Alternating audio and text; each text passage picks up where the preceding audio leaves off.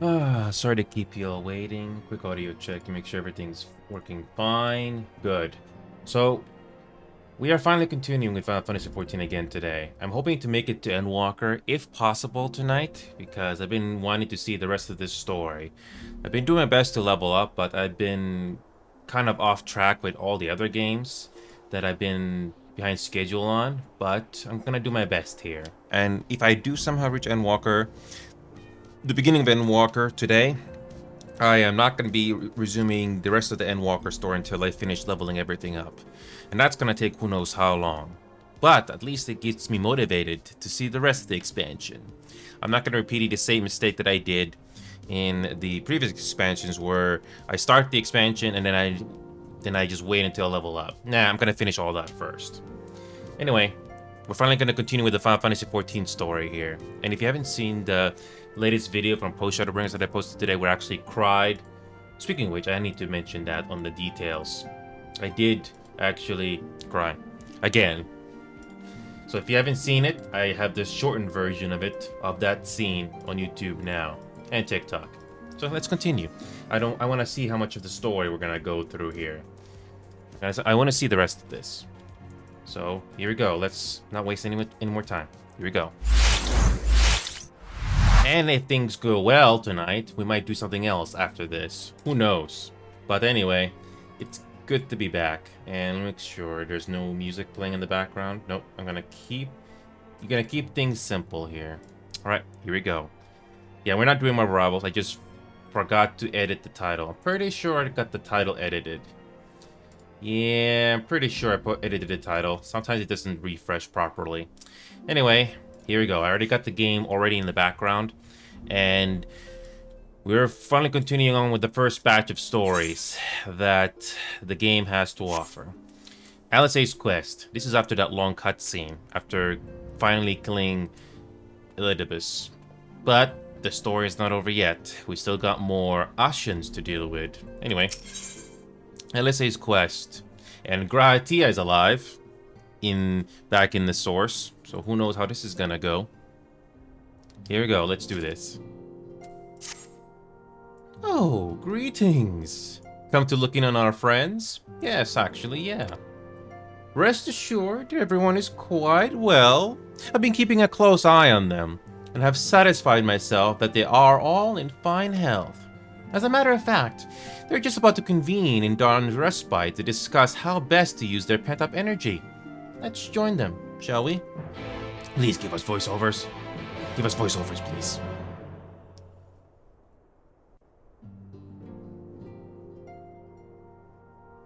Well, my friends, now that we have all settled back into our bodies, it is time we resumed our duties in earnest. Let us speak of our plans. Ever since the Emperor's death, it's been one unsettling rumor after another. I've a mind to pay a visit to Garlemald to ascertain the truth of the matter.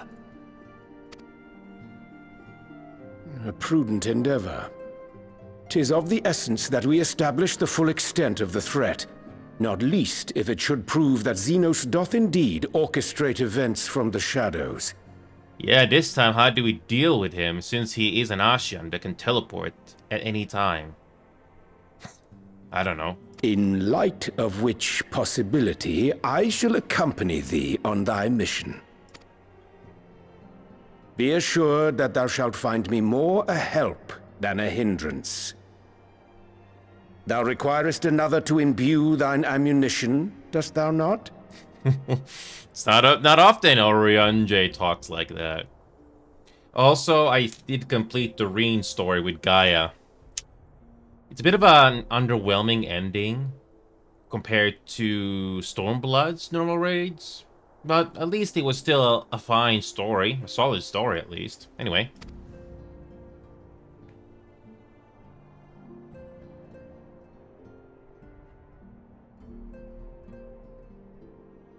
Assuming that's settled, there's something I've been meaning to look into as well.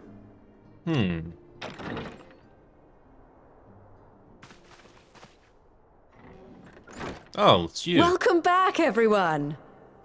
It's Lise again. Lise! Lise.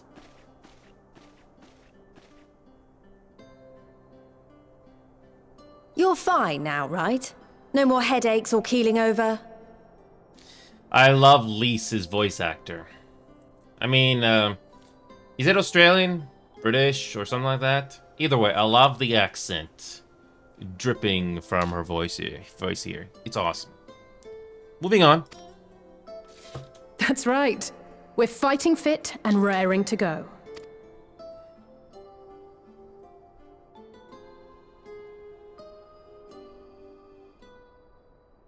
No voiceover, Mistola? Okay. The famous Lys Hext, former scion and hero of the Alamegan resistance. Oh no, Graha. Are you gonna be doing what I think you're gonna be doing? Oh no. It's nice to see interactions between the characters. I mean, sure, Final Fantasy is linear, but the interactions between the characters is one of the best things about it, depending on which game you're talking about. Oh, hi, hi, Flexi. Welcome aboard to this little show of ours. We're just trying to have fun with the remaining story here. Took me a lot of time to level up here. Anyway, let's continue.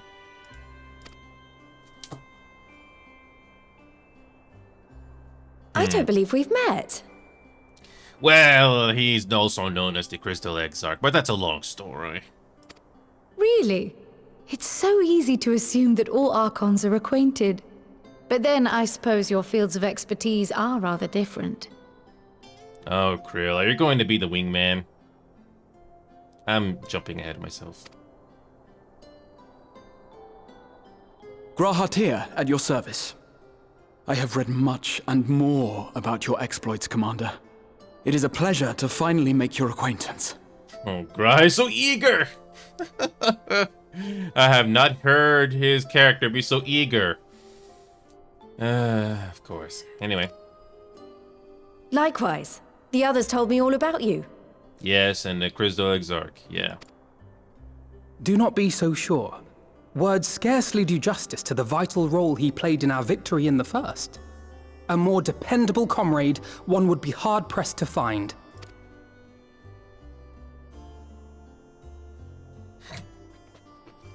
Oh, right. I did glance at the report. But I'd be lying if I said I understood half of it. Oh boy, Graha is the shy one. Oh no. It's adorable. Okay, just a recap. It's a long story, Elise. Elise, it's a very long story. Yes.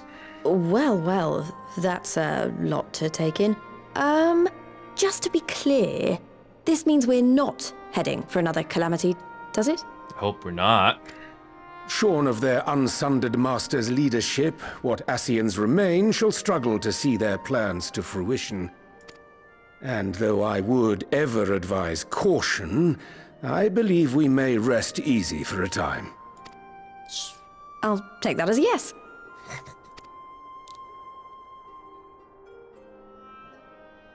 Even so, I don't know what to make of this business about Hydaelyn and Zodiac being primals. A difficult truth to bear, yes. But at last we understand the nature of our adversary. And if there are no further calamities, neither will there be rejoinings, meaning Zodiac will never regain his full strength. Even so, as the oldest and mightiest of primals, he remains a force to be feared. Though his is a power born of the desire for salvation, we have seen the havoc it may wreak. And it falls to us to ensure that it is never again brought to bear upon this star.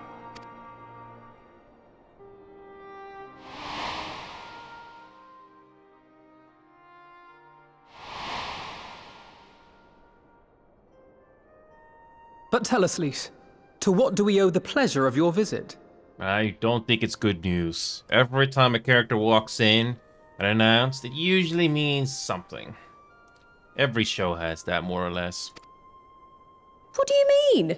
Isn't seeing my long-lost comrades reason enough? Alright, there was one other matter. I have a message from the Alliance, and before you ask, yes, it's about the Empire. So, After Emperor Varys' assassination, it seems his cousin Nerva made a bid for the throne. The trouble is, he wasn't the only one with designs on it, and it didn't take long for a civil war to break out.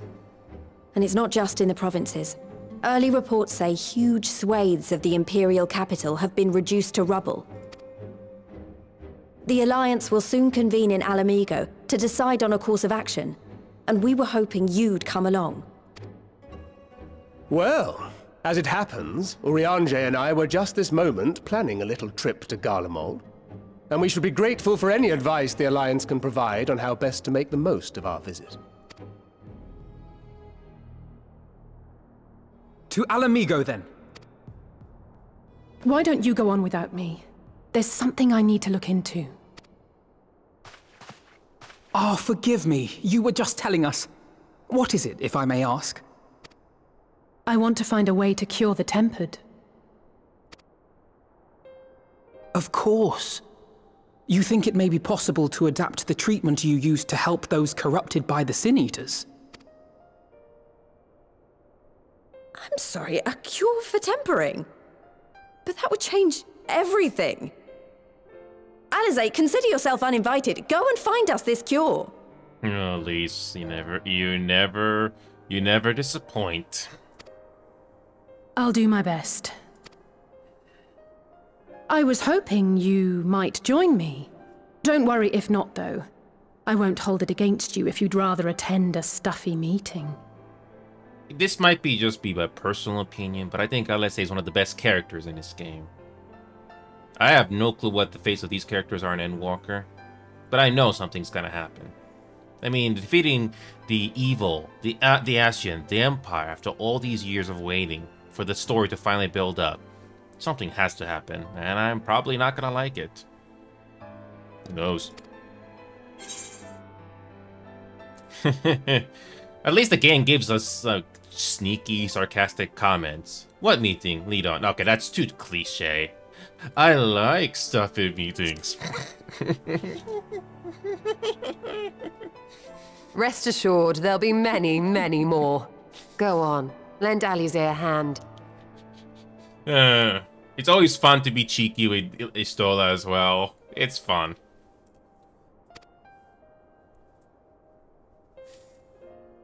I'll come too. If you don't mind, that is.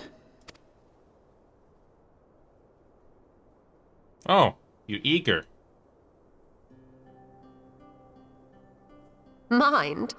I'm sure they would be glad of your company. Pray, enjoy your time together with your hero. No. That's not... I mean, I simply thought my knowledge might be of some use. Oh, Graha, you never change.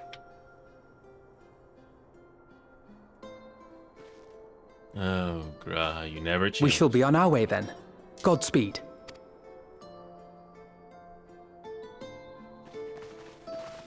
See what I mean about the characters? It really, even if you don't have many choices like Baldur's Gate 3, as long as the characters have nice storytelling, that's all that matters.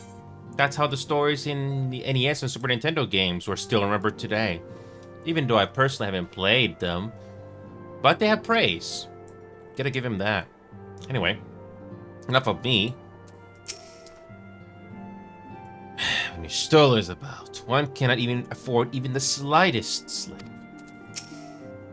Don't worry, I can say with complete confidence that Graha is dressed for anything. Thanks, Otaru. Oh, here we go. When I set out to save Halric, I think Gabu was always at the back of my mind. And having proved that the Light Corrupted are not lost, I'm convinced that the same must be true of the Tempered.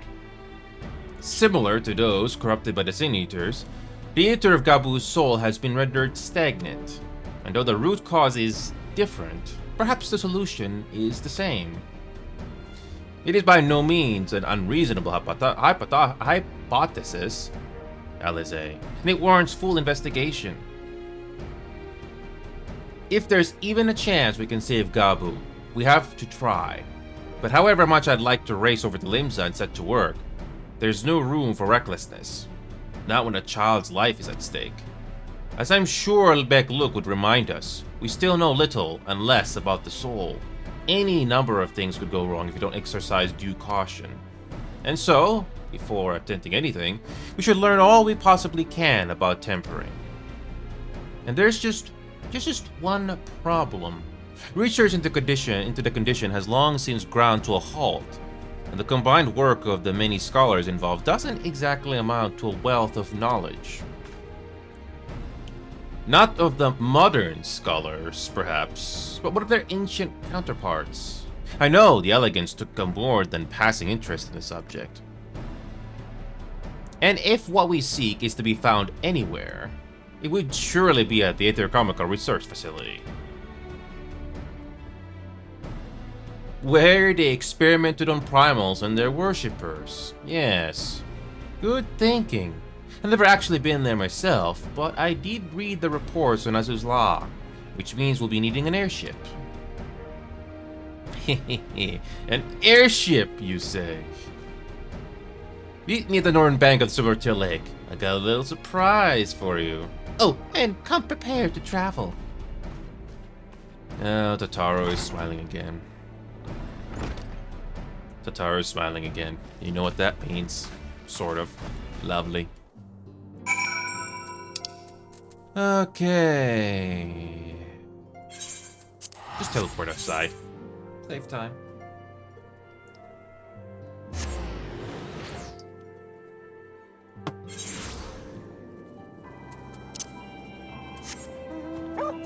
Okay. Oh yes. The same airship.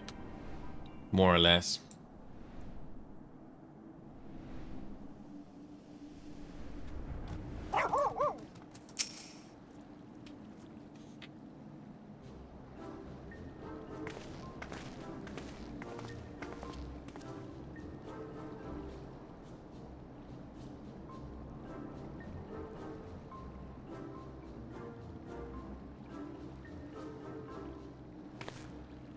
I give you the Bonanza, the Scion's very own airship. I built her as a company project with help from our friends of the Rising Stones, and named her for luck and prosperity. Totaro, this is amazing! We'll be able to fly just about anywhere we want. Our garments were impressive enough, but to build an entire airship. I see the annals do not exaggerate the many talents of the Scion's fabled coinkeeper.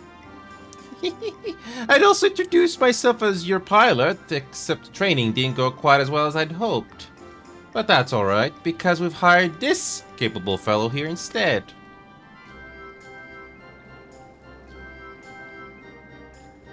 The Bonanza is equipped with a full complement of mana cutters, by the way. Feel free to use them to get around as is law. But enough talk, it's time to fly. All aboard? Okay.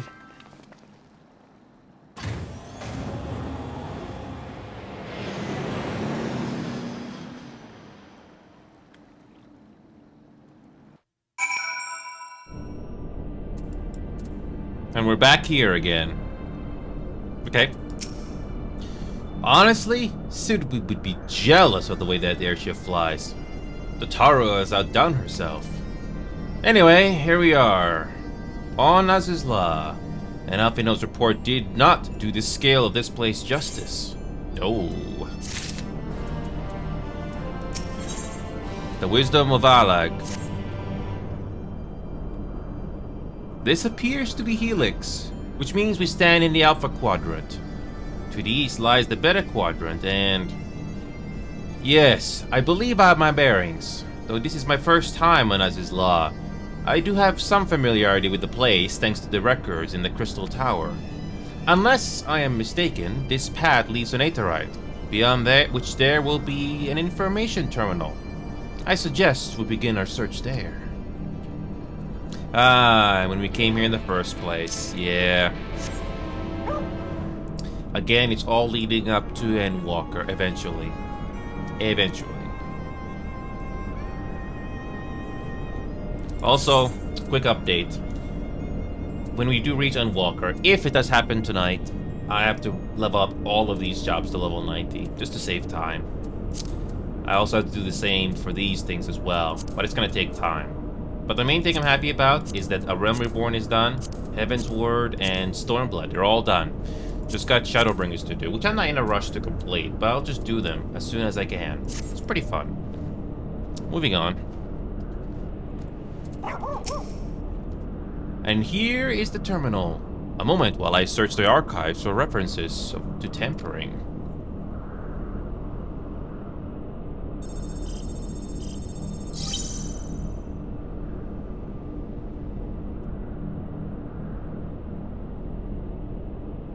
Ah, there we are. Iconic corruption. An overview. That sounds promising. Indeed. Let us see what this report has to say.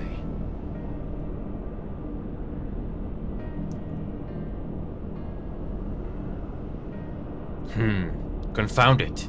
The contents appear to have been deleted. What? No. Isn't there something you can do? Not from here, I'm afraid. But it may be that another copy of the report exists elsewhere. The question is, where to look? It says here the report was written by someone named Owen. Is it likely that he kept a copy? I would say it is a distinct possibility. Assuming he was a researcher here, he will have had quarters on the Habisphere. We can assert the details at Habisphere Control. Let us return to the Bonanza and avail ourselves of the Mana Cutters. We will need them to reach our destination. I forgot, you already have a suitable means of transport, don't you? No need to waste time accompanying us back to the ship, then. We'll see you at the Habisphere. Okay. Okay.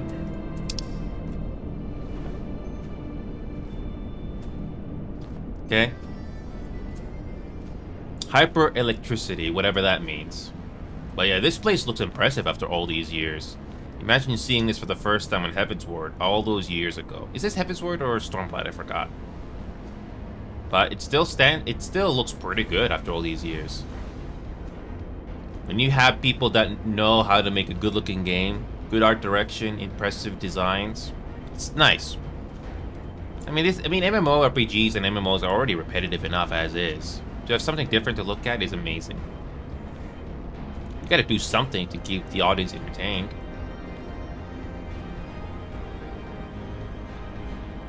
Yeah, these places are huge. A Realm Reborn, you thought was big, but no. Heaven's Word onwards really does pick up. Not just the locations, but story. I'm glad I had made all this progress in this game. The game does pay off if you put the time.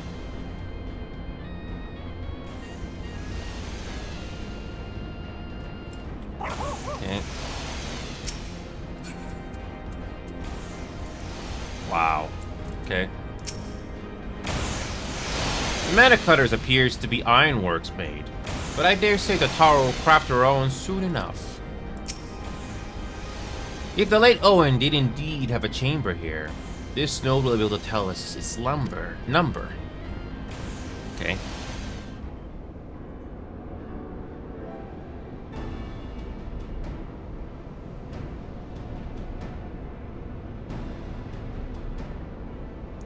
There. From what I recall of the layout, it should be somewhere in the vicinity of... Warning, an evacuation order is presently in effect. Entry to Habisphere is not permitted at this time. Foiled again. In all likelihood, the order would have been imposed during the Fort Umbra calamity. I doubt it'll be lifted in the near future. Energy level critical. Returning to base for recharging. Well, surely there must be some other way to gain access. Force, for example? Ere we resort to that, I have an idea. Were we to send a surge of energy through yonder control mechanism, it should prompt the system restart. Releasing the locks. As for a suitable energy source, a concentrated lightning shard might suffice. Happily, I seem to recall that they are known to form at points of stagnant ether throughout the continent. You seem to recall? Are you honest in telling me that was in the records too? I am. A report sent to the capital mentioned that lightning-aspected ether was prone to pooling on the continent, resulting in surges that interfered with equipment.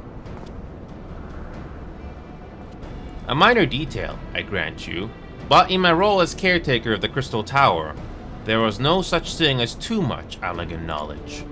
Besides, my studies helped me to feel connected to the source, to home. I must have explored this facility 1,000 times in my mind, but to finally stand here with the two of you is more exhilarating than I can well express. Now then, the lightning shard.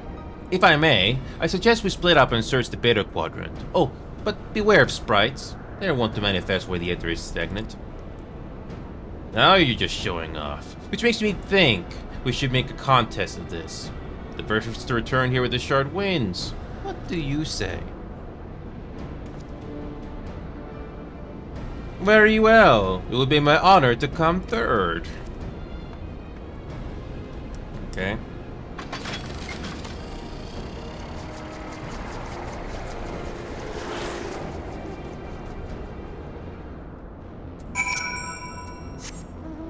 Okay.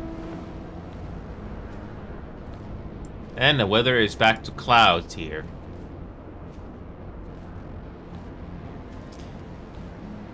Alrighty. Wisdom of Alag.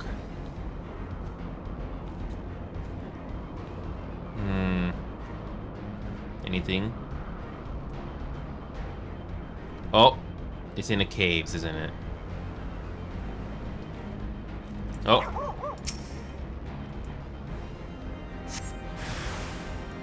Okay.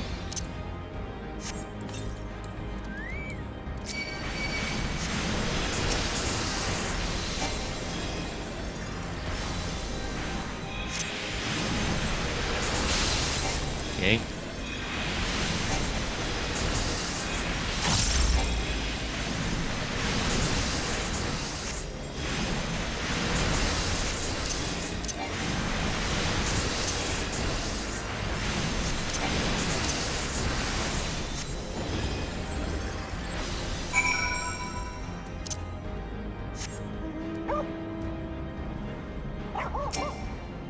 Okay.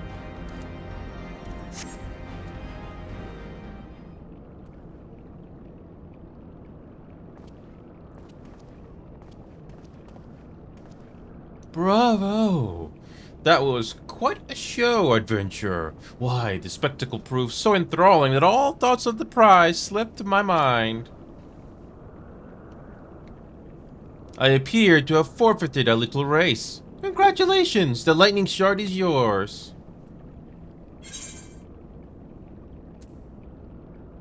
What, no dramatic entrance? You've changed.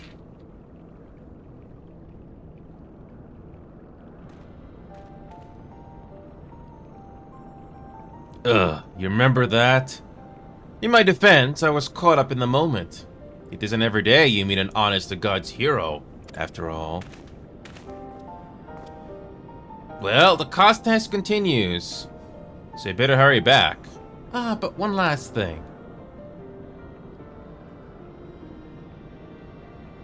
Thank you for bringing me here.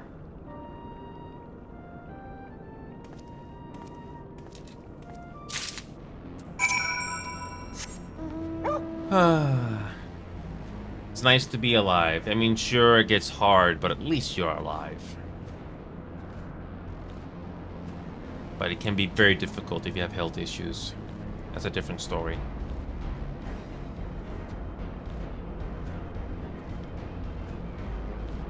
Oh, we're back here again. Okay.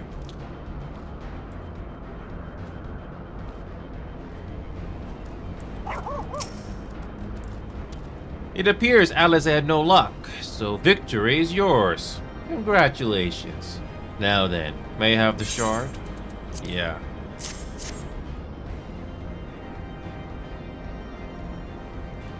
What is it that makes you so much better at finding things? What do you have that I don't? I think it's just plot convenience. I mean, there has to be no other way. It's just plot convenience. It would be nice if the minor... Here's the thing. Say what you want about Mass Effect 3's ending, but at least there was a story moment in Mass Effect 3, way before the ending, that where the other characters, side characters, minor characters, actually do help contribute to the story from pushing forward, because we don't even know that's going to happen. But again, I digress. That is a question I too have asked myself on numerous occasions. I suspect we could both learn a great deal from our adventurer. And not only about the secrets of adventuring, but come, we should attend to our mission.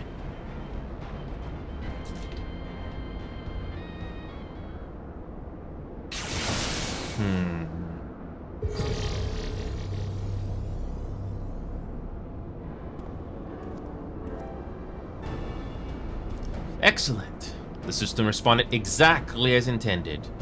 We now have access to the Hemisphere. Only one obstacle remains: the security systems within. Should they be triggered, they could make life rather difficult for us. On light of which, pray leave the rest to me. If I am right, my royal blood should allow me to venture in unmolested. Assuming this place works at the Crystal Tower, yes. But if it doesn't, you'll be on your own. I want you to promise that you'll get out at the first sign of trouble. I promise. Wish me luck.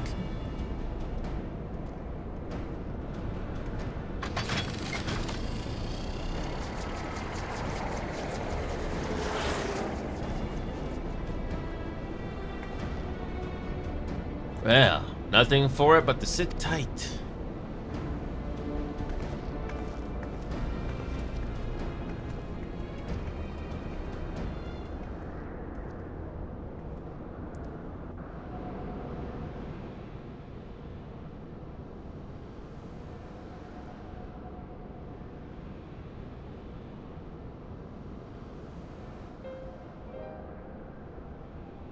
I'm sure this Owen fellow was very learned, but iconic corruption? An overview? Sounds like a studium thesis. We all had to write one. Lest you wonder, mine was about the combat applications of Ether. I am nothing if not practical. Uppinose was more philosophical, of course. Political, dare I say it. He chose to write a lengthy discourse on our nation's duty to the world. A controversial subject, to say the least. He asserted that Charlayan's knowledge should rightly be used to protect all life on the star, in direct opposition to the country's cherished policy of non-intervention. Being a leading member of the Forum, our father was not happy. At the time, of course, Uppinode was utterly convinced of his views and would cheerfully argue to the death with anyone who saw things differently. By which I mean, the rows were long. To be fair to him, though, he's since learned to be a little more open-minded, but deep down, he still holds fast to that one belief, and I admire him for it. I should have liked to meet the young Uppinode. For what it's worth, my thesis concerned the elegant civilization as depicted in folklore. Oh, you're back.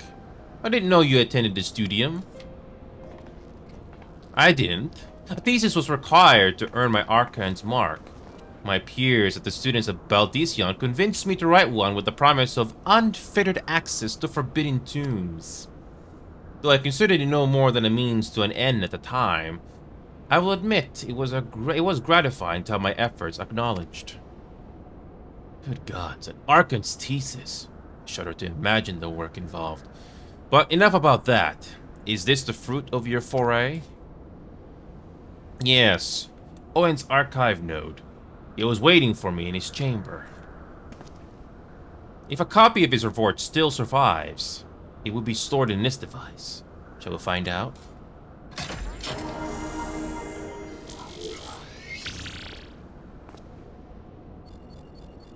Initializing, scanning for registered user. User not found. To proceed as a guest, please complete biometric authentication.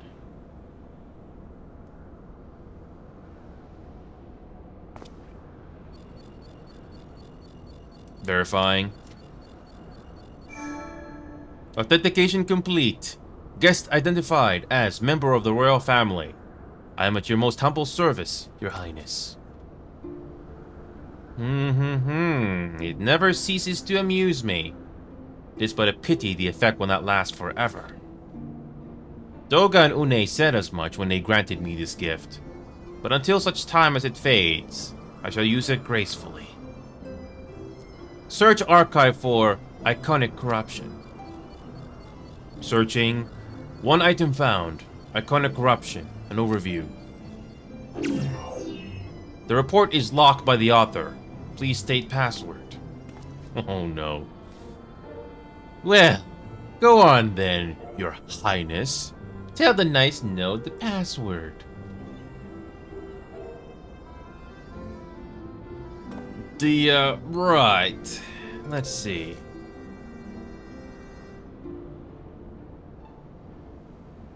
Glory be to Alag.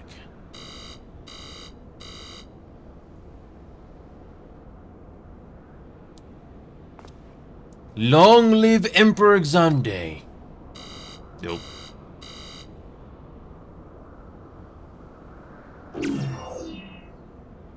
Blip, blip. Password incorrect. Please try again. Found it. Come now. Passwords are invariably short and simple. For instance. Oh no.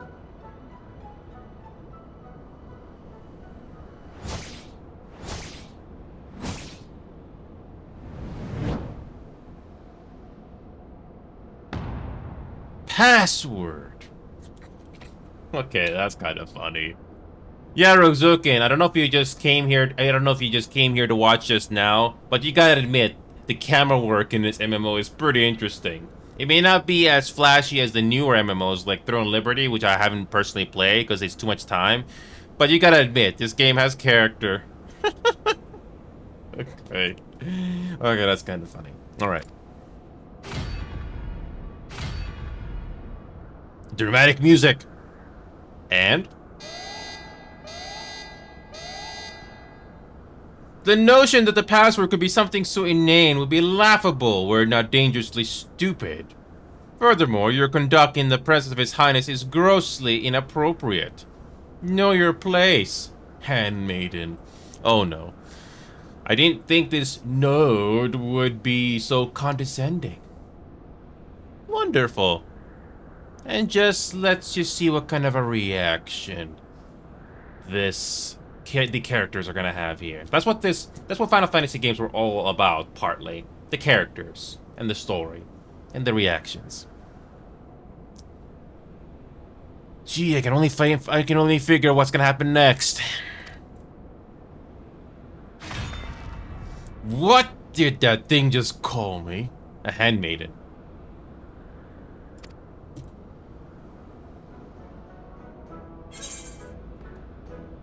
And it's time for some comic relief, because why not? I don't know. I don't think these two choices matter, but whatever. Wild Rose?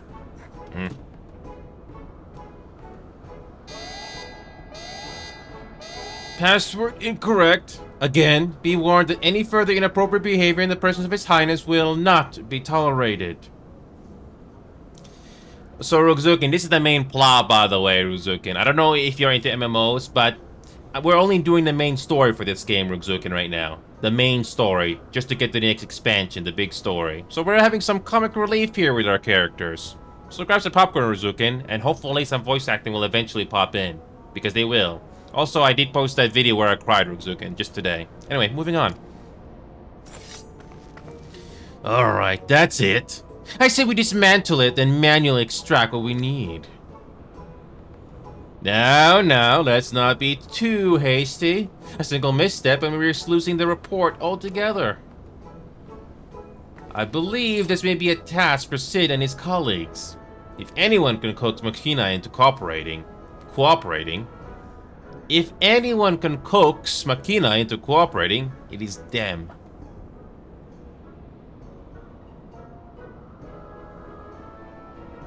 Come, let us bear the node back to the Rising Stones. I didn't think this node would be funny. And we get a quest reward.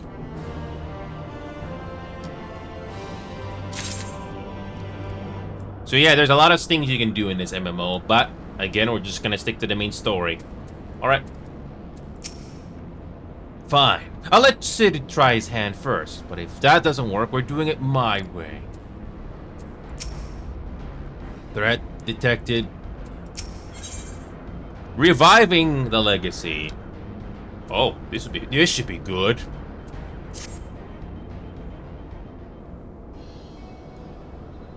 I should probably mention that I've yet to meet Sid since waking up. Ramborois did send word to the Ironworks, but it appears our friend has been afield on urgent business. Nevertheless, I assure you my proposal to seek his help is no pretext. However much I might look forward to seeing him again, him and everyone, but come, let us be on our way. One of the biggest clues that this game will likely have voiceovers is if you notice very different camera work. This right now you can tell is very simple. Look at him, all but running. How sweet. Still, it wouldn't do to keep him waiting, shall we? So yeah, graphics is not about everything, Rugzukin. If the storytelling is solid, that's all you really need. For example, Rugzukin, did you hear me tell the story about Nier Automata? I don't know if you've ever heard or seen Nier Automata, the game, Rugzukin, but I have a big nitpick about that game. In order to see the quote-unquote full story, you have to complete the game 3 times. What I don't like about Nier Automata, in my personal opinion, Rugzukin, is there's 2 stories. Story A you need to do 2 times. You get 2 characters in Story A. You have to do it. You have to do that story 2 times in a row. You get more cutscenes for context, but yeah, you have to do it twice. And when you do the game the 3rd time, at least you get a story, a solid story from start to finish to the end, the actual end, or one of the endings. So yeah, even though it's not that long of a story, but it really does kind of test your patience, depending how much interest you have. But I digress.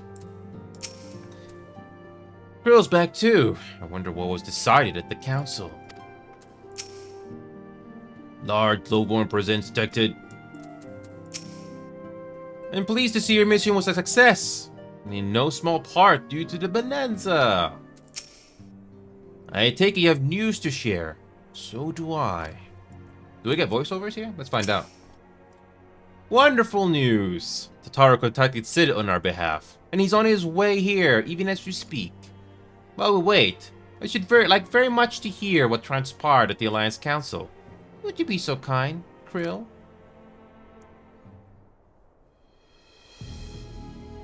As you know, the meeting was convened to discuss how best to respond to the recent events in Garlemald. According to intelligence from our Doman allies, the War of Succession rages on, and the Empire remains without a leader. Amidst the chaos, the Imperial legions in the province have begun to move independently of the motherland. Of greatest concern to us is the Third, a legion aligned with Lord Nerva. It appears they have received substantial financial backing from House Brutus.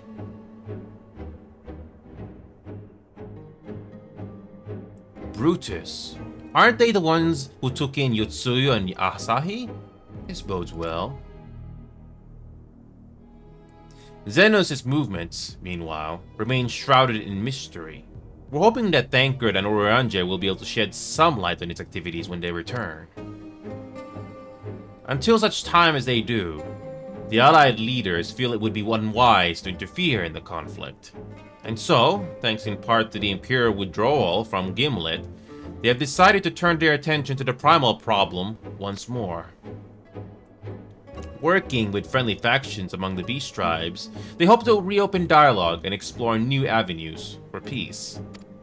Given the timing, I suspect they wish to put their respective houses in order, ahead of a decisive clash with the Empire.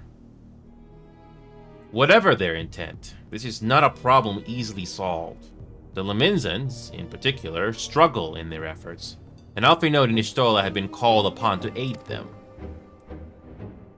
So long as we are dealing with the Tempered, I'm afraid no amount of dialogue will avail us. But if you can develop a treatment for tempering, then anything is possible. Which is why we must succeed. And on that cheery note, why not make yourselves comfortable in Dawn's Respite? I'll show Sid in as soon as he arrives. Do we get voiceovers?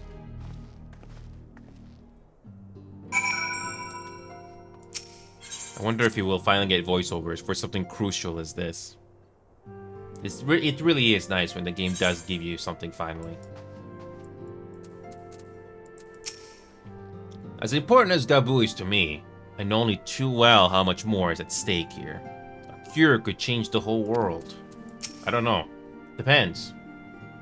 Yes, technically there is, yes. Well, Rugzukin, to give you the long story short, I already unlocked the normal raids and part of New Armada already. But we're just focusing on the main story here. And you have to do this main story that you're seeing right now just to get to the next expansion where more content unlocks. So yeah, there is a reason to go through this.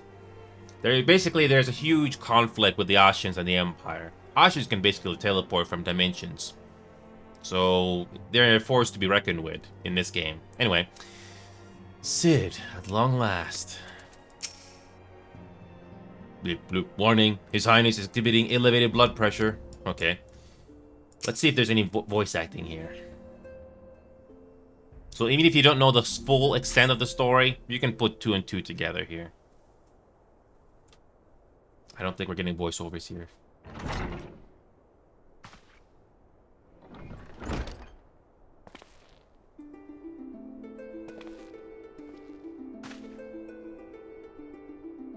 Sid.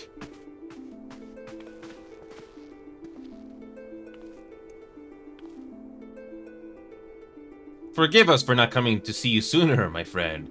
As you may have heard, we've had our hands full. In our defense, you are up rather early.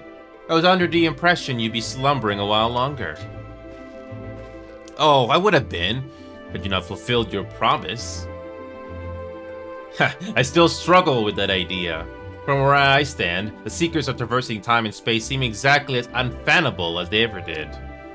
But if an alternate version myself has already laid them bare, I dare say that it frees me up to concentrate on other endeavors. Speaking of which, you wanted my help with something. What is it?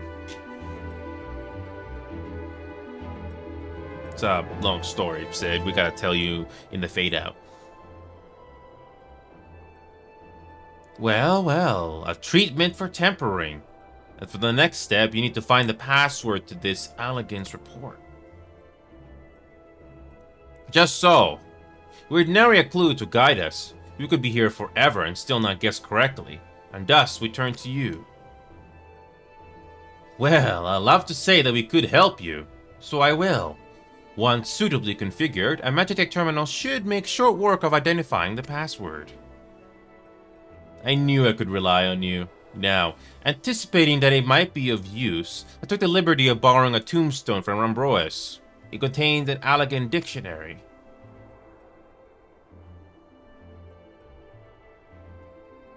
Good thinking. I'll transfer the information to a terminal and send it to work right away. Okay.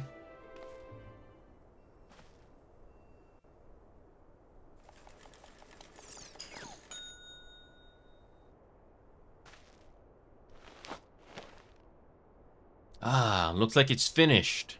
Let's see. Freedom. The password is freedom. Huh. Short and simple, just as I said. Would you care to do the honors, Your Highness? I would, my lady.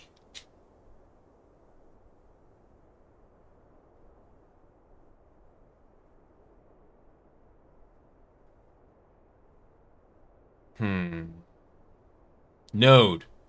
Open the report entitled Iconic Corruption, an overview. Password, freedom. Password accepted. Bloop. Opening report.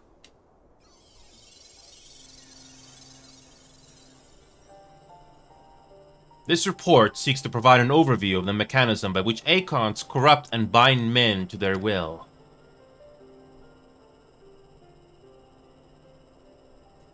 The phenomenon we call corruption refers to the alteration of the ether of the soul.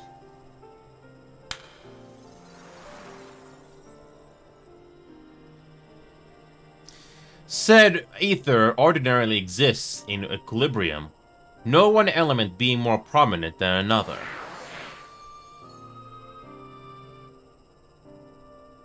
But when a subject is exposed to the ether of an Acon, this changes, their soul taking on the properties of the entity in question.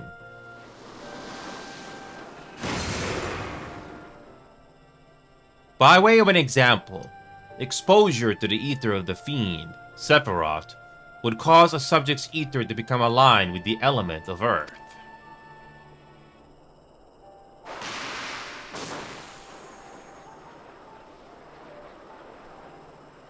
As a consequence, the subject would attain heightened affinity with earth-aspected magics, as well as preternatural levels of endurance. Repeated exposure would further enhance these traits, ultimately altering the subject's very flesh.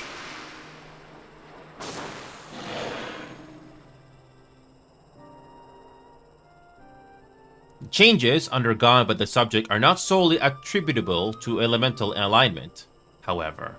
Further testing has determined that the subject's soul becomes umbrally charged, or stagnant during the process. This stagnation of the soul has the effect of diluting the sense of self, rendering the subject vulnerable to the will of the Acon, the thoughts of whom come to consume their entire existence. In this manner, do the corrupted become worshippers of the Acon, their prayers serving to further empower the entity.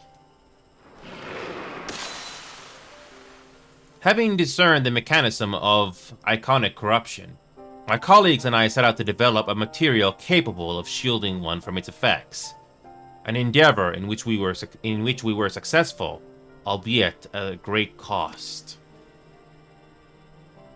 In the course of testing, many of my assistants, good men and women all, fell victim to corruption, and in accordance with protocol, they were summarily put to death. I subsequently submitted a proposal to investigate potential cures for corruption, but it was rejected, deemed non-essential by Lord Amon.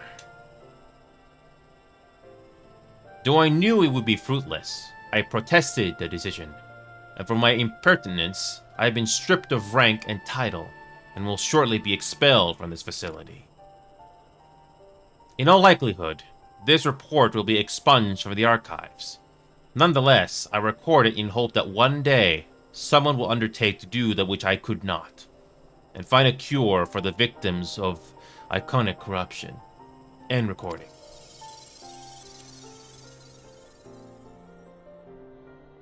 So not even the Allagans were able to find a cure, or rather, were not given the chance to do so. One cannot help but wonder what motivated Lord Amon's decision. More importantly, this confirms that stagnation of the soul is indeed the problem, and Angelo can remedy that. True, yet were we simply to reanimate the tempered soul, I fear it would do naught to diminish the individual's fanatical fate. Indeed, it may well intensify it. No, we would somehow need to suppress the primal's hold over the subject at the same time, or risk them ever remaining its thrall. If he could only make them remember who they were. But of course, memory transference. The process has the effect of compartmentalizing memories, separating them into manageable bundles, if you will. By adapting the technique, it may be possible to achieve selective reanimation. That is, limit the effects to only those memories that existed prior to tempering. Though thus restoring the sense of self, we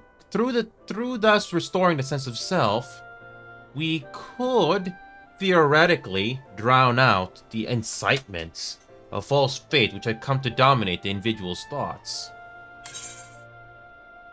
Can't do it. Not during this cutscene here.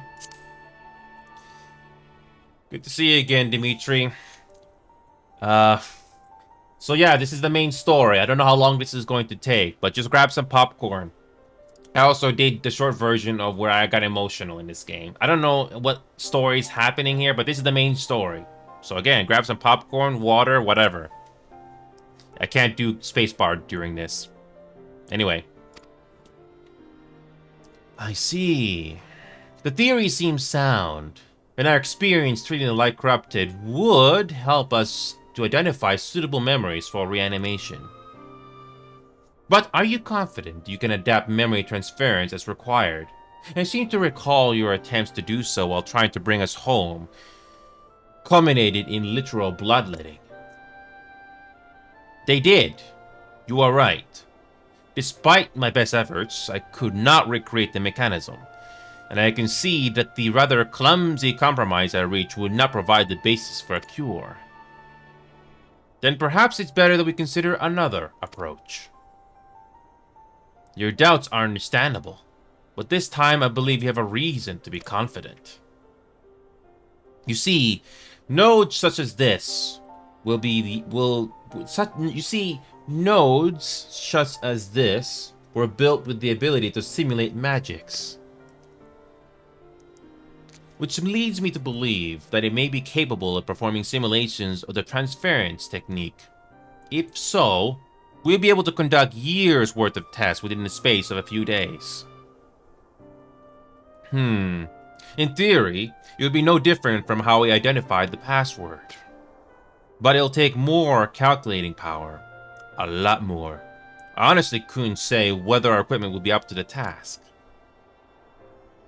Tell me, Sid, why do you suppose Owen locked his report behind a password? To keep it from prying eyes, of course. Why else? Wait. A password that could be guessed by anyone with leisure, and a dictionary wouldn't keep it from a person minded to look. No, he wanted his report to be seen by those who strive for freedom. Not unlike the members of a certain distinguished engineering collective. I believe their motto was freedom through technology, or some such. You two, round up as many Magitech terminals as you can. Find and bring them to the workshop. Right away, Chief. Who knows if the next cutscene is going to make me cry or emotional. Who knows? Things are about to get very busy. Lucky we have you to help, eh?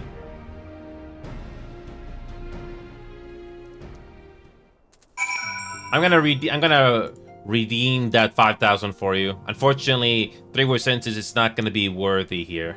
It's gonna take a lot of time here. Hold on a second. Where is this? Manage. Shit. Here we go. I need to, I'm gonna refund that 5,000 for you. We gotta keep this plot going. There you go. But everything else will be complete. It's a lot of story to go through here. Ow. Ow. Alright, so the story continues. Good to see you again, Dimitri. I don't know if you can do my rivals tonight, but if my memory is not wrong, it's not gonna be tonight, but it'll be tomorrow instead. But again, we have to go through the story here, because I've been waiting for this for weeks. Anyway. Suffice it to say, I shall be of whatever help I can. All those Magitech terminals will come cheap. Shut up, Taro. Some things you shouldn't put a price on. We're getting there. One step at a time. As with our first foray into the Labyrinth of the Ancients, we seek to venture into the unknown. And in order to succeed, we require not only knowledge and preparation, but daring besides. Just like old times. Right, while Grahatia and I configure the terminals, I want the rest of you to procure supplies. Namely, ceruleum, to fuel the terminals and ice shards to keep them cool. The more we have of both, the better. Leave the ice shards to me. I'll run up some adventures and go on a gathering spree. In that case, I'll trust Inu and Alize with the ceruleum. Here's a promissory note for each of you.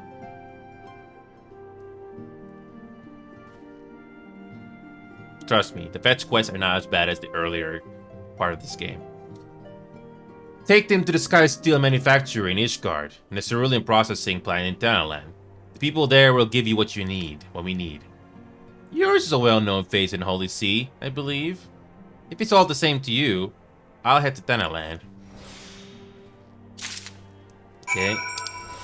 Back to Querthas. We're going into the castle city with lots of snow. And it's cold. Some nice locations, yeah? Okay. This game has quick travel, which is very, very nice to have. Because you're going to be going back into these locations over and over and over again. It's not a bad looking MMO. Okay. Welcome back. How may I serve you this day? I got a request for you. So you are after ceruleum. In that case, please present the note to our engineer in the airship landing. She'll be glad to assist you. Yep, this is a quest for level 80. Yeah, by the way, these quests do not appear on the map. If you don't remember the story quest for each of these jobs, you're out of luck, by the way. Okay, where is airship landing? Okay. And these teleporters will become very useful.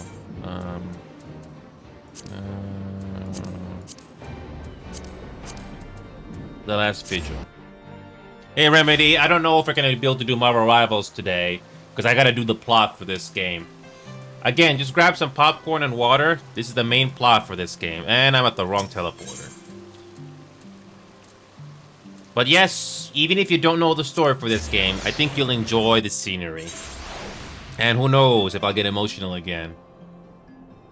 It's good to see you again, Remedy.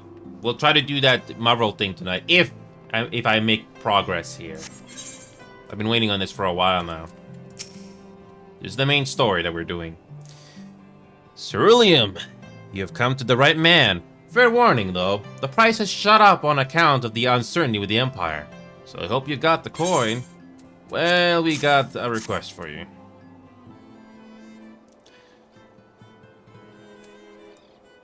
Well now, a promissory note from the Ironworks. Don't see many of these. Not that it's a problem, it's as good as gold to me. Do we get voiceovers?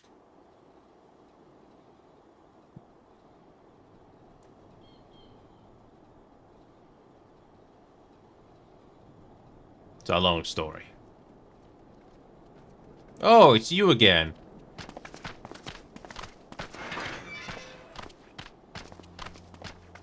Oh. My friend! After the disappointment of not seeing you in Alamigo, what good fortune to chance upon you here of all places. I was wrong. There is voiceovers. Sometimes the game does pull a surprise. And we did the society quest for those guys too. Oh yeah, feels nice to do it. Anyway. As you may have heard, the Allied nations are making a renewed effort to address the primal problem. To that end, have I invited the chieftain of the Vanu to Ishgard, that we might together plot a course. Oh yes, you can do society quests with those guys. That I'm glad I finished as well.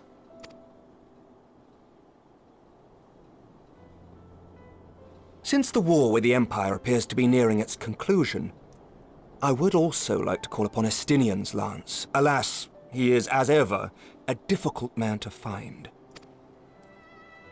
I am informed he recently paid a visit to the Rising Stones. Should he happen to do so again, be sure to pass on my regards, won't you?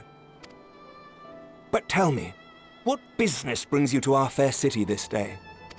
Well, it's a bit of a long story. We'll explain a fade out and in.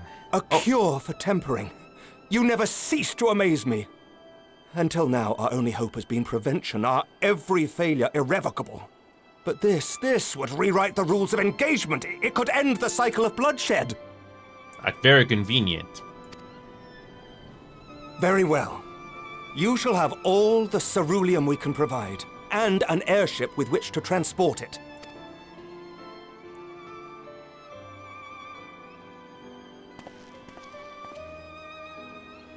In this matter, you may count on Ishgard's full support. Cool. I wasn't expecting voiceovers, so that's nice to have.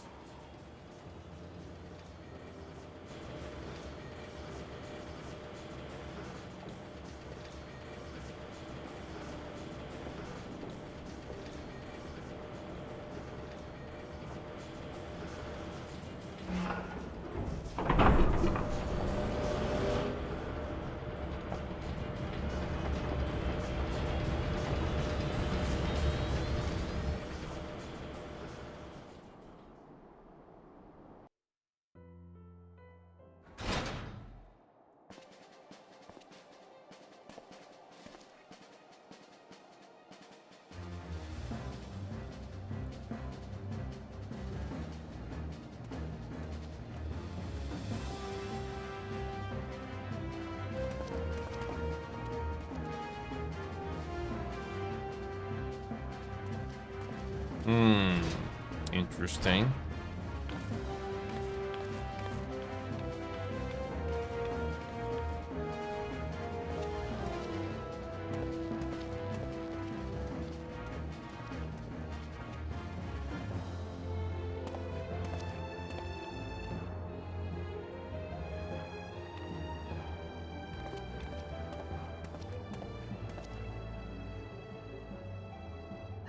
Who would have thought ceruleum weighed so much?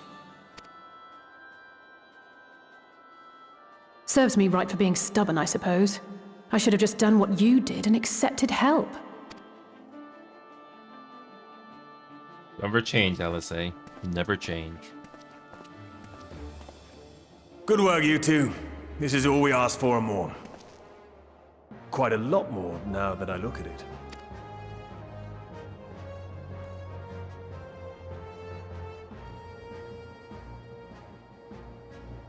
Lord Emmerich, eh? And entirely by chance? Ha! Some people have all the luck.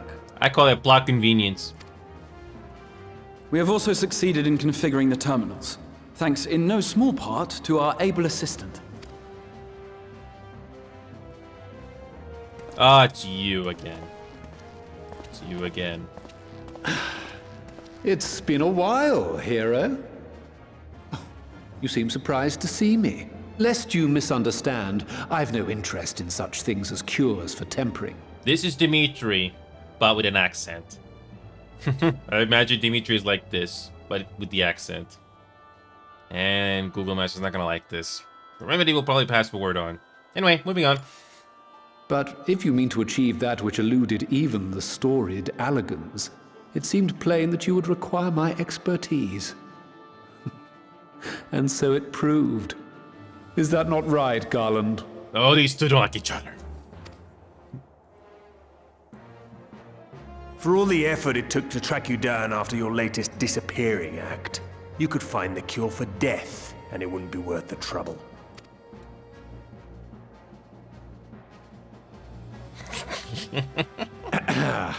That wasn't the only reason I agreed to cooperate.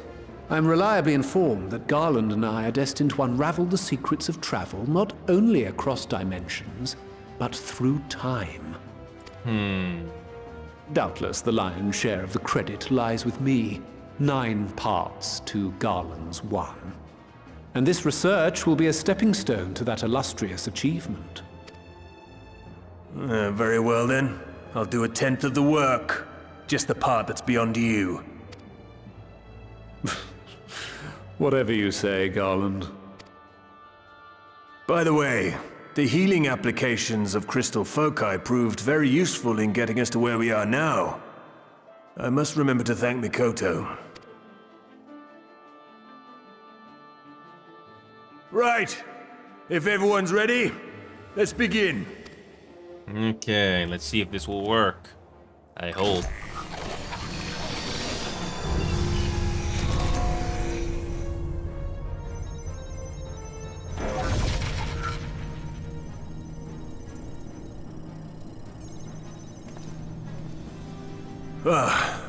All appears to be in order. Now, we just have to wait for it to find us our magic.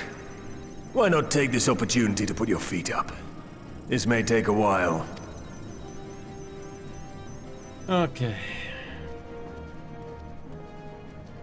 Again, looks very Star Trek-y, doesn't it? Sort of. And everybody's falling asleep.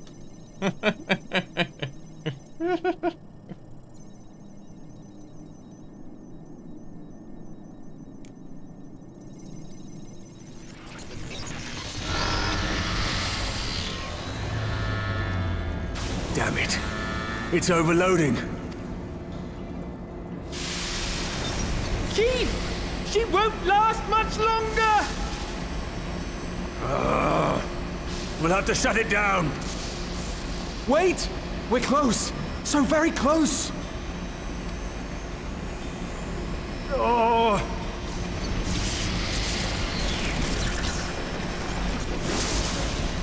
Well, this is going swimmingly. Thanks, Nero. Please, a moment longer. I beg you. There!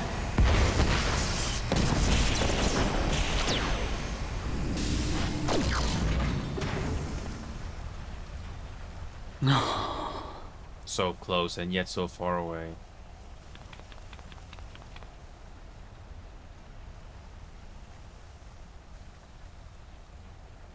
I was able to memorize the magic before it faded. It still needs to be put to the proof, but I believe we have our cure. Oh my god, Graha, you better have it!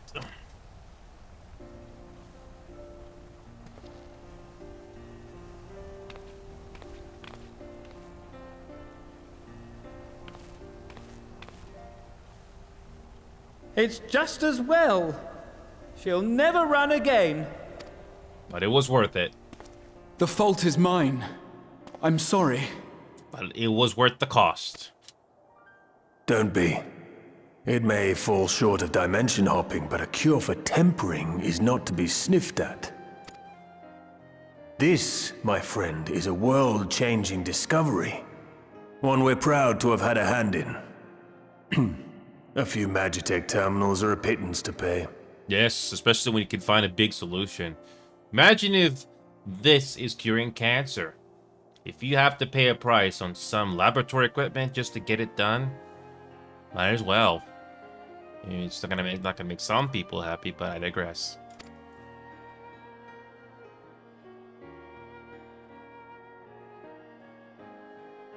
Thank you. Graha is so useful.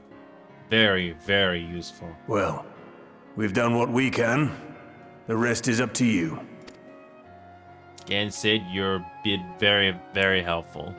I don't know how this is gonna turn out in the next expansion, but something's going to happen. Something has to happen, and I'm probably not gonna like it. 2100 gil. Okay, we're gonna continue on, and White Mage. Let's go with Scholar this time. Okay. So we finally have it. The cure for tempering. All that remains is to put it to use. I shall be praying for your success on the front lines. In the end, we didn't have to pay for the terminals, which is great for us. But I can't help but feel for my counterpart in Ironworks. Alas, the Ironworks crew couldn't linger long. Far too much to do. Yet brief though our time together was, it was bloody good to see them. Forget us not, okay? At long last, we have our cure. In theory, at any rate. We cannot be certain until such time as we put it to the proof. But I'm quietly confident. Well, we fear to test it on someone. Then I suggest Gabu. His symptoms are relatively mild. As long as you exercise due caution. Yes, as long as we exercise due caution, it'll be fine. Without further ado, then, let's make for Limsa. We've kept Gabu waiting long enough. Okay, back to the pirate town, or pirate city, whatever you want to call it. It's been too long since we've been here for the main story.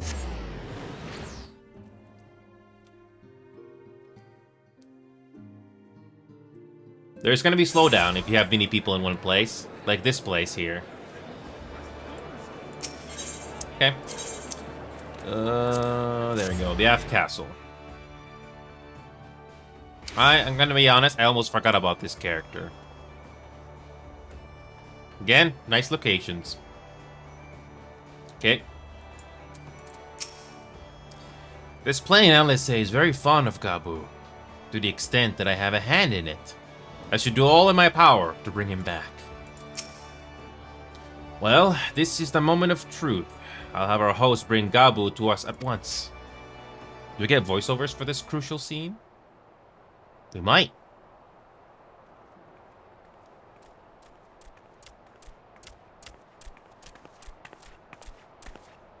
Apologies for the wait.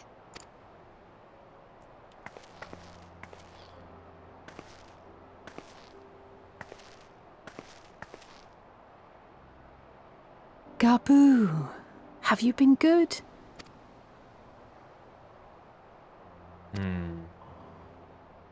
Still no change, I'm afraid. He just stands there in silence until we move him. It's all right now. We're going to help you get better.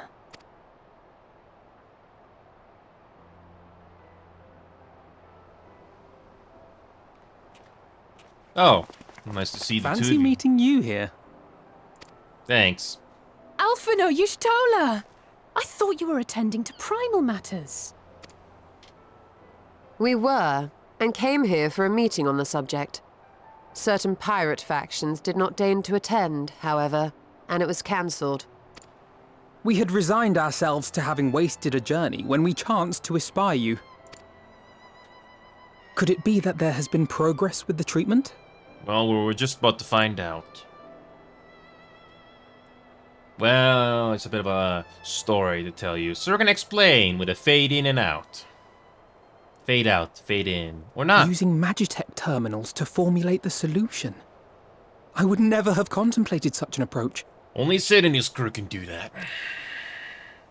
So this new magic, adapted from memory transference, would be used to purge the subject of their fanatical faith, while Angelo would be responsible for reanimating the ether of their soul. Yet I wonder at the practicalities. If one were to reanimate the soul first, it would only serve to exacerbate the tempering. Conversely, a stagnant soul would not respond to the effects of the magic. Would both need to be performed simultaneously? Nothing escapes Master Matoya's inquiring eye. As you say, both must be carried out simultaneously. And thus, I propose to imbue Angelo with the tempering treatment in much the same manner as I did the spirit vessels.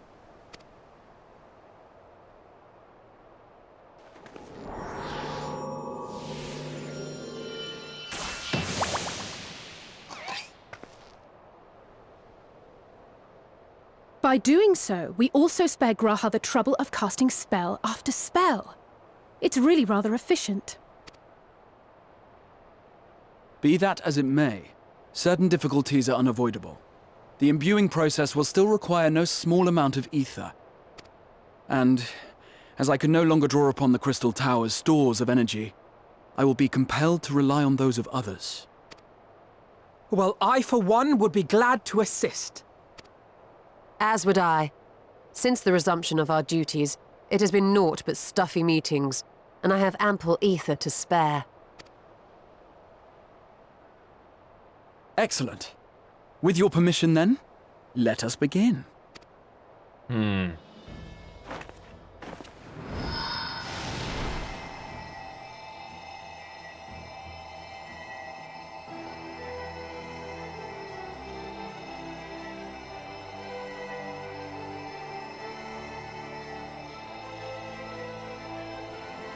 Yes, this will do.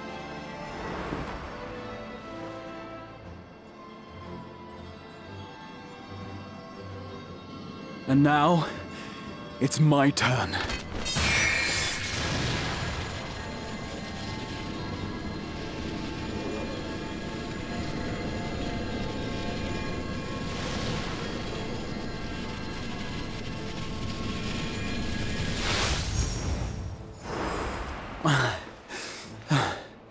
Tis done.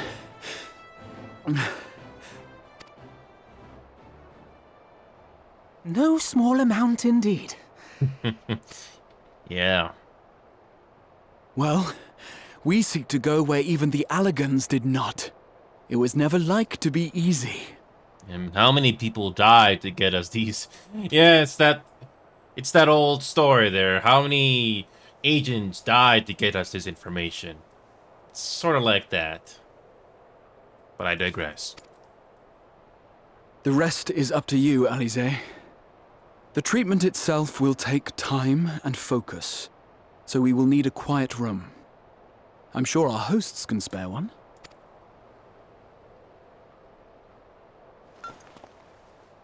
I will go with her. It may be a while before we return, so I would ask for your patience and your faith. Again, the story here is engaging. We'll bring Gabu back. You see if we don't.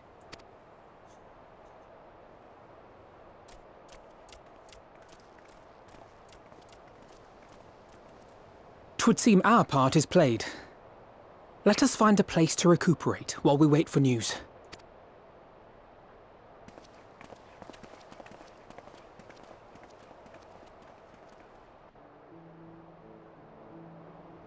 The game does give you nice voiceovers when it matters. It really does. But sometimes, no.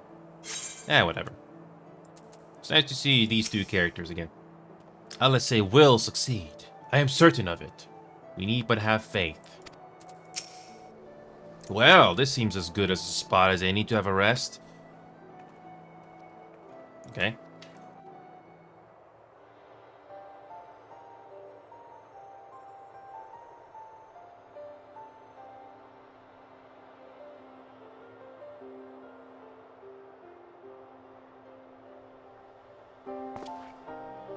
For years, Eorzea has labored to find a solution to the primal problem, without success. Any hope that tempering could be reversed faded long ago. I myself had given it up as impossible. Given up on the tempered and the light-corrupted alike. They were problems to be tolerated, or else eliminated, I believed. And to think otherwise was pure naivety. Childishness, even. But Alize refused to give up. She struggled and she struggled. And her efforts were rewarded with a way to bring back Halric. And now countless others may no longer be beyond salvation. However much we bicker, I have the greatest respect for my sister. Had I half her stubbornness, nay, her unwillingness to accept the status quo, I would be a far better person. A far better scion. Yes, we all have our pros and cons. Again, take note, Disney. This is how you write characters. May not be perfect. It may not be the best way of telling a story, but still better than what Disney is doing nowadays. But I digress.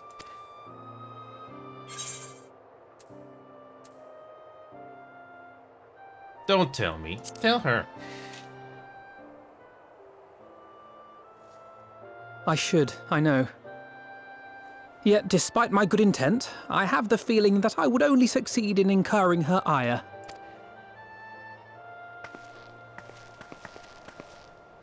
Whoa.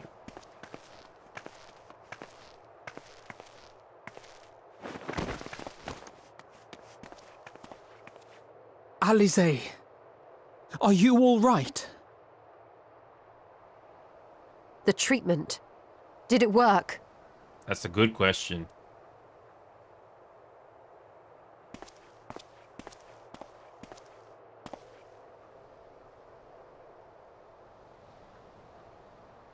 I'm so glad to see you all. Delighted, happy, glad. Gaboo! Oh, what a nice reunion.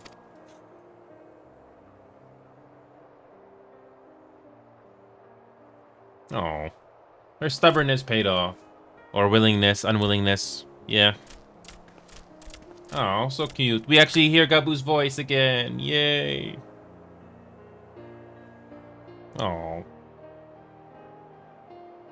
All this time, my mind was filled with thoughts of Great Father Titan. But I never forgot about Mother and Father. Always, they were in my heart. Constantly, ever, always. So I tried to focus on their faces.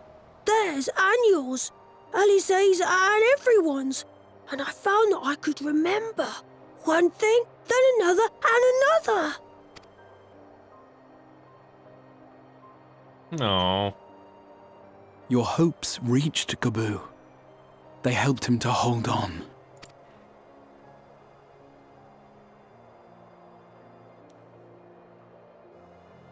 I'm so proud of you, Gaboo. Oh. I couldn't have done it without you, Alize. Can you help the others too? Cure them, heal them, help them. At least it can be done. That's the good news. Yes, we can. All of them. Imagine if you can cure cancer. That's probably the closest real life example I can tell about this story mode right now. Man, if only it was that simple.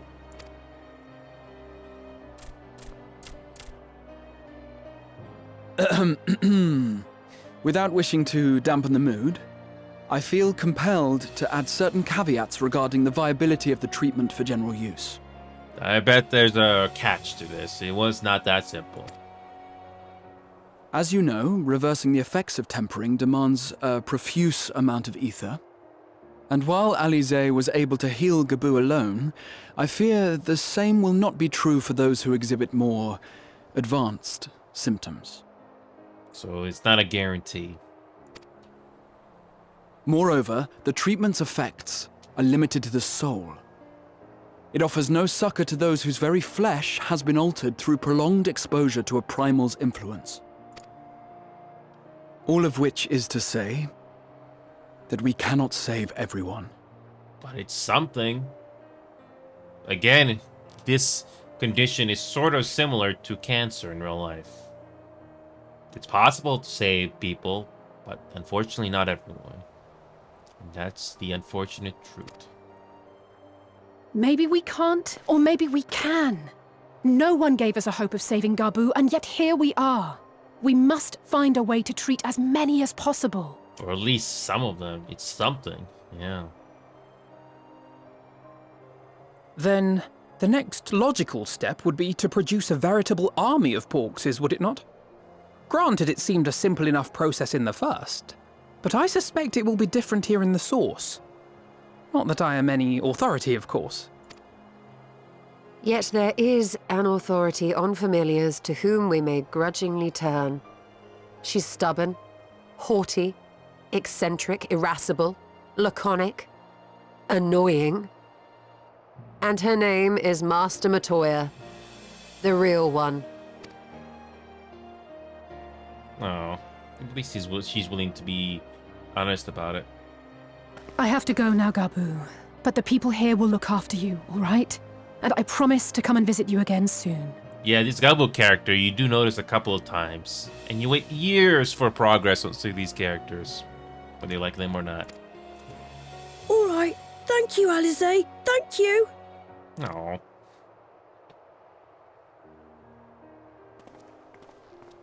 Some moment of happiness before the storm. Some moment of happiness.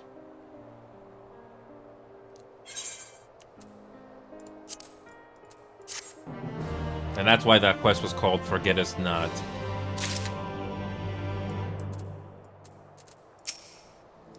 You may recall that in order to procure the ingredients for Angelo, we had no choice but to surrender ourselves to the whims of the pixies.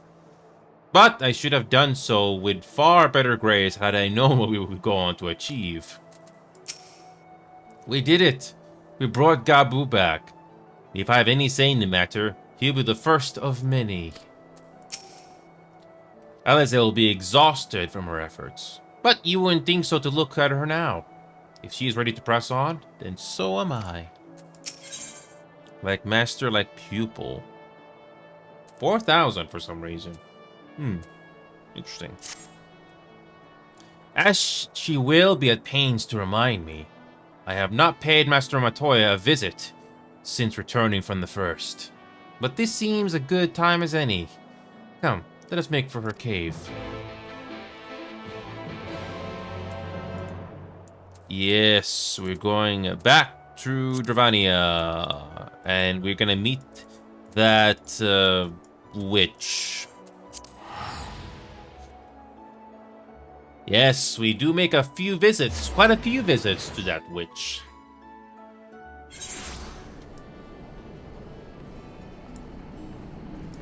Also, the background music for this zone at nighttime is good, if you're listening. It's great. Quick visit here to get a book. Again, it's just for me.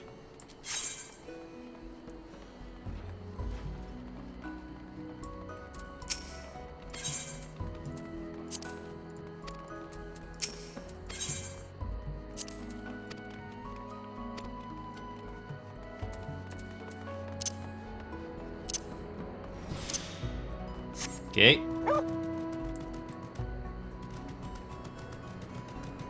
It's a great looking skybox.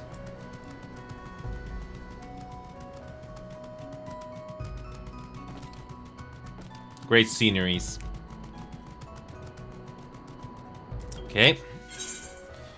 Now we gotta fly, because this is the fastest way to get there.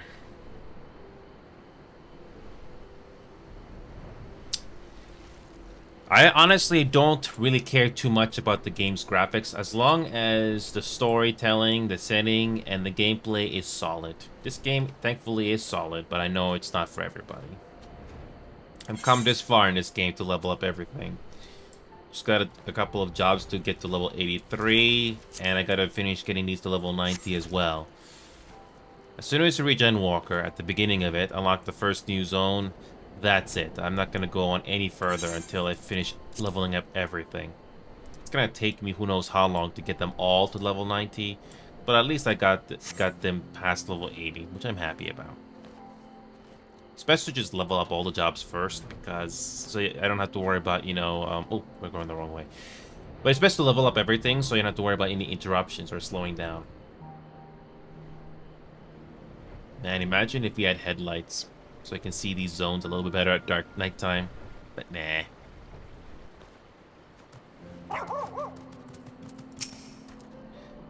Master Matoya is something of a legend among Archons. I very much look forward to meeting her. If not the dressing down I am liable to receive for my net attempts at summoning you. It has been some time since Master Matoya last saw Ishtola. What a lot they have we'll have to talk about. Do you remember, when last we came here, it was to find out why the others had collapsed. If someone had told me that they'd been whisked away to another world, I would probably laughed in their face. You live and learn, eh? I take it you're ready to bear witness to the joyous reunion of master and pupil? Very well. Okay.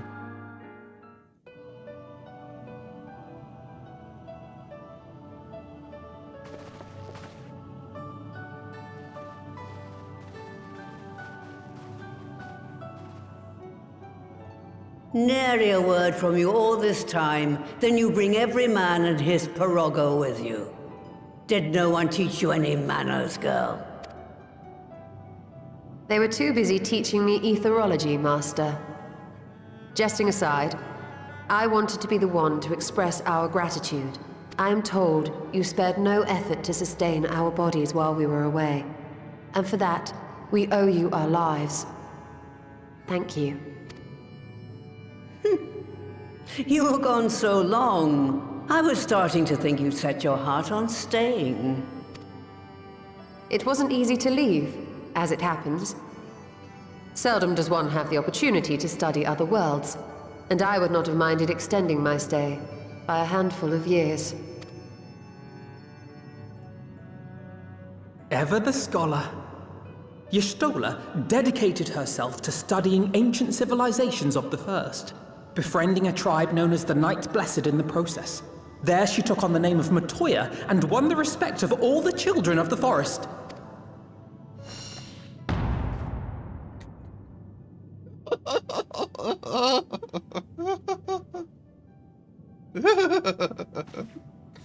I merely adopted an alias in accordance with the custom of my hosts. Yours just happened to be the first name that came to mind. The game does dramatic moments like that. And that facial expressions. You mean to tell me you went gallivanting about using my name and only bother to visit when you need a favor? And don't pretend you don't. I taught you long enough.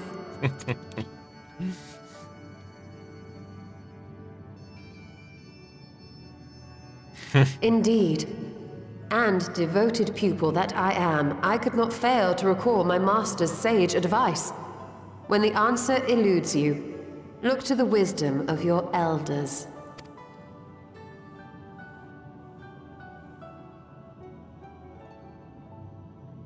You there. Were you going to introduce yourself?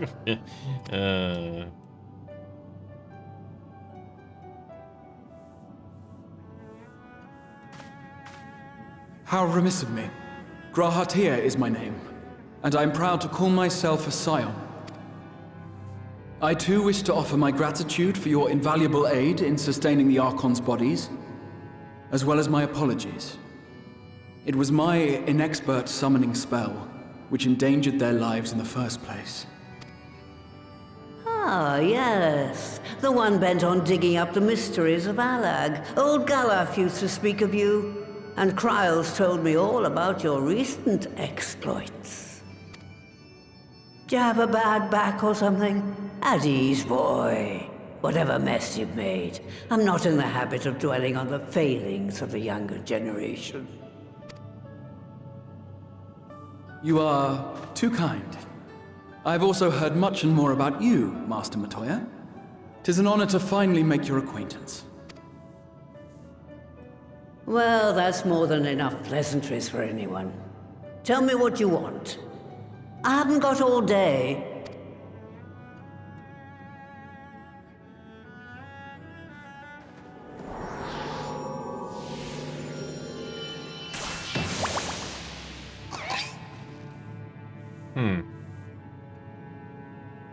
Now we gotta tell the long story.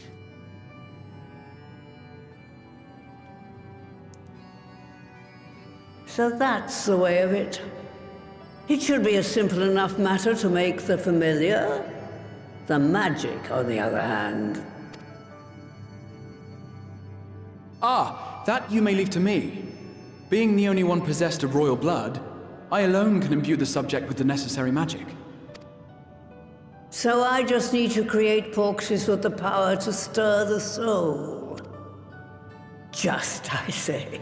Though we're talking about a veritable herd of the little buggers, we'd collapse before we reached double figures.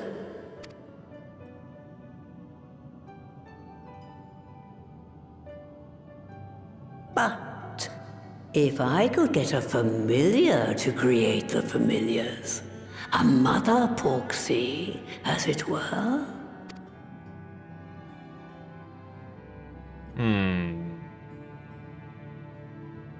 Seems I haven't seen the last of that moldy old hole after all. Oh, whoops. I pressed that thing a little too soon. My bad. Again, great voiceovers. A pork seed that produces porksies. What an inspired idea. By the way, do you think I misspoke earlier? I assure you it was not my intention to embarrass anyone. I think you spoke too soon. I do the same. Moldy old hole. She really must miss this place. Where does she mean, do you think? Some manner of hidden workshop, perhaps? In case you have ever wondered, Alphinaud got his innocent streak from our mother, and it can be rather endearing, even useful in certain situations. But most of the time, it just makes me want to shake him. Poor Stola. Alright, off to my old workshop then. Everything required to make your familiar is there. That may be, but no one has set foot in there since the Exodus. I dread to imagine what has become of it. Oh, there's sure to be a handful of feral familiars, and may have a monster or two, but nothing to trouble the likes of you. You can consider cleaning up the place payment for my help. Fine, we'll do it. Good girl. Now, if there are no other objections, I suggest you run along to the Maker's Quarter. I'll send one of my pirogos ahead to let you into the workshop. You need only tell him who you are. One can't be too careful, after all. Off you go.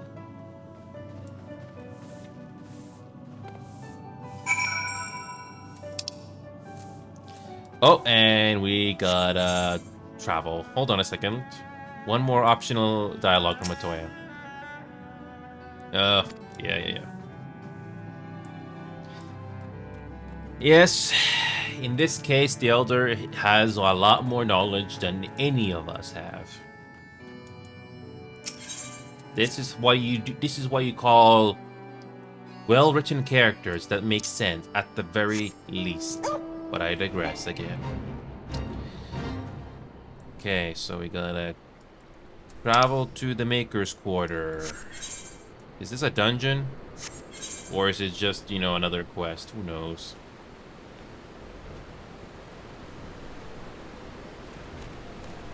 Again, this is all just to set up the story for Endwalker that's coming.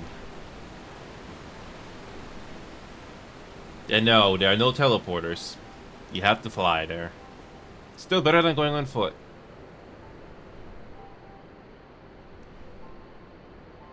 Also, I got that Marble Rivals video ready. I'll publish it when tomorrow comes, if we don't do it today. Because I don't know how long this story is, so...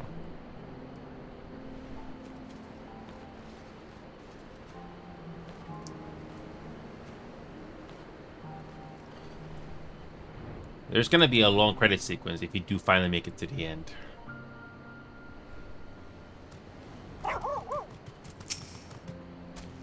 Judging by the unruly state of the flora without, I think it's safe to assume there will be no shortage of unruly fauna within. Add to that the undisturbed secrets of the workshop, and we have the makings of an adventurer. The workshop was an unforgiving place even before the Exodus, and I doubt the years of neglect have improved it. The grass could certainly do with a trim. As I may have mentioned, Alice and I were still very young when we departed with the Exodus. I envy Stola for remembering the city as it once was.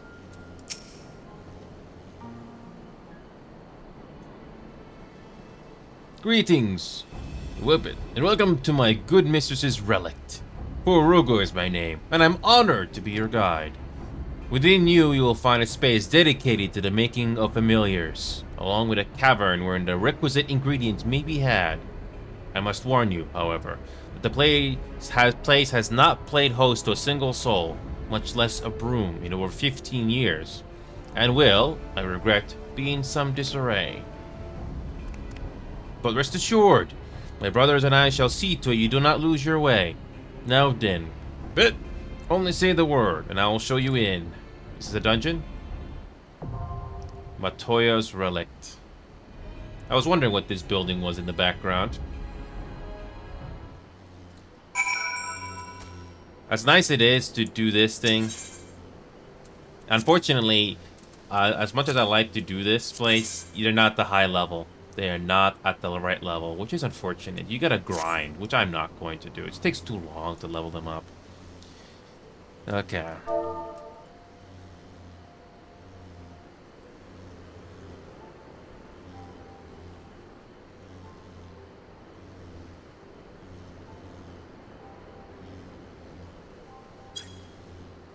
So, I will queue for this dungeon as a healer because it's the easiest. Least queue time, but I'd rather do that than...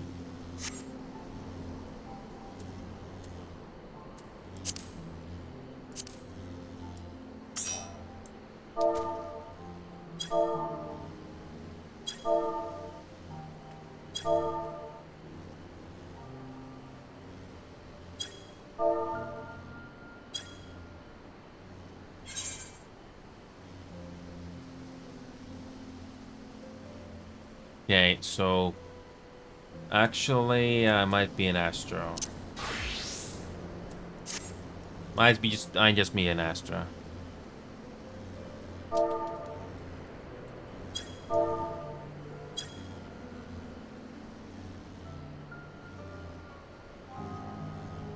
Okay. So we get a dungeon. I don't know if we're gonna get a trial, but hey, we get a dungeon. That's pretty cool.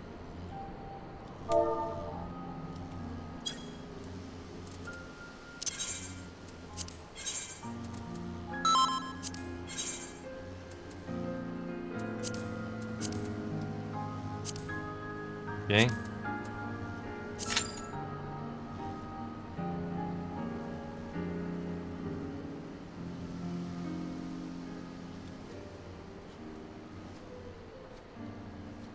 Wow.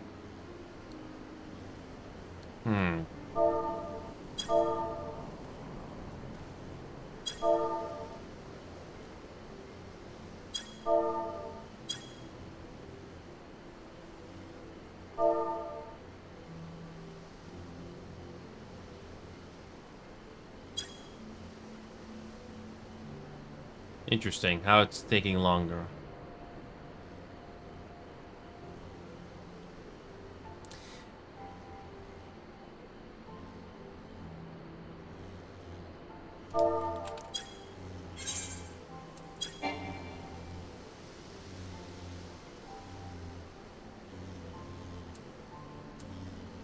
Alright, I wasn't expecting a 9-minute queue, but hopefully the tanking and healer will make this shorter. Maybe. Yep, I usually don't do these dungeons unless I have to, unless I want to get XP or something. But it does help to have, you know, help. Okay.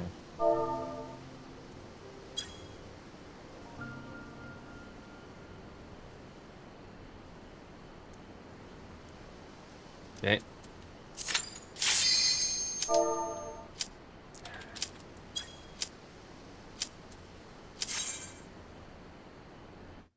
What a nice difference that is.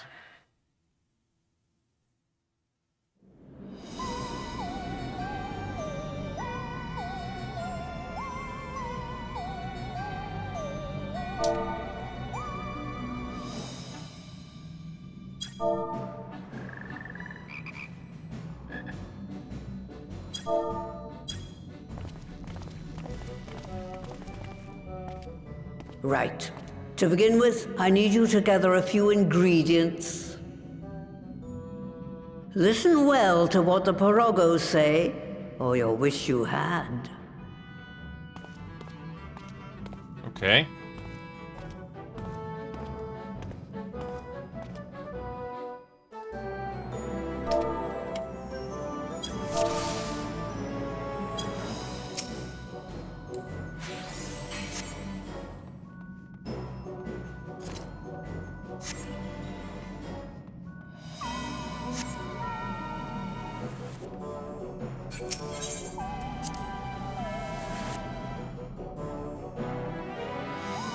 Okay, we get a dungeon. You get nice locations and nice lighting.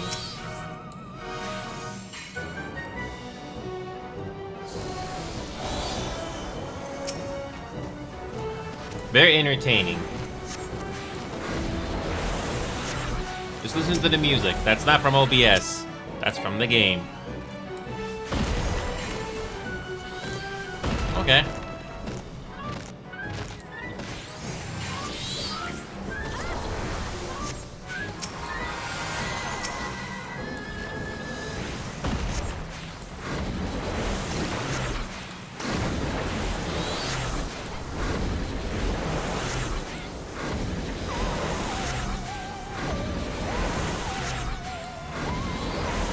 Okay. It's the same cycle. You kill enemies, waves and waves of enemies, do mini bosses, and eventually you complete the dungeon. But these are amazing locations. And for a repetitive game like this, it's amazing. Very entertaining game. Very entertaining. I already put in like 1,400 hours into this game, and I don't regret it. Took a huge risk because I don't know anything about MMOs or MMORPGs. But I'm glad I'm still playing this game after all this time. I haven't been in this game very long compared to the people that played this game back in 2015. But I'm glad to be a part of it. And it's one of those games that is worth the money. I know some people do want to play this game, but it's not free to play. This game is kind of like WoW in a way. You have to pay to get the full benefits in a way. I mean, there is a free trial, but there's restrictions. Right? But you do get your money's worth, especially if you're into this type of a thing. Yeah, we got our first mini boss right there in that arena right there. Usually they got a little visual cue that you have a mini boss. And usually the dungeon bosses, mini bosses are not too difficult for the most part, because you're going to be doing these again and again, depending what you need to do in the game. That's a mudman. Okay.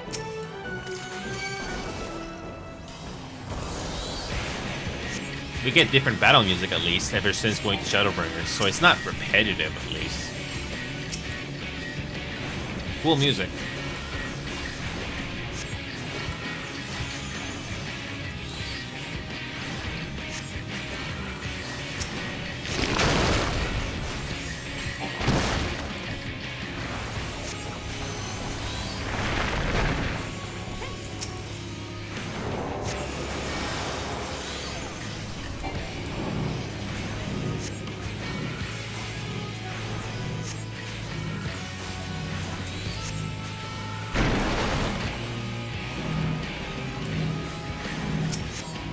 Okay.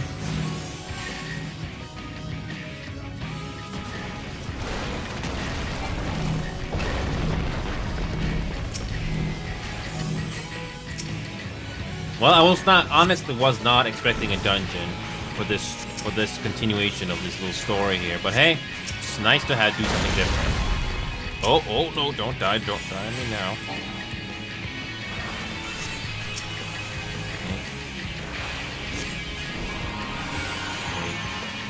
Usually a dungeon has too many bosses, at least in this game. And it's the same patterns that we get used to, eventually. At least this is not a Savage or an Unreal run, where the game doesn't forgive you if you do not pay attention.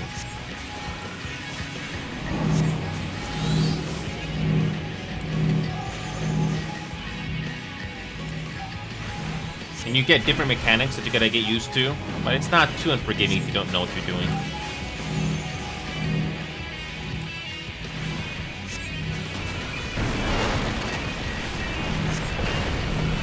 Okay. Okay, well, this thing is almost dead. We'll be good. We'll be good.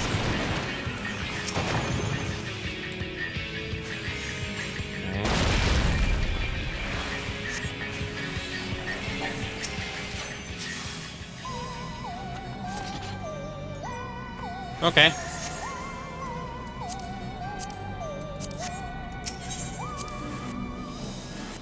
Okay. First mini boss out of the way.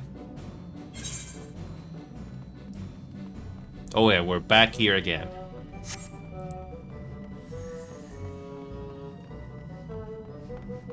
Again, this is a different way of doing this dungeon.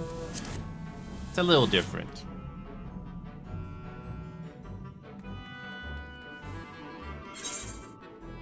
The Wandering Well.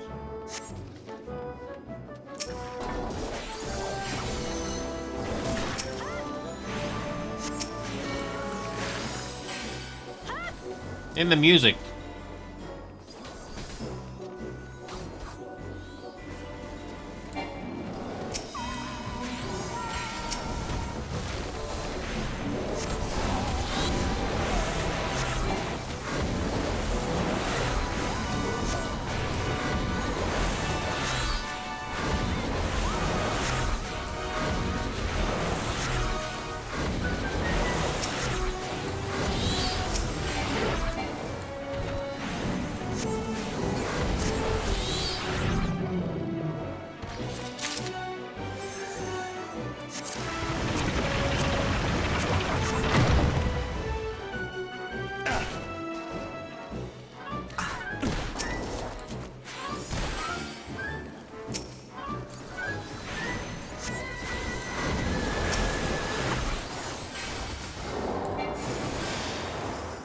Again, I'm not even questioning why this place exists. Because it exists.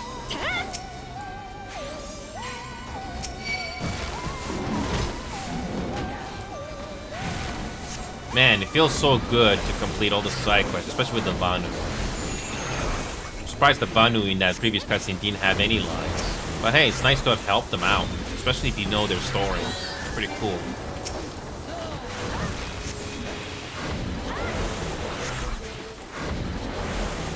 Yep, all the society quests from A Realm Reborn to Stormblood are all done. Man, it feels really good. I don't have to do them ever again. Okay.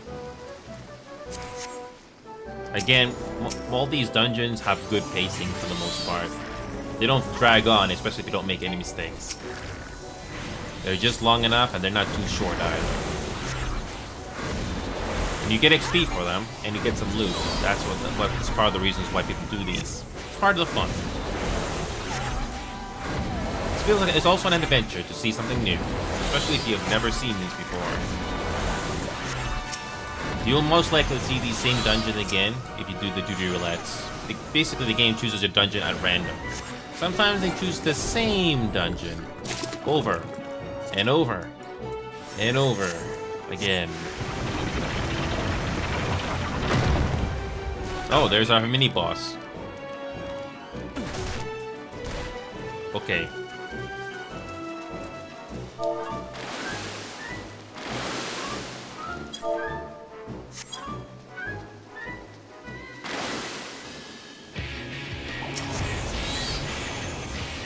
Yep, wasn't expecting this thing to be a boss, but hey, whatever, let's do it.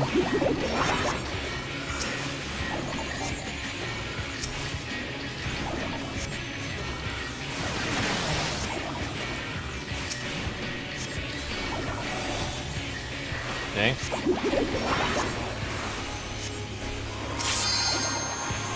Okay.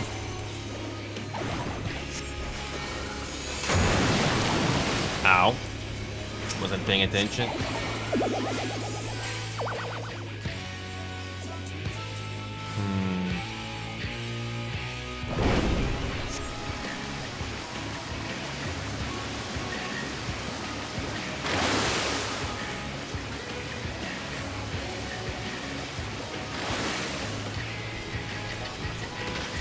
Oh, come on. I can't go up there. Really?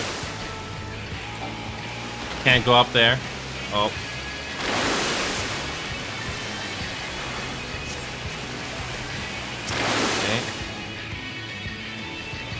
Okay. I got the hang of it, eventually. This is different. Again, it's sort of like a... basically the same boss fight, but done differently. Cool. Oh, and that would have been an instant dead if he didn't get up here. Okay. Okay.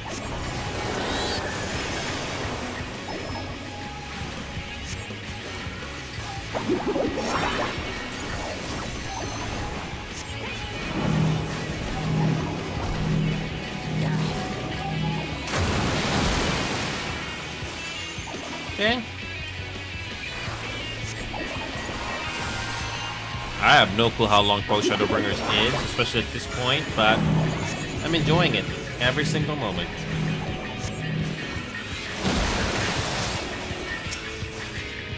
Okay.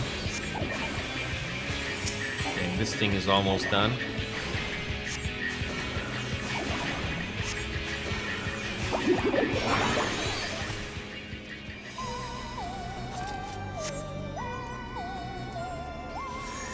Oh, why did we have to kill that thing? I'm pretty sure everybody was saying the same thing when this thing first came out.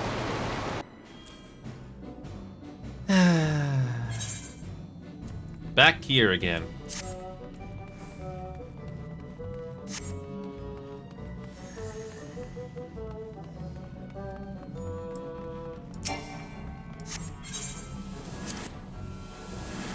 So we're going to the Flame Fantasia. Flames Fantasia. Why does this place look so familiar? I think we've been here before. Yeah, it looks very familiar from Stormblood.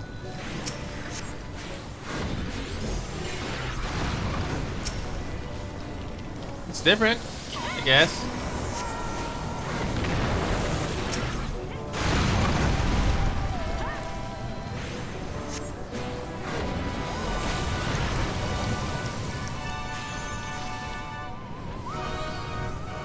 Again, different.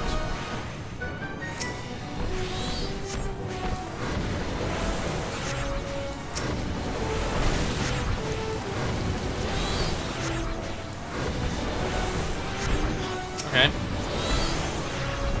Also, unrelated note, but that Doman Enclave reconstruction, I already finished the story for that thing. I'm actually surprised how I already finished it. I'm not complaining. I'm just surprised that I finished it.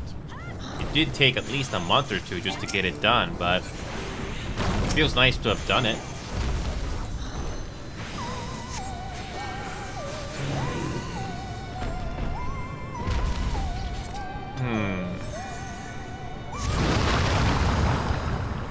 Nice effect.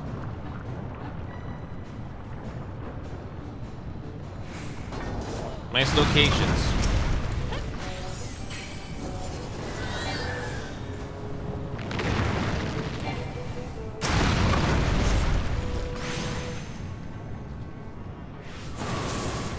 So we got our final boss. Who do we have to deal with?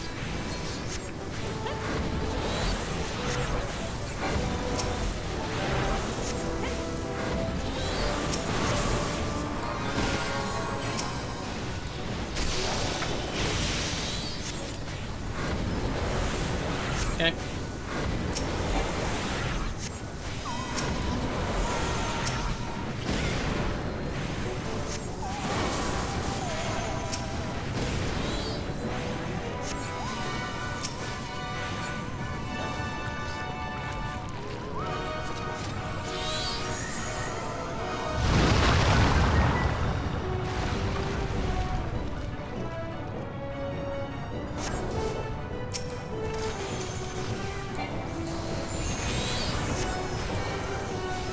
I like the music for this dungeon.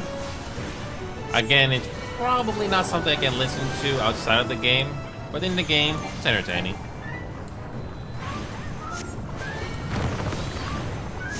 Okay, so Molten so bad.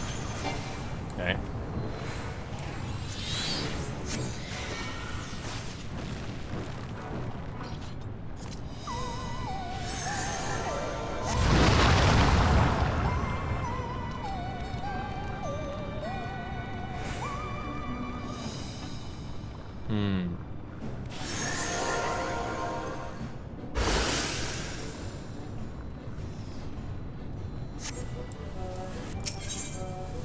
So back to the beginning, but this time, the final boss.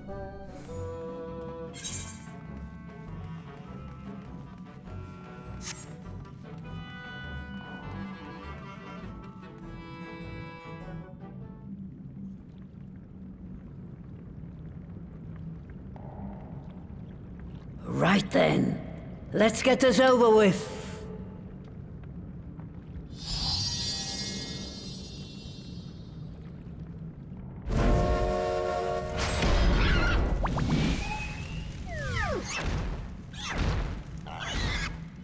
Newborns are wont to be difficult. Sure, who's in charge?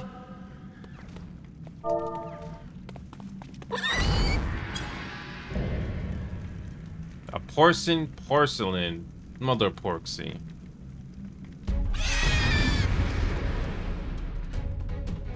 Oh, that's our final boss. Okay.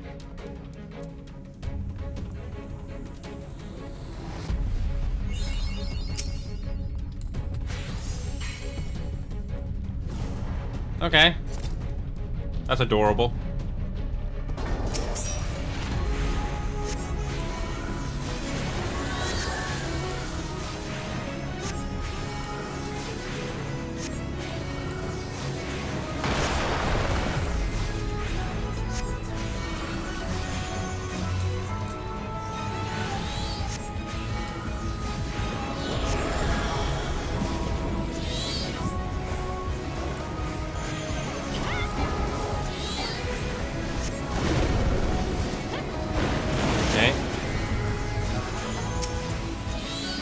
Okay. Pretty straightforward mechanics. Okay.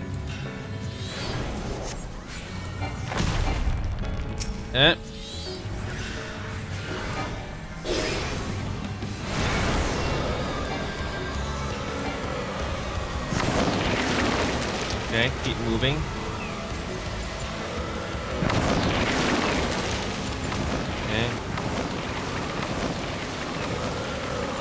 Okay.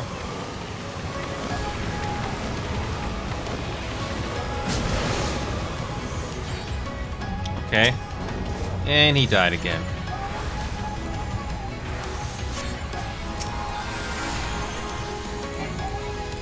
Gotta keep the tanker alive. Okay. As long as the tanker's alive, we're good.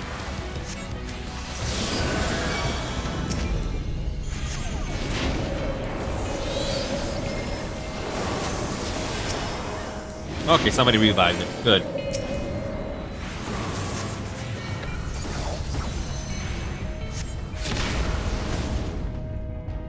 Oh, this is different.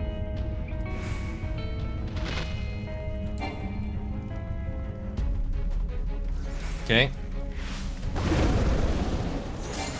It's called the visual cues of your party members, and they usually give you a clue what to do. This is different.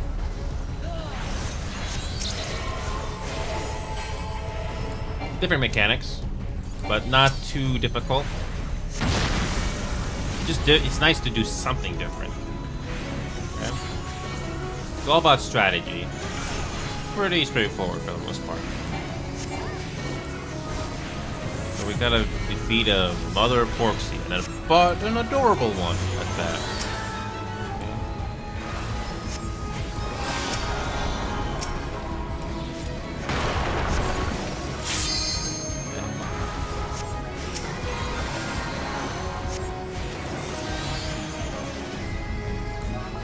Okay.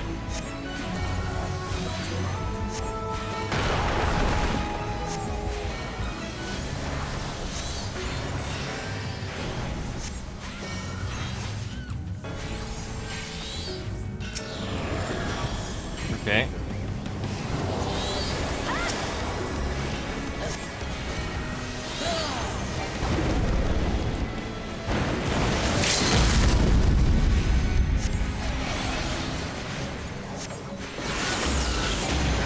Cool.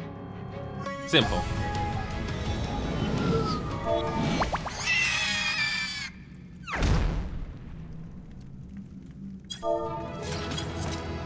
Oh.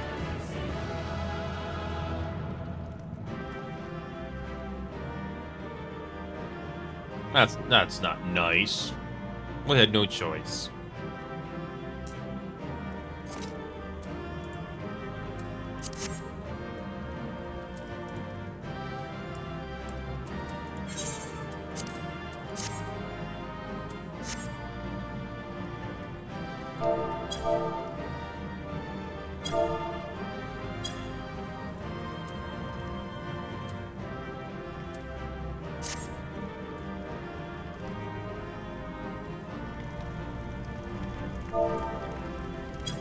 There we go. Let's continue with the story.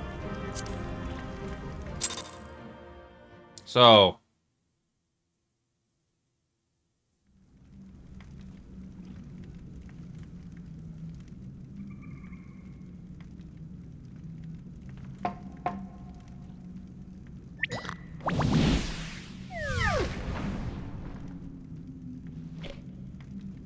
There we are. Quite tame. Oh yes, after a battle. Sure. Then all that remains is for me to imbue her with the magic. My friends, I'm afraid I must trouble you for your ether once more.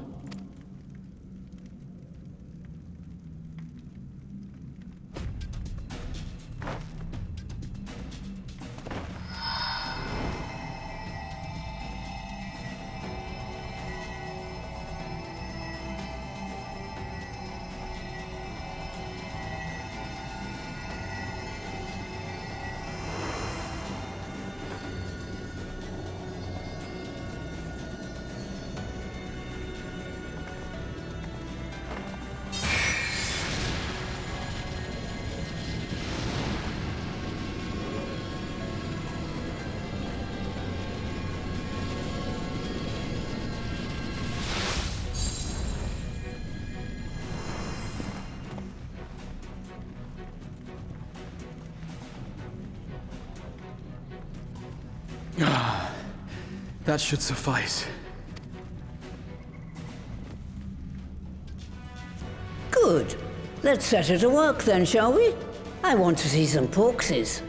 Assuming, that is, someone can spare the requisite energy.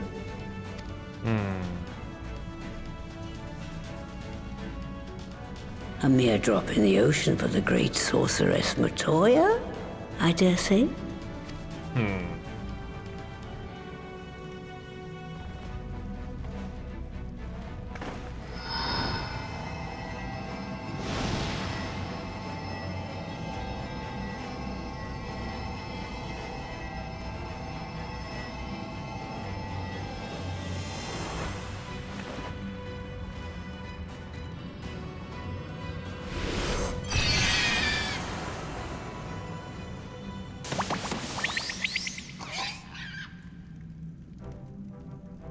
Excellent.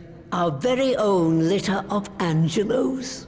And we can make as many more as we want, simply by providing the Mother Porksy with additional ether. I will require a moment before I try again. It's still hard work, but a damn sight more efficient than making them one by one. Thank you, Master Matoya. Everyone, we're a step closer to our goal. Distributed amongst the allied nations, they should do much to facilitate closer dialogue with the beast tribes. And given their present travails, I believe our friends in Limsa Laminsa should be the first beneficiaries. Agreed. Though I must leave this errand to you. I doubt my legs will carry me out of the cave, much less to Vilbrand. Thank you for taking the lead in gathering the ingredients. I expect you would benefit from a rest too. In addition to the porksies, I trust you've gained an inkling of how much effort goes into the creation of familiars. Or mayhap you attribute your struggles to old age. Oh no, I don't. Oh no. I don't think she still likes that. If I said yes, would it persuade you to treat me like an adult? Not with that pertness, it wouldn't. Anyway, assuming you have no other favors to ask, I shall be leaving.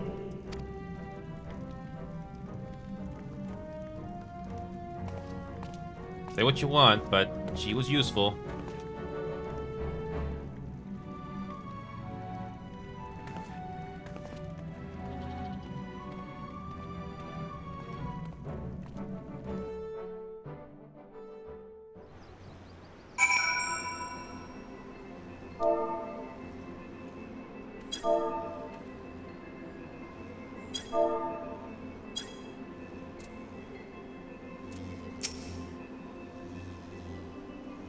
Given it was her first time making a porksy, Master Matoya did a fine job, though she did have Angelo for inspiration. Forgive me if this is a silly question, but of all creatures real and imagined, why choose a flying pig? Not that I dislike pigs, mind you. Lest you wonder, Master Matoya has returned to her cave with Ishtola. They are as peas in a pod, are they not?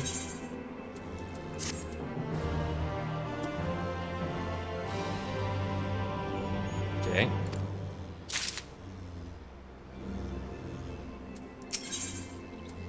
The Admiral's Resolve. Oh, this should be interesting. Well then, my friends, let us return to Leminza and deliver the good news to the Admiral. A word to the officer in Boa Call should be sufficient to secure us an audience.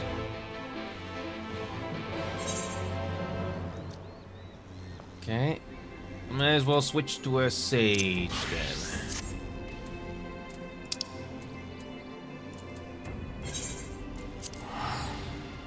Okay. Back to the pirate city, town. Okay. We haven't spoken or seen the Admiral ever since that Gimlet dungeon. Speaking of which, I think it's a walking distance from here. Yeah?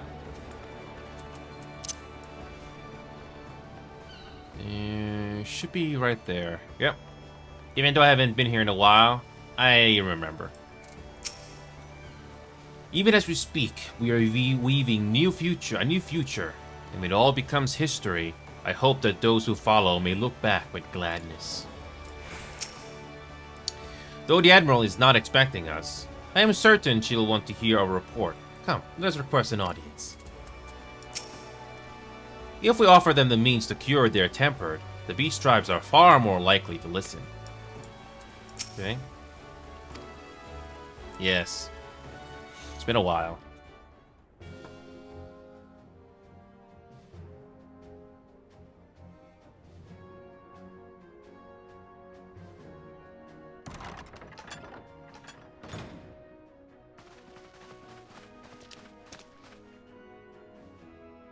My friends, what brings you here this day? It's a long story. Is this true? By the Navigator, a cure for tempering. As often as I've been in awe of you, science, I would not have thought it possible. And yet it is, Admiral. We have done it, here in Limza, and production of more familiars has already begun. You have my thanks. Truly, this will do much to advance the cause of peace. Yet I fear it will take more to close the rift twixt man and beastman. Bah, even to speak thus divides us. Welcome as it is, a cure will not guarantee reconciliation between our peoples. For though summoning and the tempered may serve to fuel the conflict, they are but symptoms of it. If we are to resolve the primal problem once and for all, we must address the cause. We must strive for mutual understanding and find a way to leave our bloody past behind.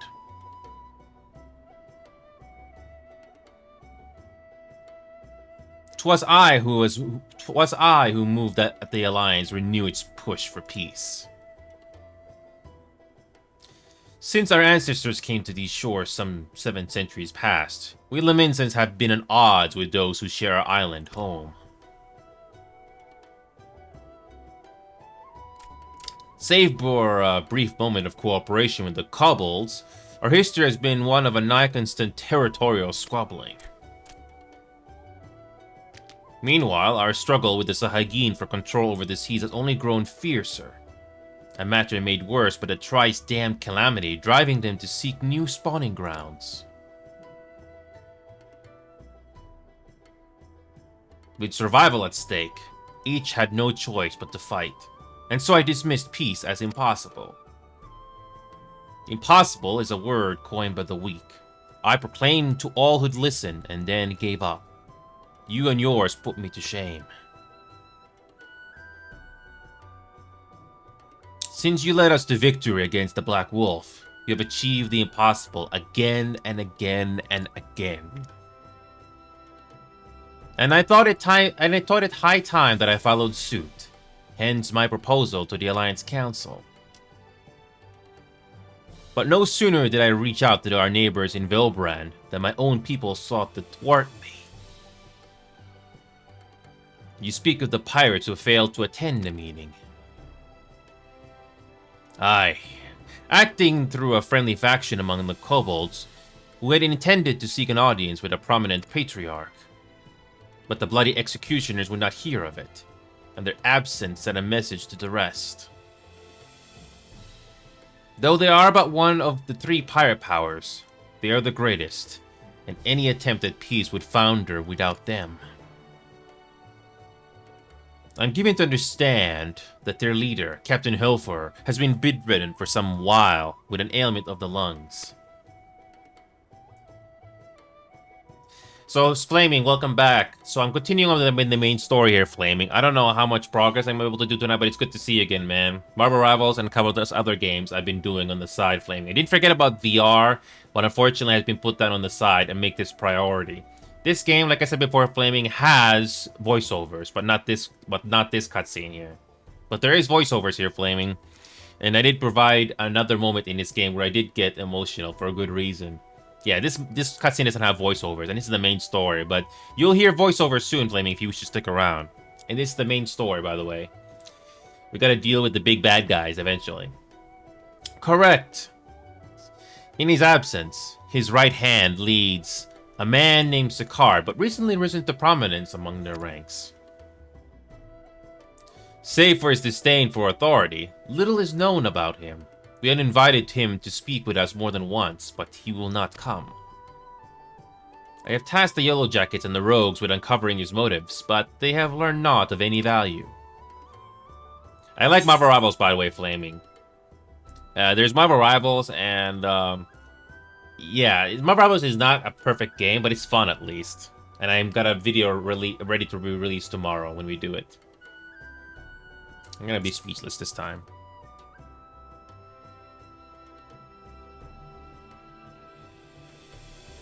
We have a nose for the truth.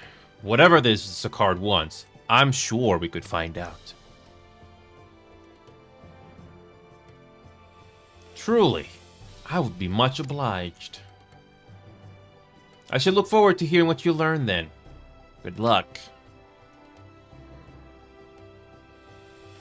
So, the story continues. I can't wait to see the next voiceover, if there is one. Alright, here we are again.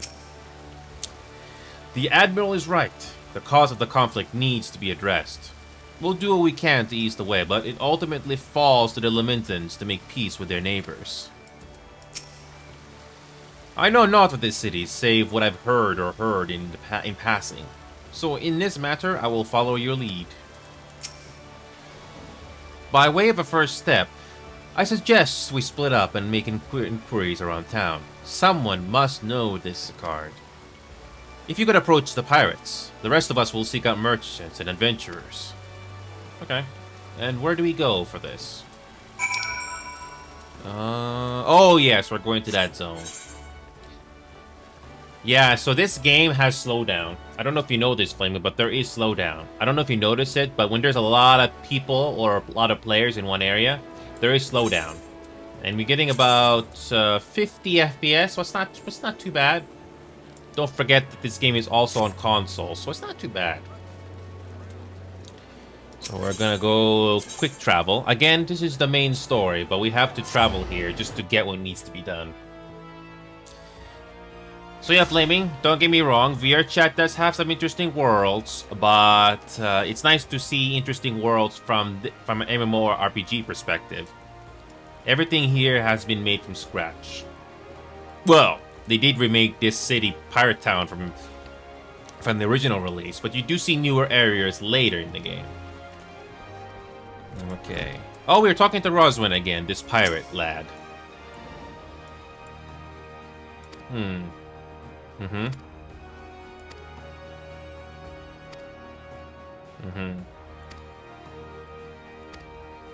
Yep. And by the way, Flaming, fan service. Just look at this. Just look at the fan service, Flaming. Mm-hmm. Yeah. Okay. Okay, back to... We're going to the Marauders Guild, which is on the north side here.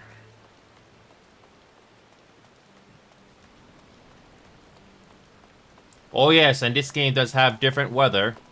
It's, you never know when the weather will change. Marauders Guild, there we go.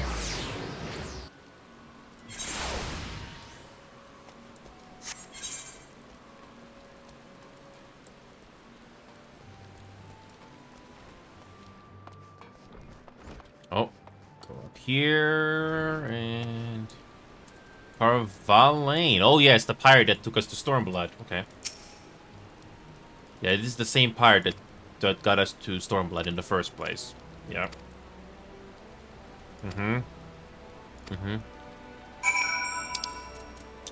And that is another story quest done.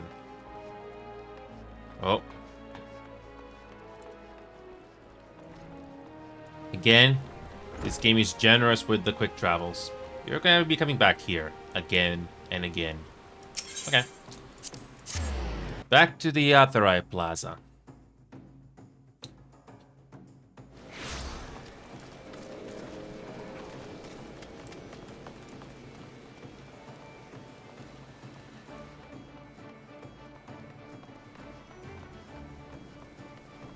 Okay.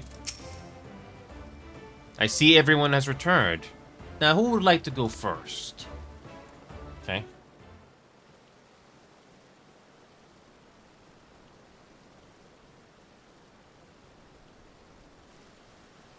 So, just as the Imperial prey began to disappear, Sakaar turned the Executioner's fortress around with a mysterious new source of income.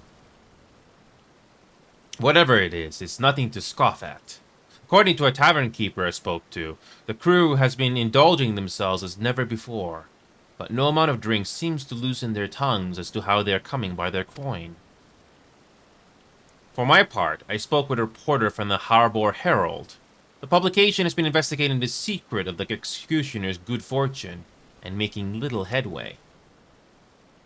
Plainly, the Executioners do not wish the nature of their business to be made public. And I think I may know why. In the course of making inquiries on Hawker's Alley, an interesting fact came to light. Just as the Executioners began to enjoy better fortunes, the price of crystal went into sharp decline. A sudden fall in demand, I was told. Curious, I contacted Hoary Boulder, who has been watching the movements of the beast tribes, and my suspicions were proven correct. Despite ever-worsening relations between the beast tribes and the Tassolarcracy, neither Titan nor Leviathan have made an appearance of late, suggesting that the kobolds in Sahagin lack the means with which to summon them. Do you mean to say the Executioners are divesting them of their crystals? All indications point to that conclusion, yes. Though we have no hard evidence as yet, we must investigate further. Agreed. So, how do we proceed? Oh, I have an idea about that. In fact, I've already taken the liberty of making certain provisions. I think this is a little bit of a side story here compared to the main story. The cure I can understand, but this one is a little, Oh! Oh, there's a bit of a lag there. Okay.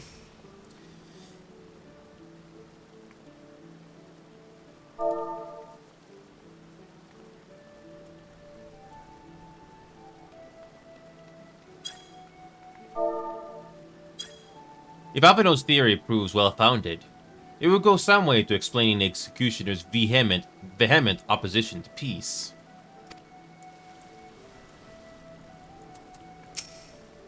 Do you remember how Alpino pretended to be some manner of merchant to infiltrate Eelmore? Well, I bet you 10 gills is about to reprise the role. The search for Sicard. During my inquiries, a disgruntled merchant informed me that a wholesaler of crystals had recently arrived in Limsa Lamenza, offering wares at prices far undercutting the competition. After asking around, I was able to gain an introduction, and will shortly pose as a potential buyer, in a bid to establish the crystal's provenance. The man is due to be at Ocean's Embrace in Lower La Noscia shortly.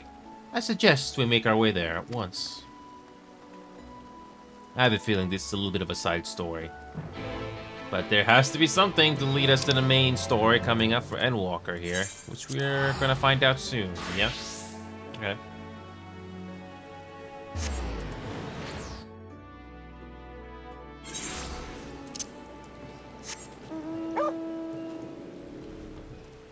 Again, the flying ability, which you will get after level 50, very useful to cut down backtracking a lot. Oh yes, we're at this bridge here again. I can't remember doing some story quest here at once.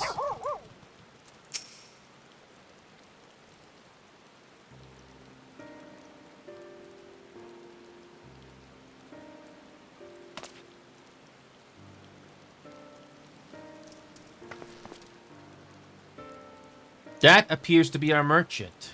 Wish me luck.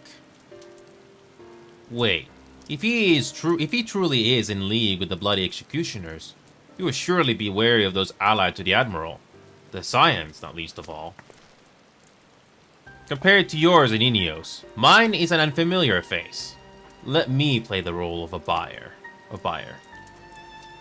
Graha is right, and even if you aren't recognized on sight, you look too genteel to be mixing with society's underbelly.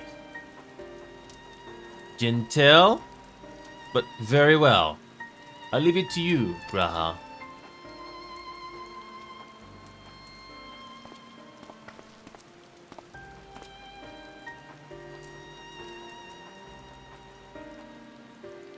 Got business with me, Catboy?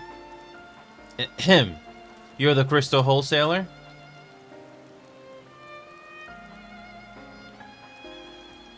That I am. But you're no merchant. So what do you want the crystals for? Oh, come on. Come on. Don't look at us, you idiot. You'll give yourself away.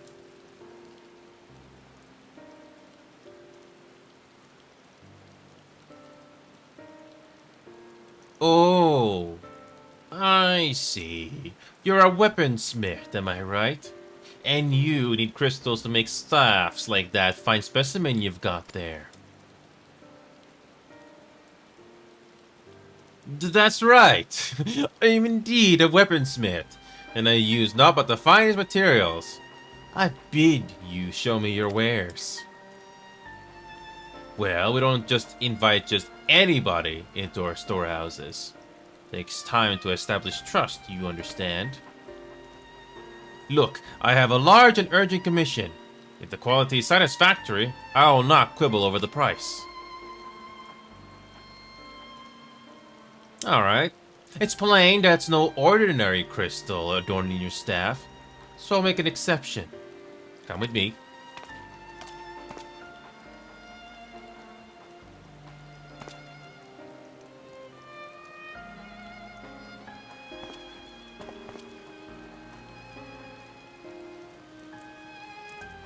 It seems to be working. Let's follow them.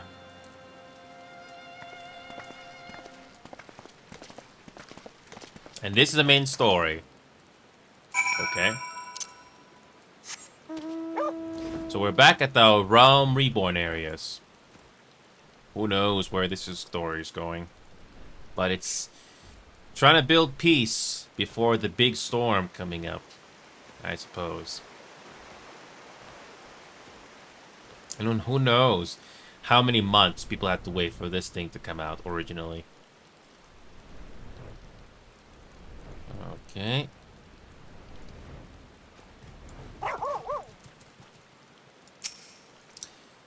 Given how long he spent playing the Crystal Exarch, you'd think Graha would be a better actor.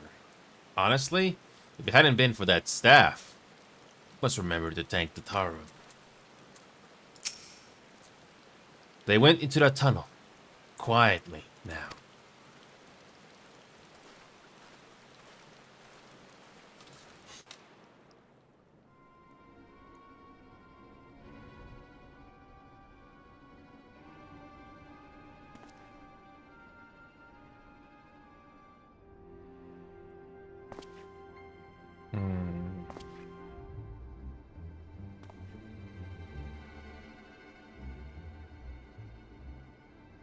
You won't find any finer, especially not for the price. Indeed. I would expect to pay more than double for such quality. How could they possibly be so cheap? There's nothing unlawful about them, if that's your worry. They're from Ohogomoro, if you take my meaning. Stuff's as pure as it gets. You won't be disappointed. So, how much do you want?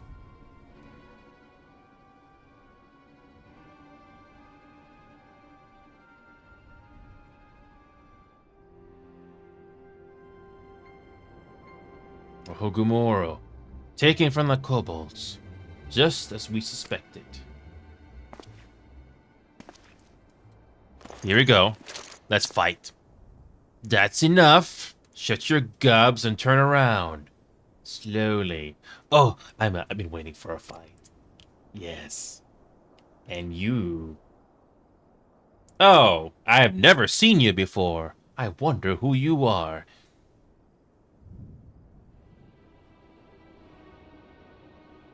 Yeah, you're not a big problem to us.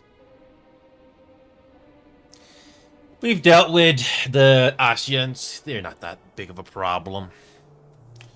I'm Sicard, acting captain of the Bloody Executioners. No need to introduce yourselves. We know who you are, scions. And we also know who you've been chatting to the Admiral. Got eyes and ears everywhere, see? Comes with being the only true prior crew left in Limsa. Yes, and we also dealt with something much worse than you, so we are okay. So if you've established you're in here to buy crystals, the question is, what are you here for? You're bold to reveal yourself to us without knowing our objective, but that would explain your swift rise to power. You have spoken plain, and so I shall return the favor.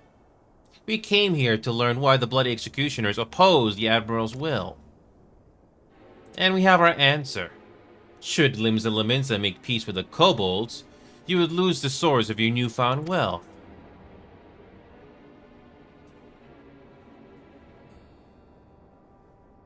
That's right. Just to remind you, though, we ain't breaking any rules here. The law forbids us from attacking any vessel not flying the Imperial flag, but it don't say nothing about beastmen. Only reason we keep our operation nice and quiet is cause we don't want no one taking our business. Oh, how Ferengi of you. Wait, just listen to the end, will you? For what it's worth, I have the highest respect for you and yours. Him especially. While the Maelstrom were worrying about dirtying their fancy red clubber, you let store into Hagamaru and battered Bleeding Titan himself. Raised a mug to you when I heard the news. And now we're following your footsteps, making sure the Beastmen never summon their stinking gods again. Practically your successors, we are. I don't think so. Just a B team. When there were still Imperial ships about, we did our bit for Limsa and went after them. But with the Garleans gone, there's no one left to ply our trade on except the Beastmen. So let us have that, eh? It's only fair. Contentious though some may find your views, it is true that you have broken no laws. That being so, I see no reason why you should not state your case directly to the Admiral's face. Unless the acting captain of the only true prior crew left in Lims has some other cause to hide in a cave. Well said.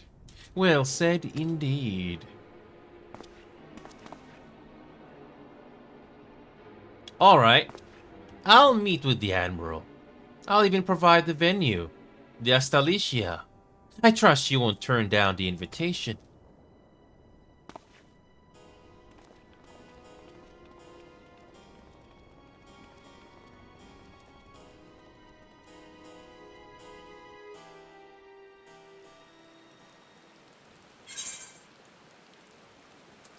Never heard or seen them before, unless you do side quests or something that I'm not aware of. Though I have some passing knowledge of prior events, I am yet ill qualified to meddle in Livingston affairs. 'Twas not my place to argue with Sicard, much as I would have liked to.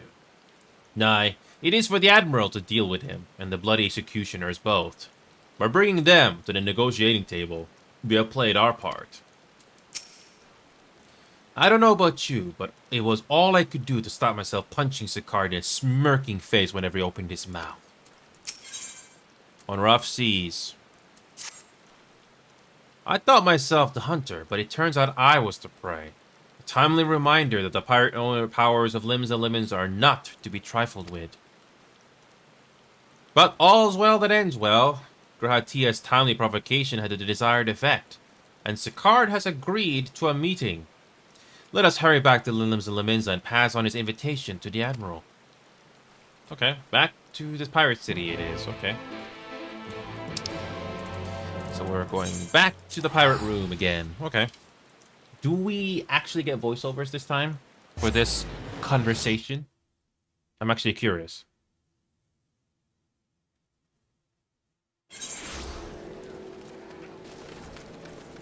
So, back here we are. I wonder if we're going to get voiceovers this time. This is the main story, by the way. I thought you would think this is a side story, but there must be something to this. Okay.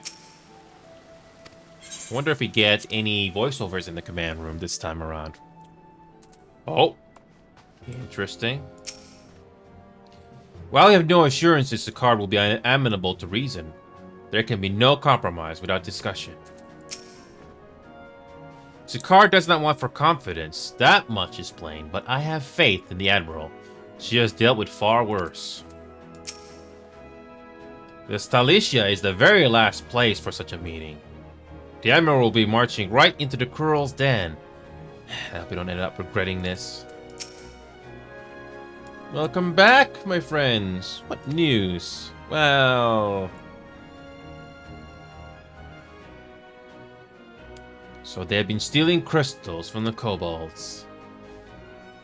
My thanks for solving the mystery, and securing a meeting besides. Suffice to say, I accept Sicard's invitation, and I would have you join me as my guest. The future of Limsa hangs upon the outcome of this meeting, and I would have the science present to bear witness. Don't tell me there's going to be a primal involved. Oh!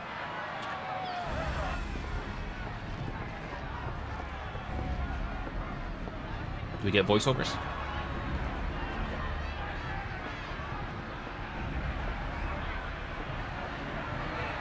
Look who's come crawling! Traitor! You can shove your peace!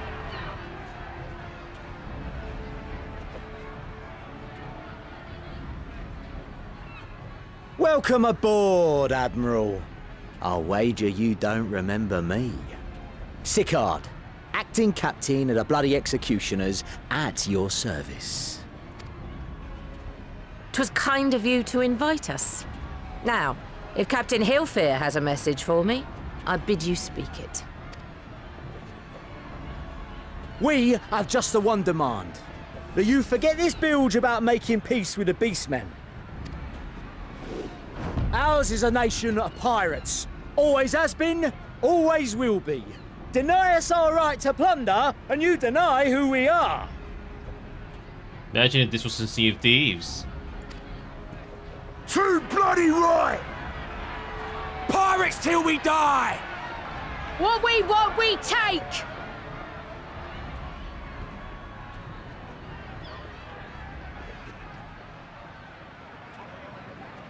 Piracy has no place in our future. What'd she say? Pirates have no place. Our nation has prospered through piracy, 'tis true. Yet it is but one part of our long and storied history.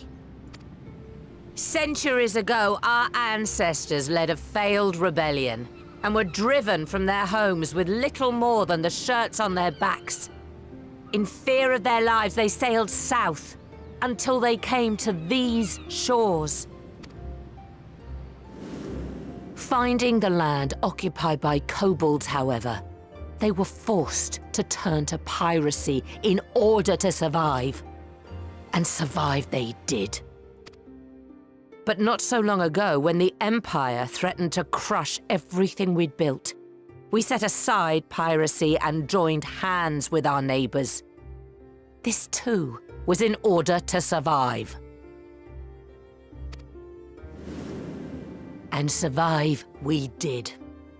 Time after time we fought the Empire, and time after time we won. And through trade with our newfound allies, we prospered more than we ever did through pillaging and plundering. The Empire teeters on the brink of collapse. Ere long, provinces like Wurlit and Bosnia and many others will regain their freedom. When they do, our matchless fleet will lead the world in a new golden age of commerce.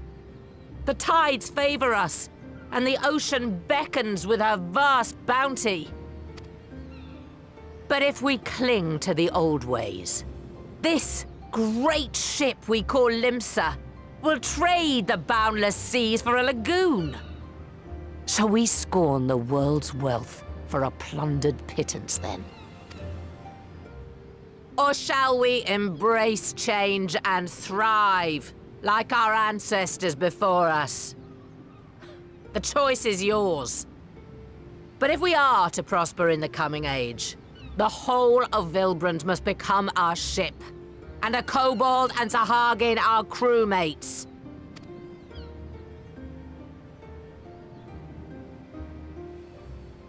Rousing words.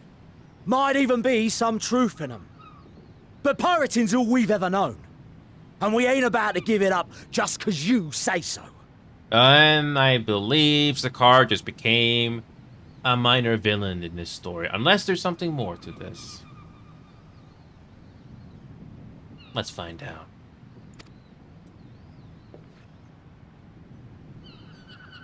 Still, we're all the Mincins here and no one wants a war. So where does that leave us? Long before you became Admiral, I heard you was captain of the League of Lost Bastards. That true? If so, you'd know how we pirates settle our differences.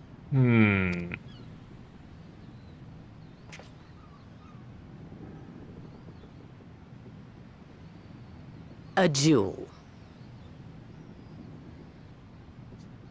Honestly, it would be nice to see these main characters do the actual duel, not us. Very well.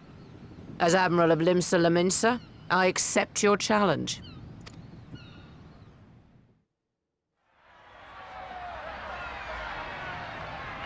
Oh! It actually happens. How nice.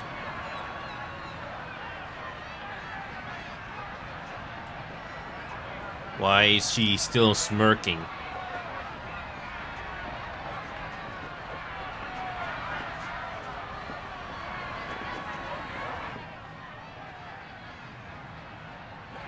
Zakar kind of reminds me of Wayun from Star Trek. All that overconfidence. All that overconfidence. Okay.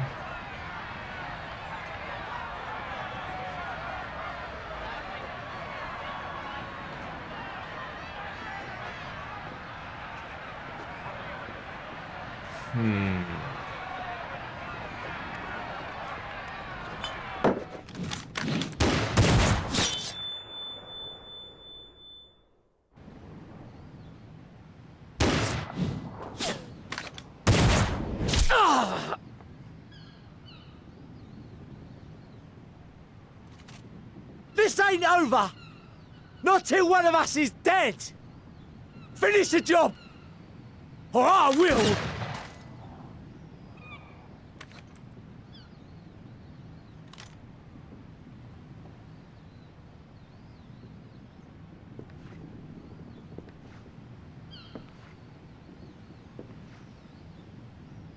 It's the captain! Captain Ilfir! Ye fool! 'Twas over afore it began. Captain! Seems the whelps have been yapping while their master was abed.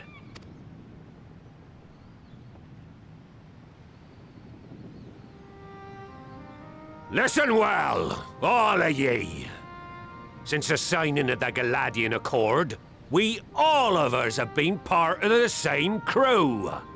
The crew with a good ship Limsa Laminsa. At the helm of that ship is the Admiral. And 'tis she who decides where we sail. Was I not clear on that point? Or did you forget whose deck you stand on? Nay? Honestly, I'm not too surprised to see this little twist, but hey, it's nice and touching. Then what in the seven hells are you playing at? It's all we know, Captain. If we ain't pirates, what are we? You're bloody idiots is what ye are. Idiots with your own lives ahead of ye. Ye can do anything ye want. Be anything ye want. We're pirates, aye. And we pirates love our loot. But that ain't our first love. Our first love is the sea. The sea! And what she brings us. Freedom! So hold fast to that. Let the brine-crusted husk that stands before you now be the last of them as knew naught save out of steel. And make of yourselves a new breed of pirate!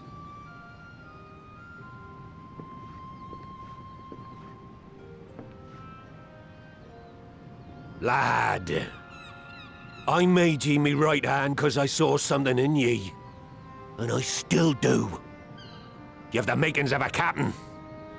All you lack's the belief.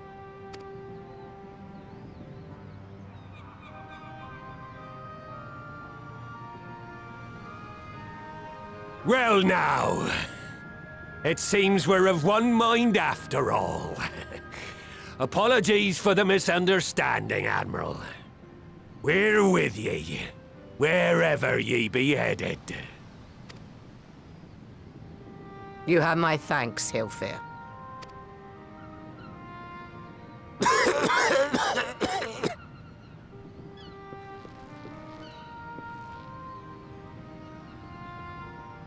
Your choice of dueling pistol did not escape my notice. Good old Annihilator. Ender of many a proud pirate's voyage. Mistbeard's vanished into legend, and it won't be long before I take my rest in the depths. Yet be that as it may, the old ways can only truly die when we've dealt the Empire the telling blow. There'll be stormy seas ahead, no doubt. But I'm trusting ye to steer us through to the other side.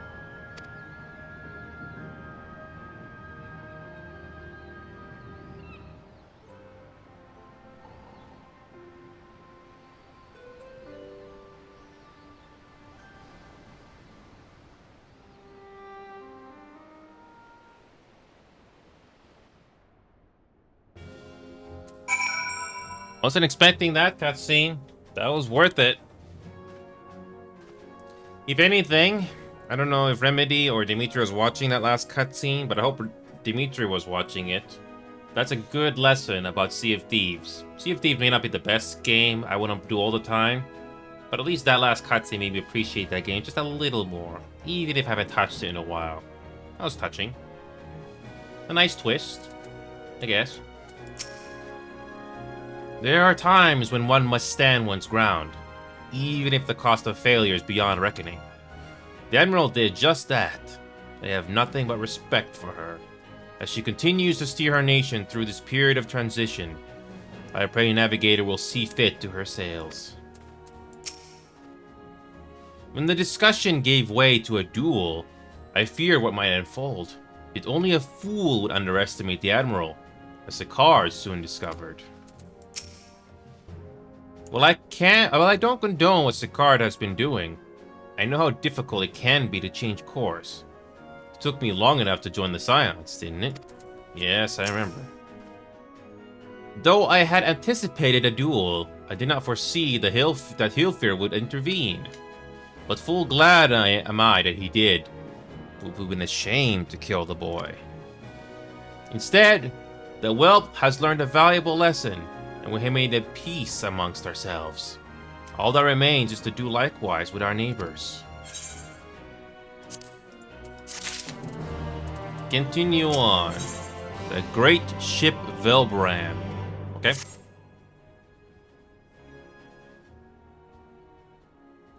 Now, I need hardly tell you, but any attempt to negotiate with the tribes is doomed to fail, unless their minds can first be wrested from the grip of their gods.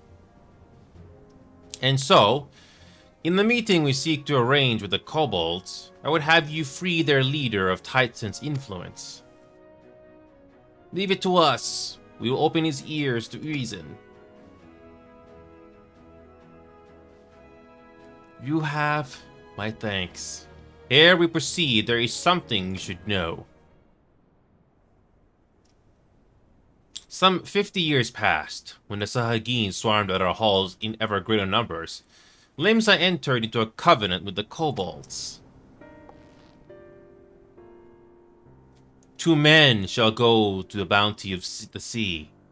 The kobolds shall go the bounty of the land. An ostensibly equitable arrangement, conspicuously lacking in detail. Aye, inadvertently, or not, the wording was ambiguous, and we took advantage of it, moving in to claim the northern reaches La Noscia, which the kobolds believed theirs. Bloodshed followed, then bloodshed to answer the bloodshed, and on it went, till every elm of Velbrand bore the stain of our conflict. This is not history, you understand. It is the present, fresh and raw. And with their kindred's blood yet on our hands, we will struggle to regain the kobolds' trust, even should we cure their tempered. Admiral, you speak of obstacles we are like to encounter at the meeting, but as things stand, I see no reason why the kobolds would agree to a meeting in the first place. And so we must provide a reason. I will restore their stolen crystals to them, and personally deliver the cargo along with my apologies. Bait. They would welcome us into their midst not to speak of peace, but to have you at their mercy. Aye, and given the wealth of crystals we will bring, I'll wager they will attempt to summon Titan there and then. Meaning a high priest would need to be present, to whom we could administer the cure. Precisely. He is the fish I would catch, but he will not be alone. Nay, he will have guards on hand, and they will lay down their lives to protect him. Yet a single death on the kobold side would jeopardize our chance at peace, and there my venture founders. Yet it need not. What if we were to employ the Conqueror's Chain? Though we would still have to weaken their kobolds, it would allow us to subdue them without inflicting lasting harm. The artifact Miss Beard used to take goods and not life? Aye, that would serve. Well done, Marshal.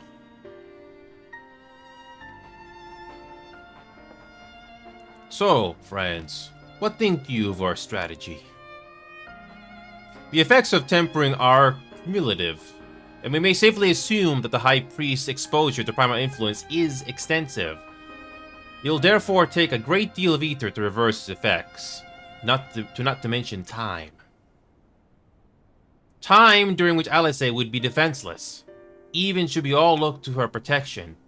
I am not convinced we could keep an entire army of kobolds at bay. Well, I'm happy to take that risk. It's not as if we have any other choice. Besides, it's what Tisleen would do. And had I not followed her example, we wouldn't even have a cure for tempering, much less a chance to bring peace to Velbrand. So I'm going to cure that priest, or die trying. I believe in you, Elizane. And I believe in you too. You and everyone. I know you'll keep me safe. It is settled then. So you see to your preparations and make for Camp Overlook. We will join you there, none. Is this a trial? I would not be surprised if this is. Okay. So the story of Post-Shadowbringers continues. Okay. And thankfully there's a teleporter right there.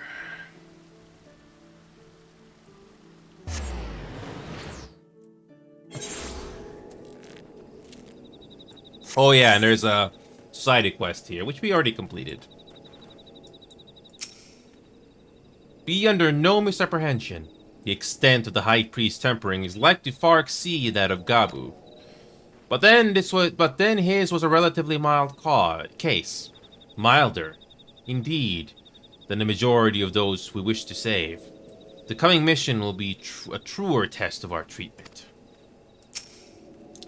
I have no doubt that Alice will succeed with the cure, if we can but afford her the time. Okay. Cutscene. Okay. Alphinaud wasn't lying when he said I'd be defenseless, so I'm counting on you all to give me the time I need. Our sole purpose will be to keep you out of harm's way, so leave that to us and focus on your own task. Indeed, and should you want for ether, we need only say the word. Gabu, did you follow us here? There's something important that I want to say to the High Priest. Express, state, say. Please, let me come with you. Please.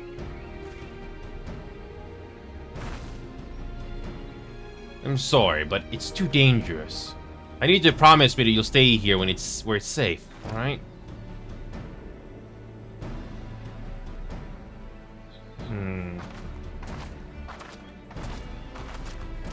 My apologies for the wait. It took time, but we have secured our audience. All unfolded as expected. At the mention of my returning their crystals in person, the kobolds suddenly remembered how keen they were to be reconciled. And so, in the glorious spirit of cooperation, we are to be received by Patriarch Zada of the Second Order, who awaits our pleasure in the navel. If you are ready, let us proceed to the Gomorrah Mines at once.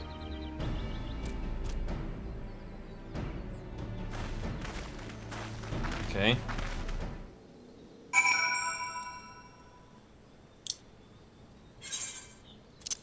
Okay. Oh yes, I remember going to these mines so many times. Especially during the relic quest and the society quest. But I don't have to do that anymore. Thank God. You'll be coming back to this place many times. Just to do the society quest, among other things.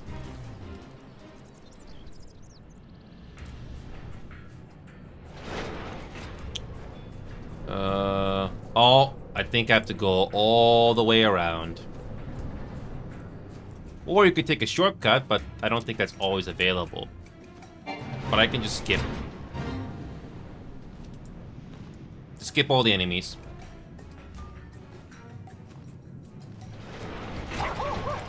Instance. We gotta do the instance. Okay. This is different.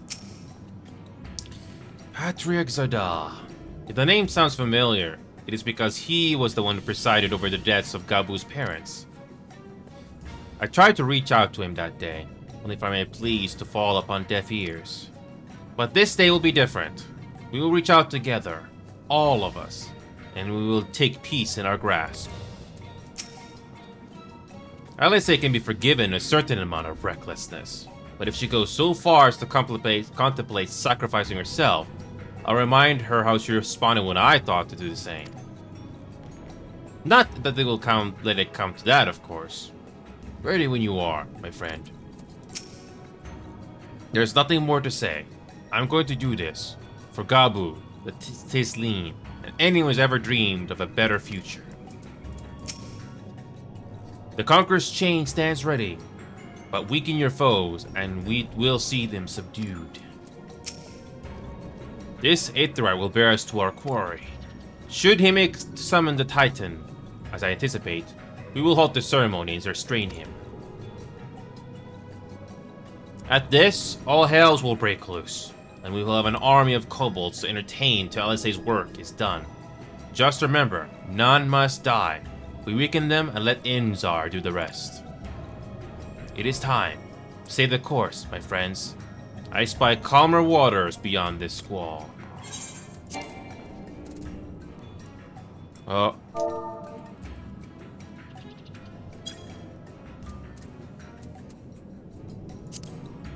Yep, I gotta do. Yep, I gotta do this solo. Where is the party?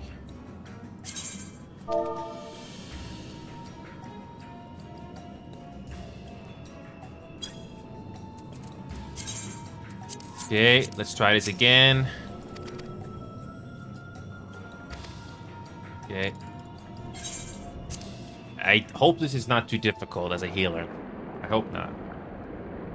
Oh, we're here again. Okay.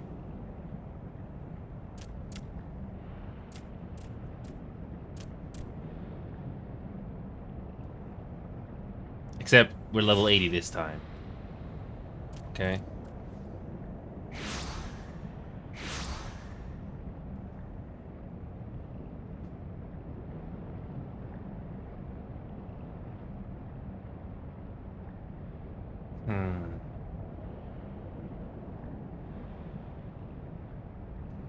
Greetings, Patriarch. I am Merlwyd Blufistvin, Admiral of Limsa Leminsa. I come before you to offer my sincerest apologies for the many wrongs committed by my people against you and yours.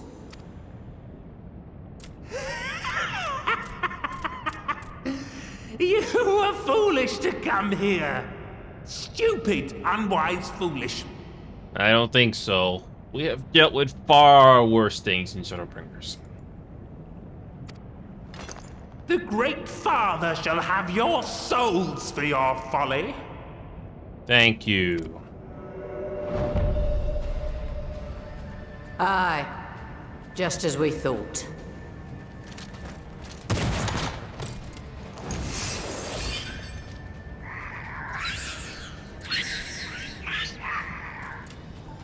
Now, Alize! Quickly! You don't need to tell me! Let none pass. We must grant her as much time as we can. Okay. Hopefully we don't die here.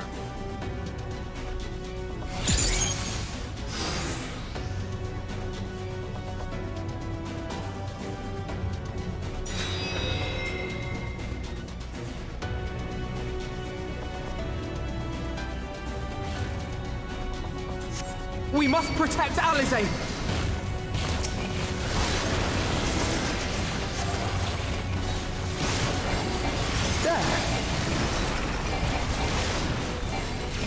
You're in my sights.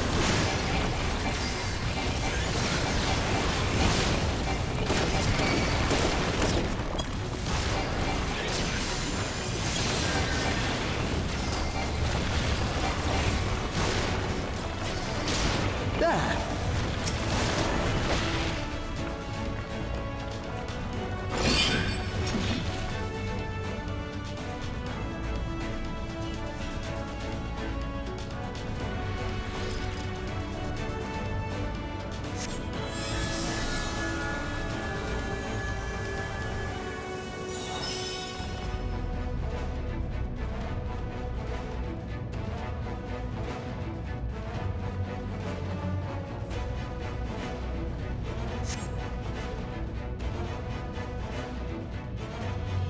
Okay.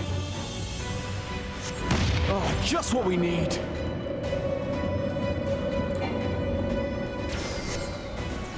You're not alone.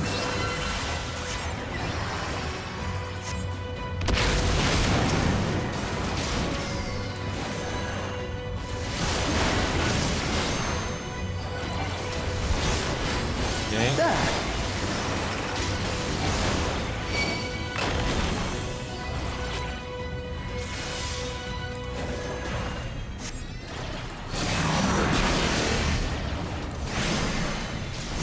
Okay.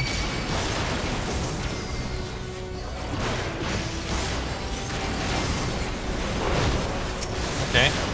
You're in my sights.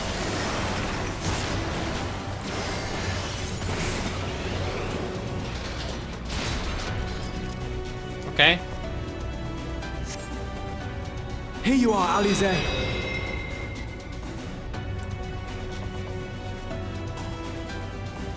Okay.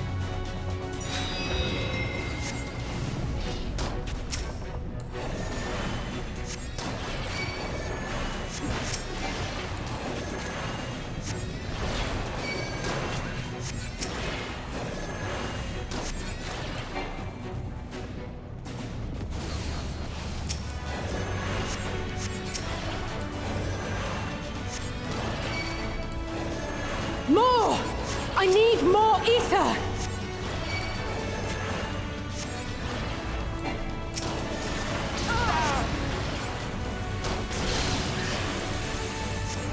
Just a little more!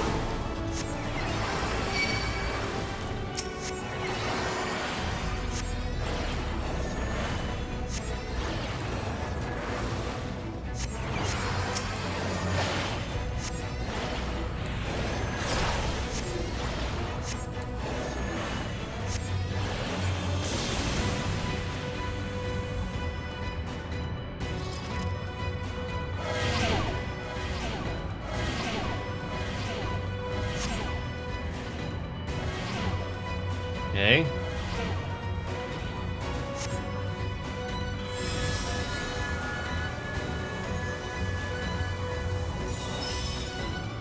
So close. So close.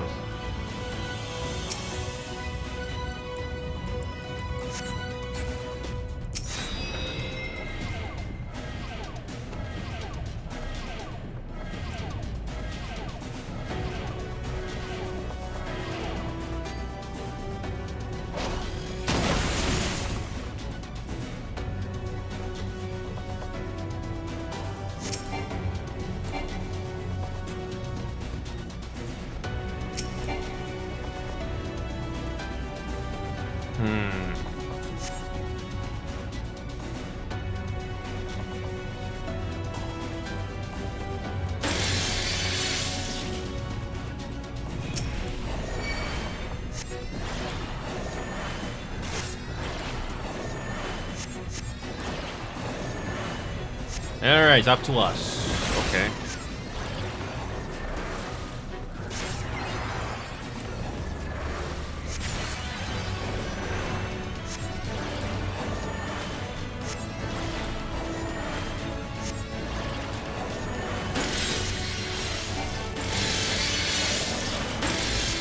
What are you doing?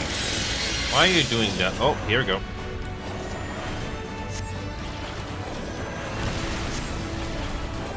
What kind of an attack pattern was that? That was not even close to it. But okay, let's make sure we finish this. So this enemy likes to dance around the arena, huh? Okay.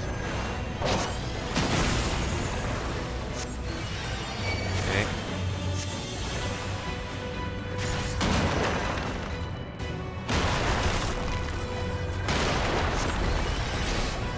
Thank God I can heal.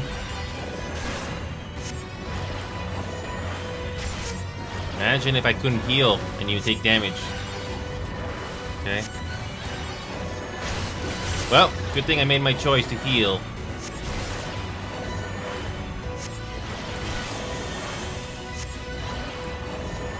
This is it.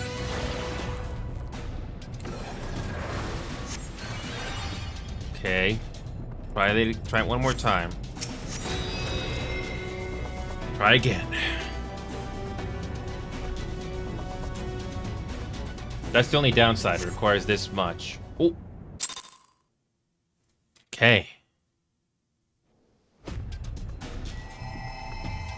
Yes, this will do. Here I go.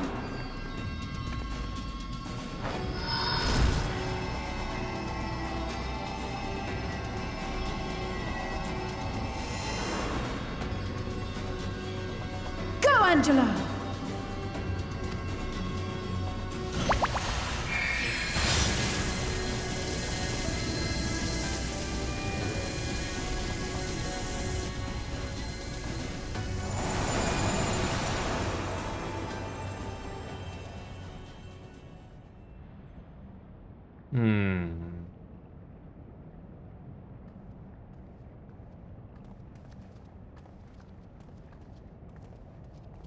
Did it work? Let's find out.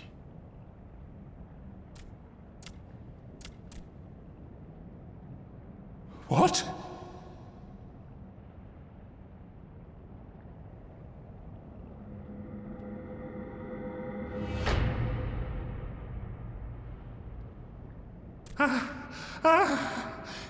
What is the meaning of this? I'm sorry, but they died by your hand. You sacrificed them to summon Titan.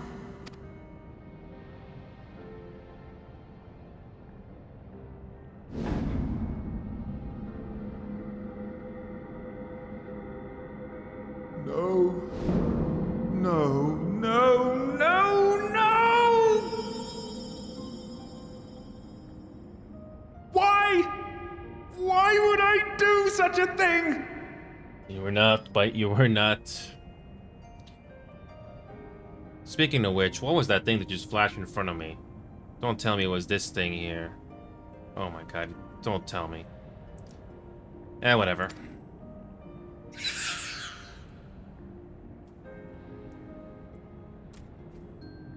Ugh. Especially when your mind is not on your own.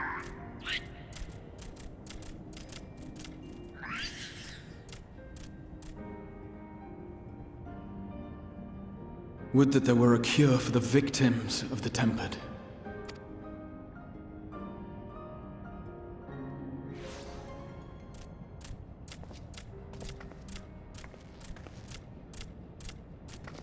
Gabu! What are you doing here? Let him have his moment. Patriarch, please listen to me. Hear, heed, listen.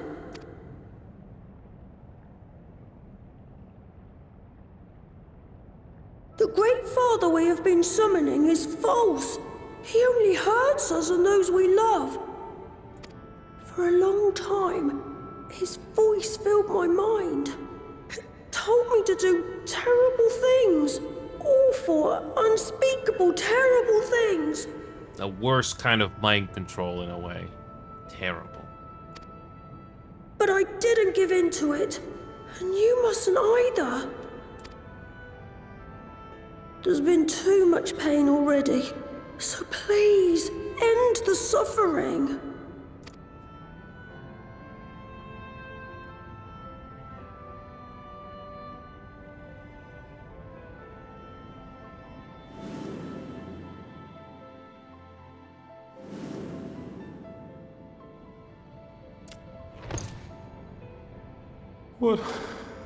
What have I done? We share this child's desire, Patriarch. An end to summoning, for it spells naught but misery for both our peoples.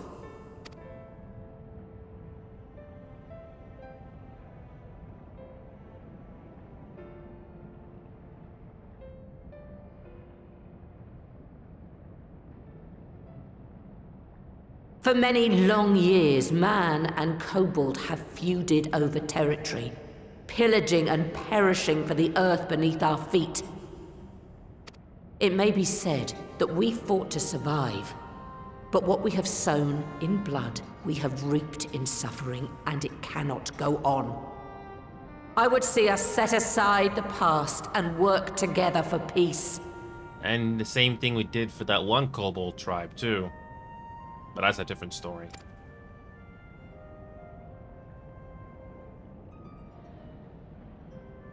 It was wrong of me to hurt my own in the name of the Great Father. Sinful, evil, wrong. But that doesn't mean there can be peace between us.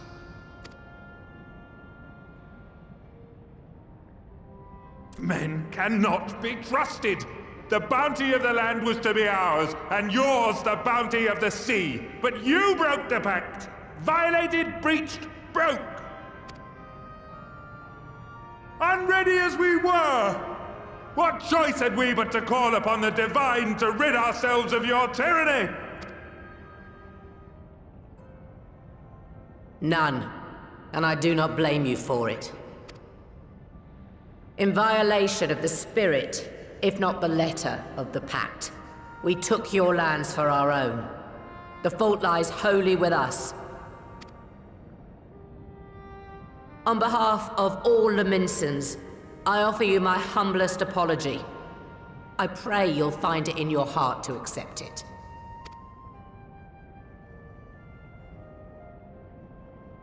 Yet I know an apology alone will not serve to make things right. So, we will revise the pact to leave no room for doubt. And any who violate it shall face justice, swift and certain. No, we won't be fooled. Not again. Please, hear me to the end. Fleeting though it was, there was a time when man and kobold abided together in harmony, in cooperation.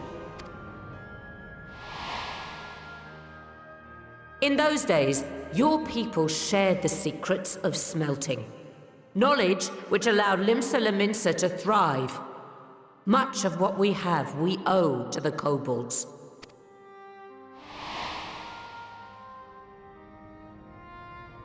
And so, for the good of all who dwell on this isle, I wish to make you an offer. We will bear your people's wares to every corner of the world, and trade them in your stead.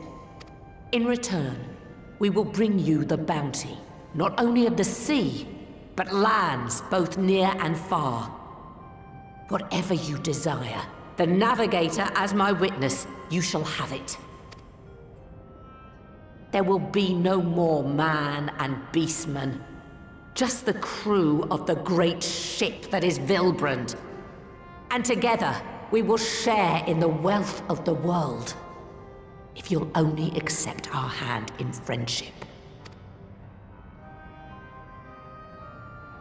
We want to believe you. We truly do. But we believed you before and you betrayed us. Fooled, deceived, betrayed us. We got bigger problems.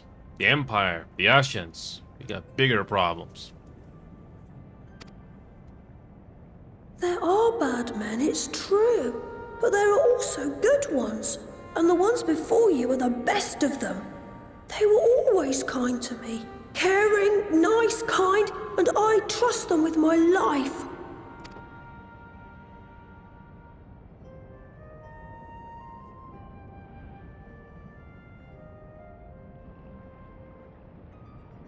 Wasn't for Alizé. Yeah.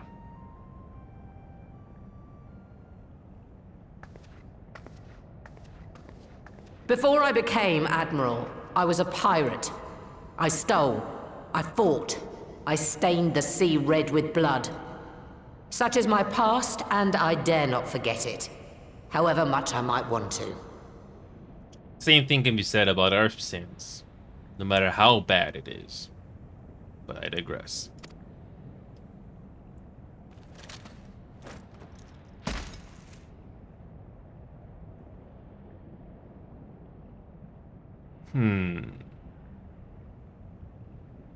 That is death penalty.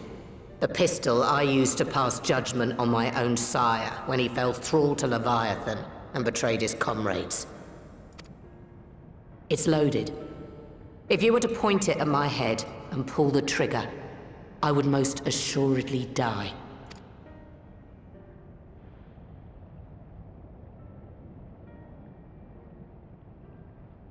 Though it isn't much, my life is the single most valuable thing I possess.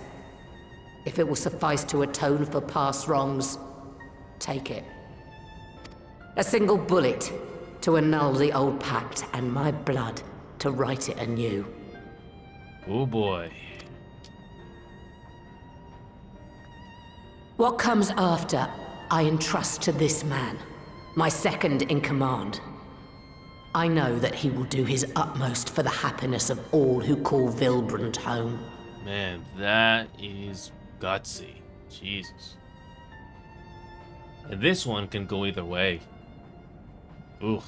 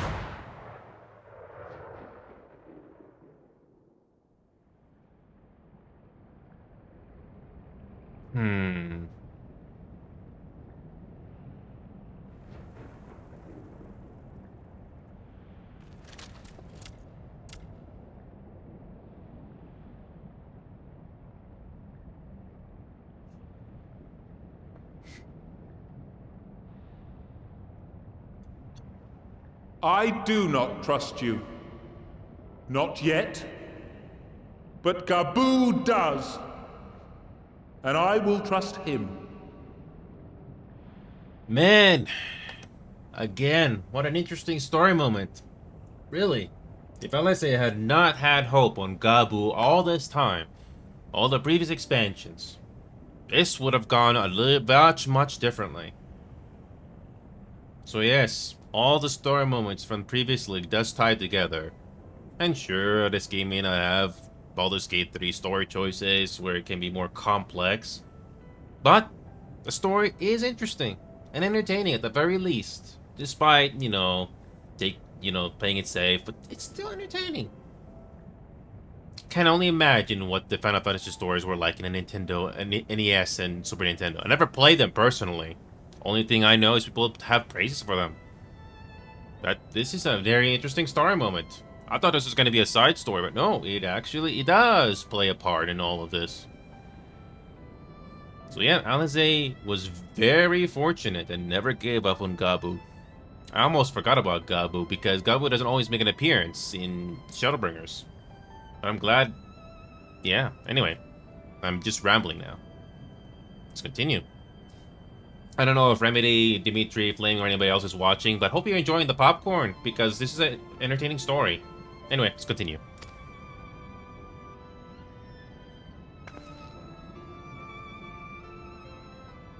Alizé must be very proud.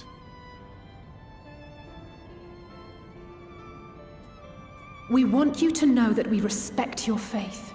There's nothing wrong with giving thanks to the land which sustains you. But summoning is different. Should you hear of anyone who would attempt it, we ask that you appeal to their better judgment, or failing that, seek our aid. We're always ready to help. Many and more of my brethren are yet enthralled to the Great Father, just as I was. If you could free them too, I would be grateful. Appreciative, thankful, grateful. It's not gonna be easy, but it can be done.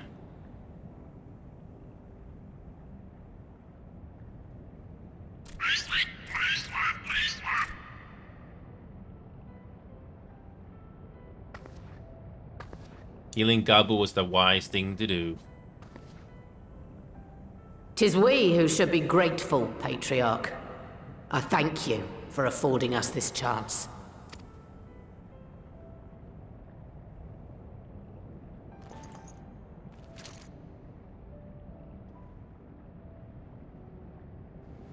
Touching. May not be as emotional, but it's touching. It all comes back down to our Realm Reborn. It only took this long to revisit some familiar areas after all this time. Touching.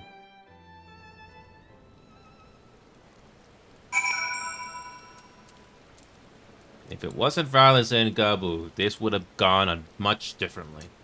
Much, much differently. I'm so glad we could sway the Patriarch. Convince, persuade, sway. Thank you for making it possible. Thank you. No, I think Alice is the one that did it. If Alice had not had not forgotten about Gabu, this would have been a different story.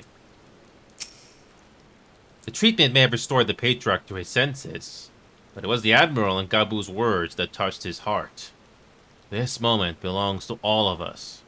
We couldn't have done it without each other. It has taken a long time, but the dream of a lasting peace with the Kobolds may soon become a reality. It is all thanks to Alice. In two separate worlds, the seeds were sown, and through the determination of two indomitable women, they have quickened into this historic moment. I feel honored to have been present to see it. The Admiral seems hell-bent on worrying me to death, but I suppose the ends justify the means. Well fought, my friend. Well fought. See, Disney, this is how you write characters. You may not have to agree with the story choices here, but this is how you write characters.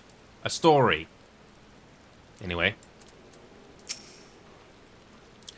It would seem we have found a way forward with the Kobolds. Next, we will help the Second Order to free their tempered brethren from thraldom. Theirs is far from the only order, of course, and it'll take no small amount of time and effort to reach the rest. But reach them we will, however long it takes. I would say that I was in your debt, but that has long been true.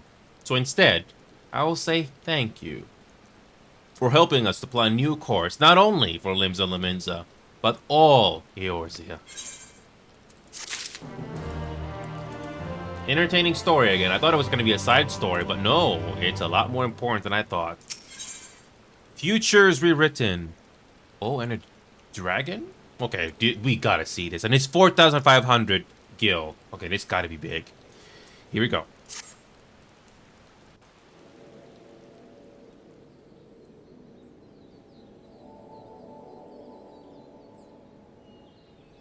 Right. Let's return to the Rising Stones.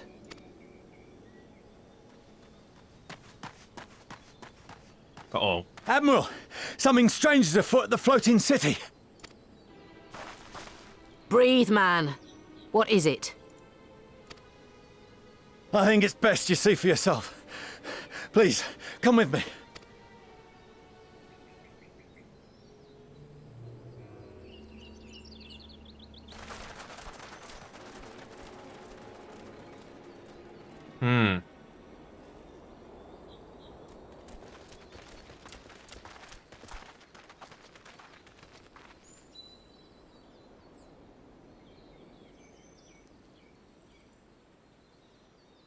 What in the world is that?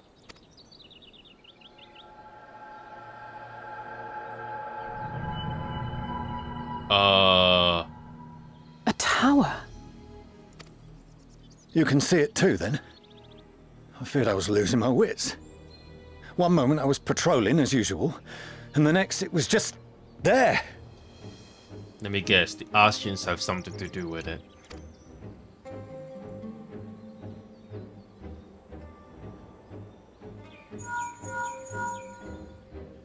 Yes? This is she. I am. Aye. I'm looking at it. What? Understood. Send the Elder Seedseer my regards. What is going on now? The communications officer. It seems this isn't the only tower. They've sprung up all across Eorzea.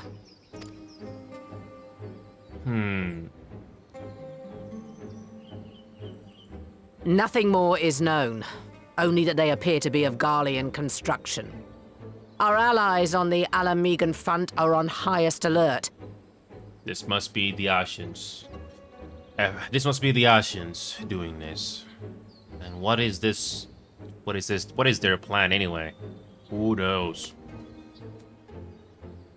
Forgive my directness, but would you join them? They may well need the help. Of course, Admiral. We shall make all haste. My thanks. I will return to Limsa to weigh our response.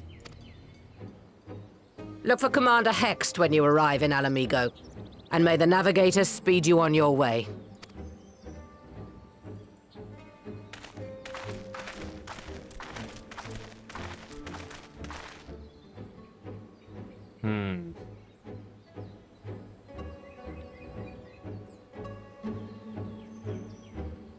Again, why now?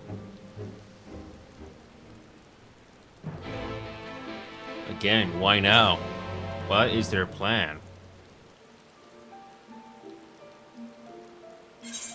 It's nice continuity that actually stays there for however how long it takes. Yes.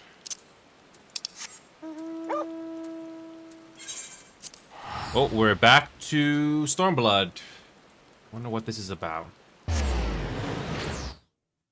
Yeah, what is this about?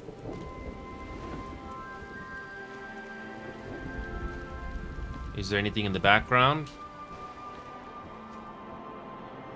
Yep, there's another one. What is this? What is the game plan here that the Aussies are trying to do?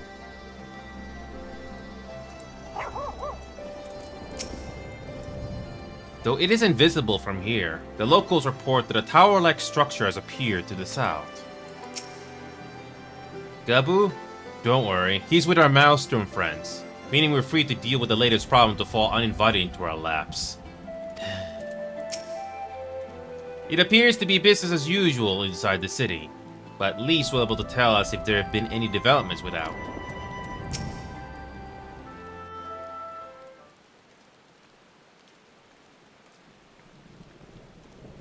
Thank you for coming so soon. I'll send for Commander Aldin at once, and we can decide what to do about these infernal towers. Rocket preserved!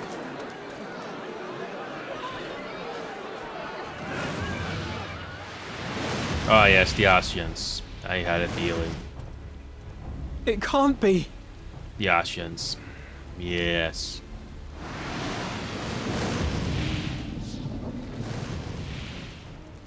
The palace! After them! Yes. It's the Ashians. No surprise. But why would these towers appear now? Why? You're here, good.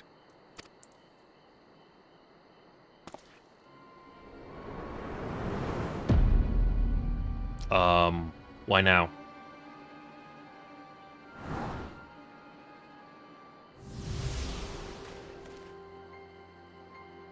Well, well, well! To be received by such an illustrious cast! Why? Even the hero of the piece is here! I feel quite starstruck. I thought you were dead. But then again, Xenos is back from the dead as well. Lovely. Is that Asahi? His body, more like. You don't fool us. Yeah, somehow back from the dead. Oh! You saw straight through it. Anyone would think you dealt with Ascians before. Yes. Permit me to introduce myself. I am Fan Daniel, and may I say what a pleasure it is to finally make your acquaintance. Yes. I had a feeling. What do you want? My, straight to business is it? Suit yourself. Yes. It is my intention to recreate the final days. To which end I have distributed a collection of rather ingenious devices, or towers, which will, in time, give rise to the grandest of spectacles. Lovely. The final days? But it was the Ascians who labored to prevent them. You're quite right. Though I would expect no less from one responsible for eliminating my unsundered colleagues. Yes. Honestly, the three of them were obsessed with restoring the one true world. As a sovereign individual, however, I never had much interest in such things. I mean, why bother when you're just another sundered minion? Admittedly, Elidibus was not convinced by that argument, but thanks to you, I'm finally free of his incessant nagging. Oh, yes. So you think you're gonna do a better job. Free to use my powers as I see fit, to fulfill my heart's desire. And to dance. Cute. And my heart's desire is to lay this half-broken world to waste, leaving nary a fleck of dust behind! And when you're done... What? Why would you want such a thing?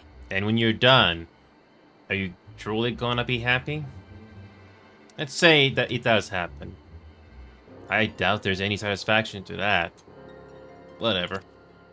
Because I want wretched creatures who ask such meaningless questions to die! Yes. Thanks, villain. You! And you! And you! Yes. I want you all to die! Yes, and thank you. I want to die too! Oh, yes! I want to die and take everyone with me in a paroxysm of pain and suffering! Thanks, villain. I'm different, you see. From the ancients who clung to dear life, and from you. I disagree, you're not that different. So don't bother trying to reason with me. Yes. You will find I have no reason, or creed, or any such tripe. Yes, so you're a typical villain with one possible outcome. Okay. I just want to destroy the world. But please do resist with all your might. It will add to my enjoyment. I've had James Bond villains that are more interesting. But I digress. Now then, ladies and gentlemen, keep your eyes peeled, for the curtains have risen on the spectacle to end all spectacles. Ah, yes, this game's version of Joker. Yay. We, the Telophoroi, shall be your performers, and this very star our stage.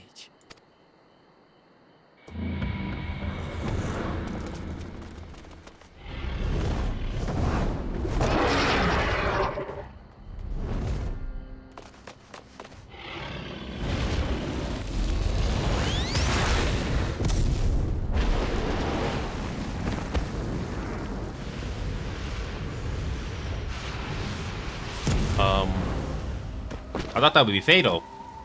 I guess not.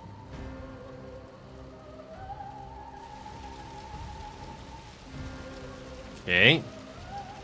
No, seriously, I thought that would be fatal, but I guess not. Ah, but I nearly forgot. I have a message for you. My esteemed patron, Lord Xenos, eagerly awaits you at the heart of the chaos. While I wish only to destroy the world, he exists solely to relive a certain, transcendent moment with you. And it is for that reason he would reduce all to ash. Yes. Pray see to it his dreams do not go unfulfilled. For if you should disappoint him, my trusty companion here, whom I've dubbed Lunar Bahamut, will burn your cities and everyone in them.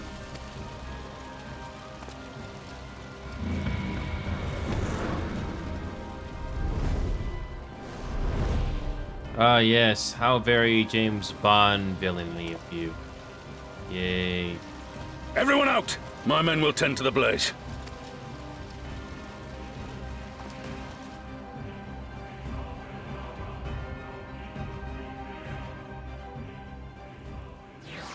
And they're playing their game now. Isn't that wonderful? Speaking of which, I believe you can go back in there, right? Oh, nope, never mind. It's okay. Are you alright? The rest of us are fine, if a little singed. That dragon let us off lightly. Honestly, though, only a madman would choose the name Lunar Bahamut. Which just sums up Fandanio, I suppose. What part could these towers feasibly play in the Telefomer's plans, you think? I, for one, am at a loss. For now, we should bear word of these developments to the others. I only hope Tanker and Orianje are safe. Though our objectives were different, I could understand why Elidibus and his fellows acted as they did. But Fandanio? It'll take some time to make sense of it all, if indeed there's any sense to be found. Our scouts report that the Asha and his dragon have left Gurabania. It seems this was purely a social visit. Thank goodness everyone's safe. We managed to put out the fire, though not quickly enough to save the garden. Roban, can I leave it to you to send word to the Alliance? I'm gonna take a unit and investigate the tower. We need to find out what it's for. We'll go with you. No, you won't. You'll rest. From what Mirwilb tells me, you're due some time off duty. Should we learn anything about the tower, we'll be sure to share with you. Until then, I want you to rest. Very well, but if you need our help, don't hesitate. And take care, both of you.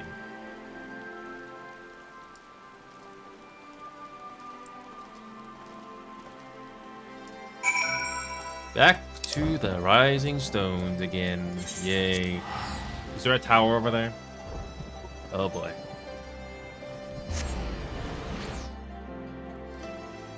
Yeah, I'm pretty sure we're not going to be doing more rivals today. It just took too much time. Oh yeah, and so I have to figure out those story quests as well, because the game doesn't remind you where they are. But whatever. Is there any tower here? Maybe, but there's nothing here yet.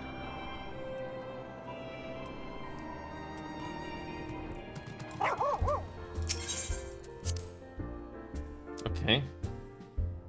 So the game story is picking up.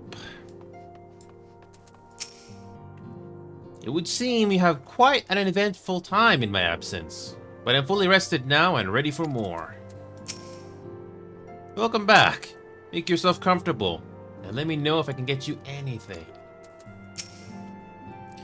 Ah, how good it feels to come home to the Rising Stones.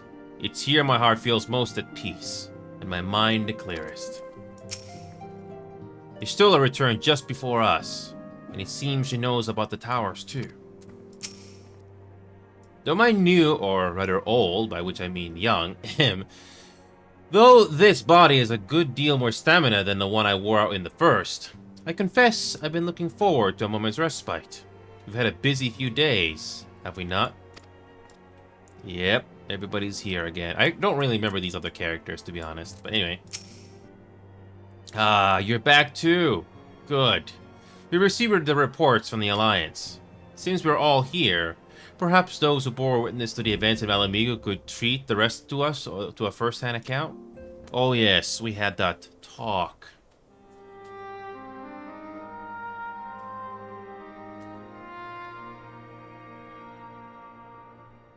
No sooner do we overcome one problem than another appears. It all seemed tediously predictable, but for the endless variety of our foes. This Fandaniel sounds even more unhinged than his patron. Unhinged, perhaps, but no fool. For all his pantomime theatrics, he gave away little about his plot. We'll know only that he tends to recreate the final days, and that the towers will somehow facilitate this.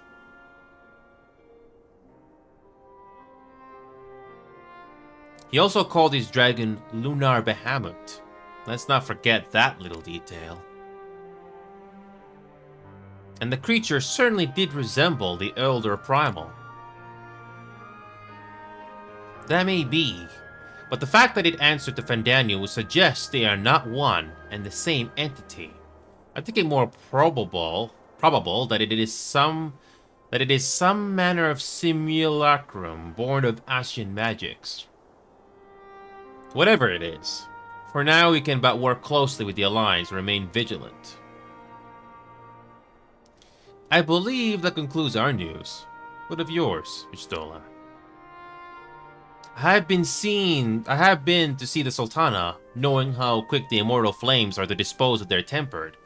I judged it best to provide them with a cure first. As soon as I had sufficiently recovered, I traveled to Ulda and delivered the Porxies to her grace, along with the detailed instructions on their use. Yet my visit chanced to coincide with the arrival of some troubling tidings. The immortal flames had been on the cusp of agreeing to a truce with the Amalja when negotiations abruptly collapsed. The Amalja claimed that a number of their kind had been abducted, and that men are responsible. Naught is known of the perpetrators as yet, but as the immortal flames went about investigating the abductions, they came upon one of Fandaniel's towers. On the subject of the towers, you may be interested to learn that they are not an exclusively Eorzean phenomenon. According to the Alliance, they have been sighted as far afield as Yangxia. Then it would seem reasonable to assume that they are everywhere. We simply have not found them. Well, as you said yourself, we can do little for now, save remain vigilant. And since we are dealing with a dragon, ostensibly, at least, I believe it would behoove us to enlist the aid of an authority on such foes. Estinian! Estinian? Now, just a moment. If he could be persuaded to lend us his lands, I'll be the first to welcome it, but the truth is, we will struggle even to find him. You let me and Cry worry about that. We'll sniff him out, no matter where he's hiding. If indeed he is hiding, we have ways of locating him, regardless. So if there are no objections, we shall depart at once.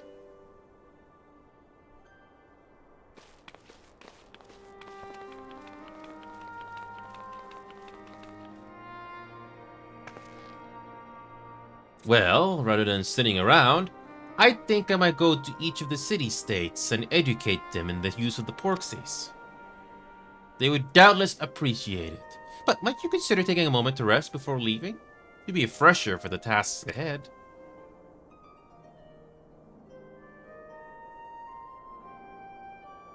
Well, my friend, our moment of triumph did not last long.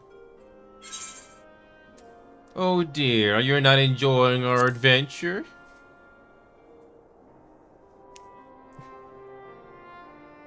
Come now, I didn't say that. While it may not be the most carefree experience, there's nothing in this world I'd rather do than write a new future with you. A long future, mind. Whatever the Telefroi might hope.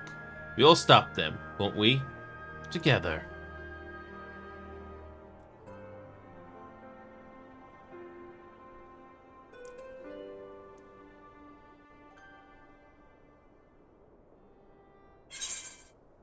Okay.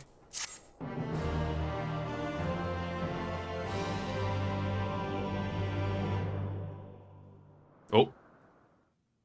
Meanwhile, somewhere in the locks...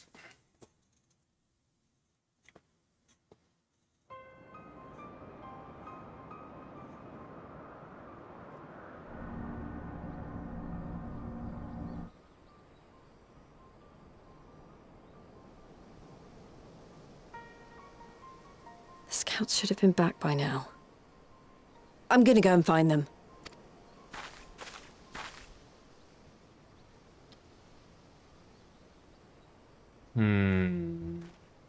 Oh, thank goodness for that. There's something wrong. There's something wrong. Glory be. Glory be. Glory be. Mind control. Mind control. Glory be to Garlemald! Mind control. Yeah. Meanwhile, in the Imperial Palace... Yeah, mind control. That's the worst.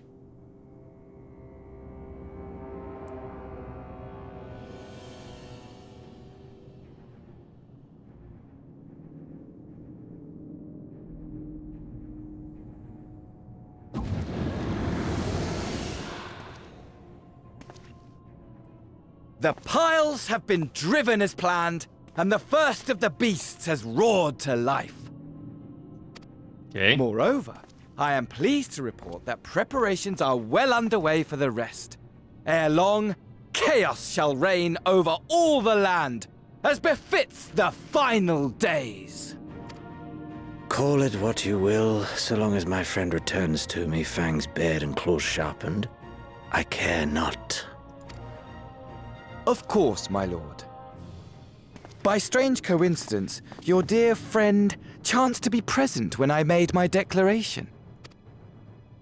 I took the liberty of informing him that you await his coming, though I confess I may have singed him a little in the process. And why do you tell me this? Are you in such a hurry to die? Ah, my apologies. I must guard my tongue lest it be the end of me. Though, there is something to be said for such a glorious death. Better to fall to one who has it all than falter before an inferior.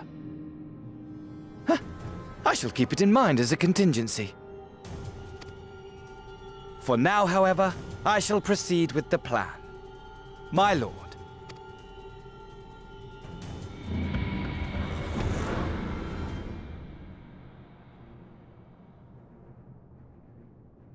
I must find myself a new weapon.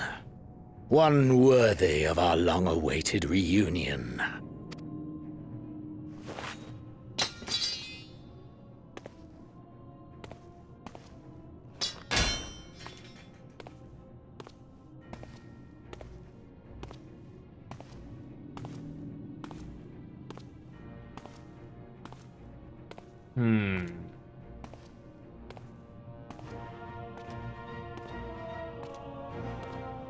Okay. Pen and sword. Unto the breach. Okay. In the face of this new draconic threat, we would indeed benefit from Estinian's presence. Yet I cannot help but wonder how Creel and Tataru intend to locate him. They certainly seemed confident, however. Okay. Good news! Thank and Orianja have finished their tour of Garlemald and are on their way back here even as we speak. As we still haven't heard anything in the tower from the Alliance, I'm hoping they might be able to shed some light on things. They're due to arrive any moment now. Well, let's see what they have to say, eh? Okay.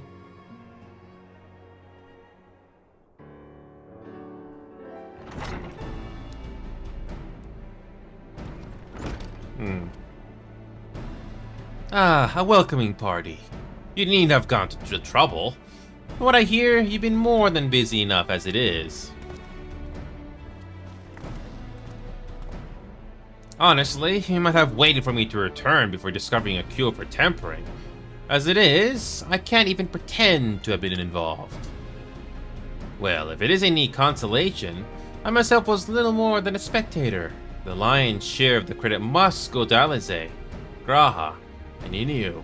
But I believe I speak for the rest of us when I say we are proud to have rendered what little assistance we could. As you will also have heard, though, it hasn't all been tales of triumph. Just as we were taking a step towards finally addressing the primal threat, a pile of fresh problems landed in our lap. Anyway, it's good to have you back, though I cannot help noticing that we're one oranger short of a scouting party. You haven't lost him, have you? Oh, I couldn't lose him if I tried. And I did try, repeatedly, but no. He decided to linger in El Amigo to apprise Roban and the others of how the land lies in Garlemald. Then mayhap you would do the same to us. Then mayhap you would do the same for us. Indeed. It was just least said. Worse, in fact. Devastation as far as the eye could see. Nerva and the Third, however, were notable by their absence. Might they have met their end at the hands of Xenos and Fandinil? Perhaps. Or perhaps they simply lost the will to fight.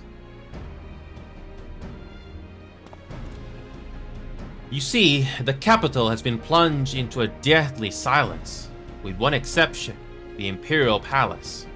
It was a busy place before the war, but it has grown busier still, with throngs of soldiers and civilians working there day and night to rebuild, or rather, transform it. Transform it? Into what? That is a difficult question to answer. The construction is vast and unsettling to behold, like something from a nightmare. According to Oriange, certain aspects of its design were clearly devised with the manipulation of ether in mind. Magitech, in other words. Yet, as unnerving as said edifice was, it was nothing next to the sight of its builders. They swarmed the place like so many insects, working with nary a word exchanged between them.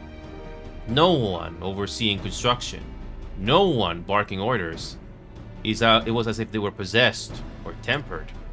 We went to investigate more closely, but given our suspicions, it seemed wiser not to take the risk. If Fandaniel could bind Bahamut to his will, might he have done the same to the people of Garlemald? Whatever the truth may be, this information is certain to prove valuable. You have our thanks. Well, be sure to save some for Oriange. Which reminds me, I have a message from El Amigo. Roban is hosting a meeting to discuss the latest findings on the towers, and he requested our presence. Then why not leave that to us? You must be wary from your mission. No, I'm fine. Those towers have been on my mind since I first spied on one on the way back, and I'm keen to get to the bottom of this. In that case, I shall stay and begin looking into another matter. As I promised Krill, we need not all attend. Very well, I suggest the rest of us make our way to El Amigo forthwith. The sooner we leave, the more time we'll have to speak with Oriange before the meeting.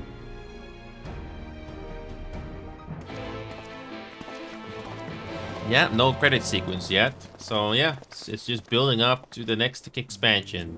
Slowly. If you're curious to know what I will be doing in your absence, let us speak of it another time. Present, Cryo and I have no more than a hypothesis. Okay.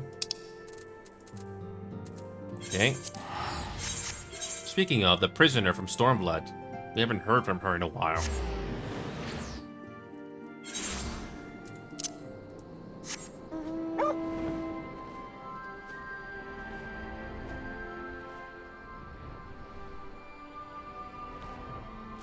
Okay.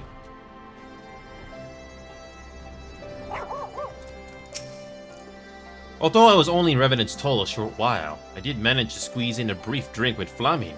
Spring water only, being a flying visit.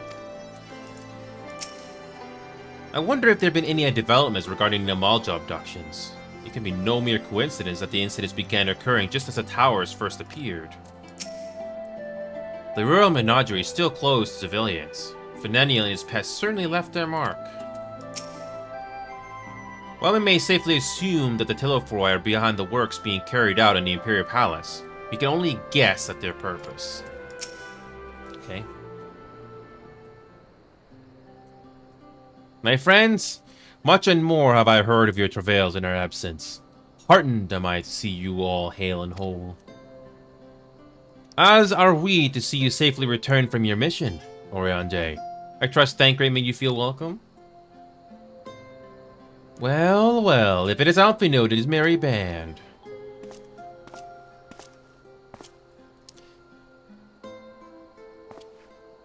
Oh, Renvald, whatever are you doing here?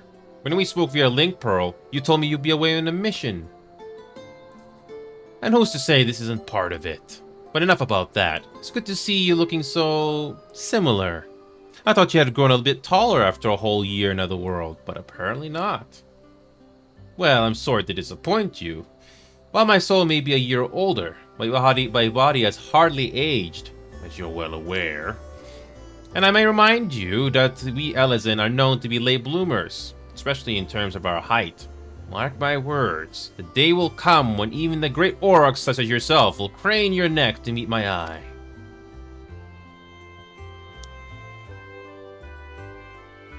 Aye, 'twas not until my 20th summer that I myself outgrew my boyish proportions, though my brother towered over me nonetheless.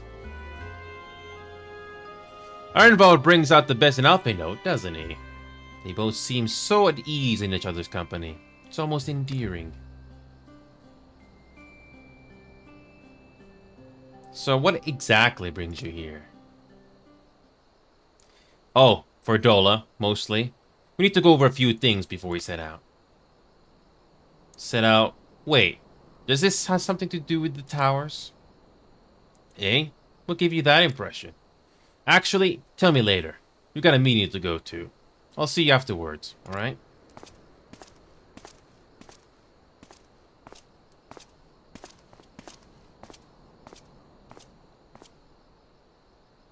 If Fordala is going with him, that must mean... My apologies. As Ironvald rightly pointed out, we have a meeting to attend. Let us be about it.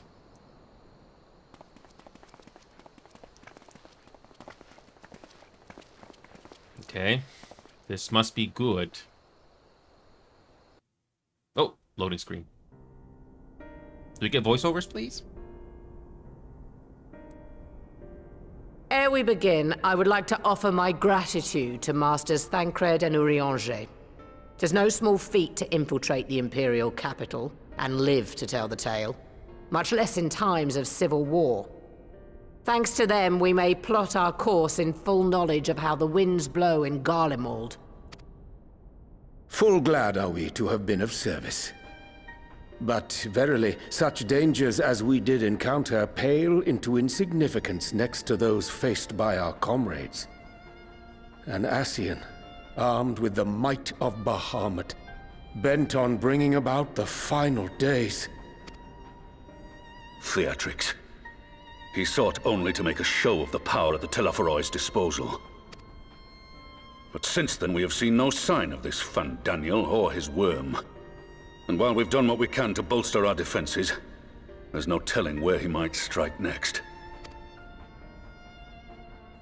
Whenever and wherever it may be, we must use the intervening time to learn more of our enemy. 'Twas with this in mind that we dispatched scouts to investigate the towers. And mind control. Our advance party took longer than expected to return. And when they did, they tried to kill us. Luckily, I'd seen that sort of thing before, and we were able to restrain them before they did any harm. Then it was just a matter of letting the Porksies do their work. Again, what are the interesting chances of, the Sin Eaters? We had to take care of the Sin Eaters in the other dimension, and somehow that came into play here. Wow, what are the interesting chances that helping us? So I'll say, as stubborn and thorough as she is, was determined to make sure that we get this. Again, wow. Are you saying they were tempered? Wow. Once they'd come back to their senses, they told us everything they could. It seems that just as they were getting close to the tower, they heard an ear-splitting roar, and that was the last thing they remembered. But what worries me most is what they were saying right before they attacked. Glory be to Garlemald. Mind control of some sorts. Oof.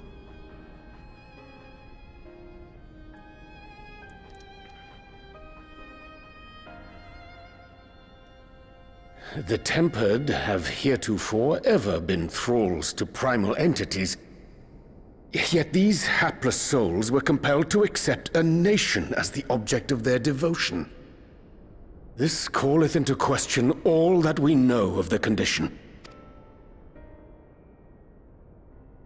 Would that the unsettling news ended there. Alas, there is more. Following the earlier reports of missing Amalja, we have learnt that other beast tribes have suffered similar losses. And we now have reason to believe that the abductions are connected to the appearance of the towers.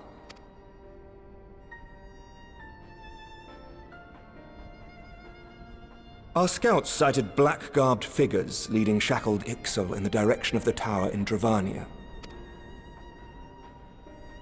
The Temple Knights were able to intercept them before they could reach their destination, liberating the Ixal and apprehending their captors, each of whom was found to be equipped with Garlean arms and armor. So, the Empire is the common thread. With the support of Xenos, it seems likely that Fandaniel has rallied a faction of the splintered Garlean army to the banner of the Telophoroi. Lord Hien reached the same conclusion when I shared our findings with Doma. The plan had been to march on Garlemald from the east and west in order to force a peace treaty. But the situation has changed. Dealing with the threat of the towers must come first. How do you deal with the towers? Given the nature of the enemy and the proven risk of tempering, I could think of few suitable candidates to aid in this task. But I am confident in my choice.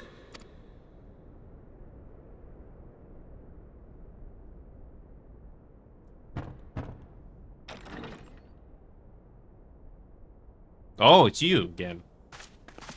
What? That makes sense. Resistant to primal influence as they are, they can investigate the towers without fear of being turned. We are glad to put our gifts to use, Commander.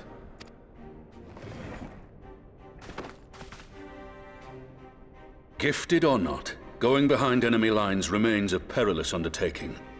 But we must know more if we're to strike back at our foe. I'm counting on you. If it would give us the upper hand, I'd do it 100 times over. We won't let you down. That concludes the briefing. You two, make ready and join your escort. Are you certain about this, Arenvold?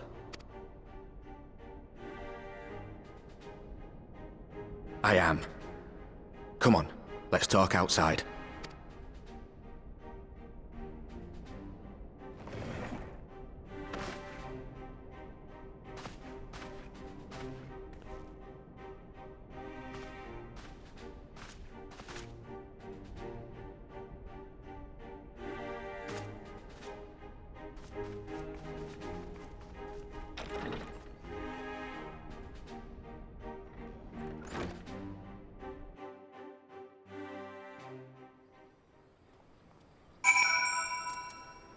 So, Fordola is back. Fordola is back.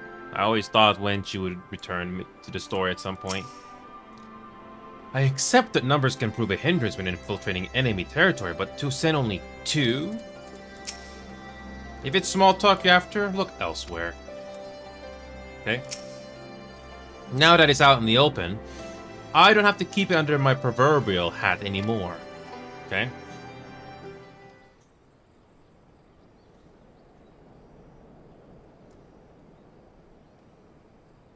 So you know, I've already gone through all the formalities at the Rising Stones.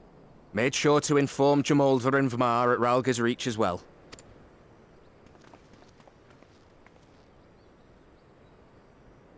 Arenvold, I admire your enthusiasm, but this is far more dangerous than anything you have done before. I know the risks. And I also know what's in store if we don't stop Fandaniel from carrying out his plan. With this power of mine, I can make a difference. If I stood idly by, I would regret it for the rest of my life.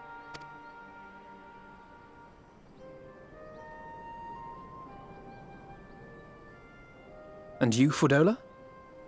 Is this what you want? What are you asking me for? It's not like I have any say in the matter. Don't pretend. We both know Commander Eldin gave you a chance to refuse. And you didn't.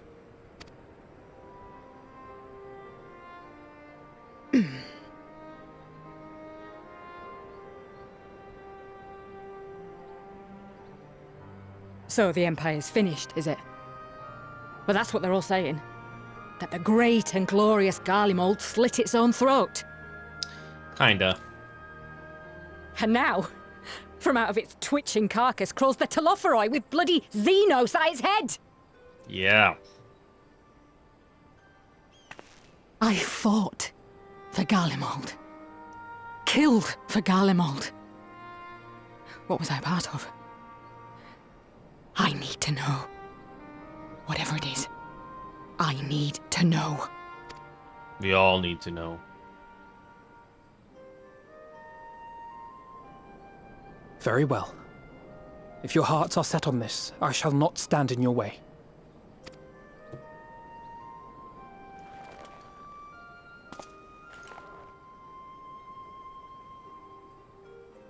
Don't be a pooty pooper, Alphinode. See? That's how you do it. If you've finished with your touching display of camaraderie, I have a question. Which tower are you planning to investigate, exactly? Well, the one in Girabani is said to be tightly guarded. It's patrol after patrol out there, apparently. We'd be spotted before we got anywhere near it. Which is why we've set our sights on the one in Pagalthan instead. There shouldn't be anything like as many Imperials to worry about down there. Even so, I doubt the local Amalja will look kindly on it if they catch you sneaking around in their territory. Fordola and I had a chance to learn the lie of the land in our previous forays there. We might still find trouble, but at least we won't lose our way.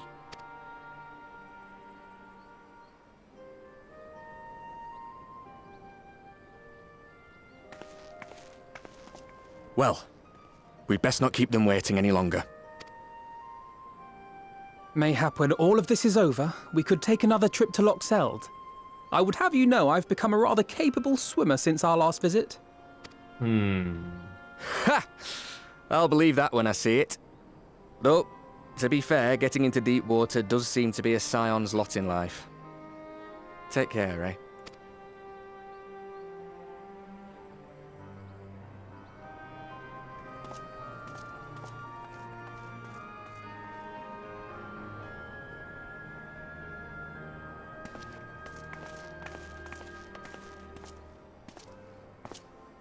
It means a lot, you know. You coming with me. I'll still owe you for saving my skin, don't I? Can't return the favour if I'm not there. I dare say you'll get your chance before long. That Fandaniel sounds like a tricky customer. Too much for the likes of me, anyway.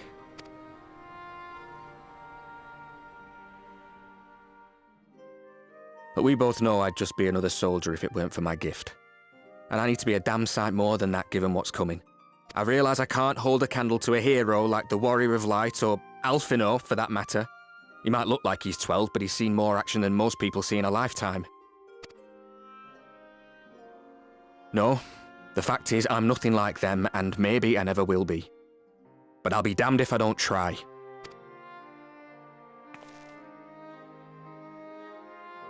They're counting on me. On us. So let's give it our all.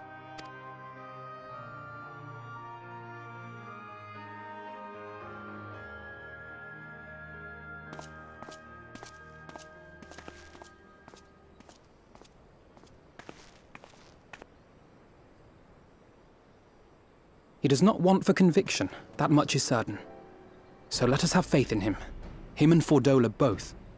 While they see to the towers, I would attend to another task. Chasing down this lunar Bahamut.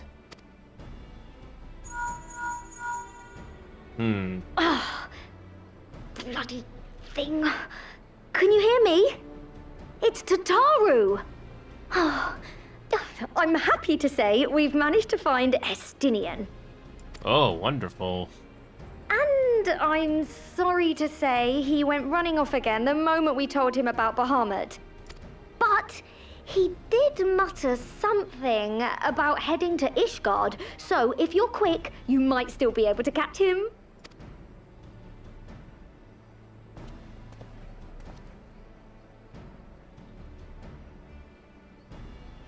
Even if we set out this instant, he may already have left by the time we arrive. Have her send the Bonanza to Ishgard. It may prove useful should we need to give chase. Mm-hmm.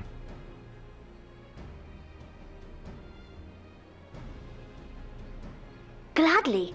I'll see to it as soon as Kryl and I get back to the Rising Stones. Good luck. While you go off on your dragoon hunt, Urianger and I will return to headquarters. We have much to tell the others. I wish you every success in your search for our elusive friend. May we all meet again ere long. Mm-hmm. It's been a nice build-up to Endwalker here.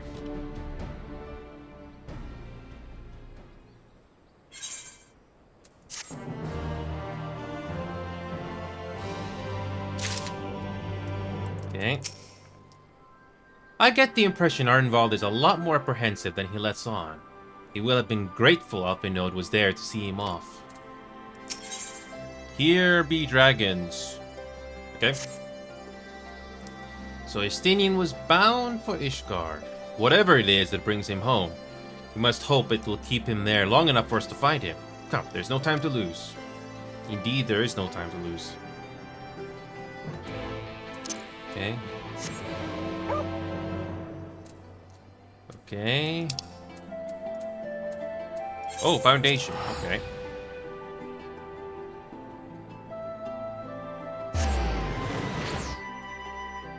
Okay. Here we are again. Assuming we find him, this will be my first encounter with the famous Estinian. And if he's half the man Alpinode claims, I fully expect to go weak at the knees. Perhaps do a bit of fainting while I'm at it. I have only visited Ishgard once before, after the devastation of the 8th Umbral Calamity. To see the place in all its in all its original glory is a tantalizing prospect indeed. All present? Good. Let us split up and search for Estinian. Since we're relatively new to this place, Graha and I will look around the open spaces, the squares and markets and whatnot. You can delve into the nooks and crannies. Very well. Let us reconvene at the airship landing later, with or without Estinian. Good luck.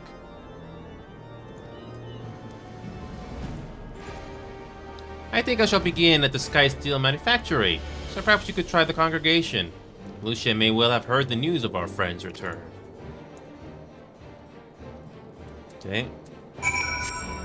Okay.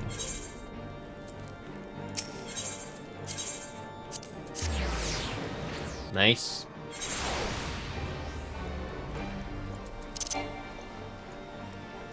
It's been a while since I've been here.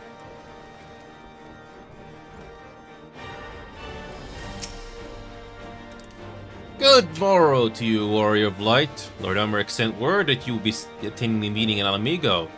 So I gather you have not come in search of him. To what then do we owe the pleasure of your visit? Well, I see. No, we were not aware Sir Estinian had returned to Ishgard. But as I expect you remember, he is wont to come and go as he pleases. Yet became seeking an audience with Lord Umric, only to find him absent? In any event, I'm afraid I cannot help you. Perhaps one of your companions has fared better. Okay.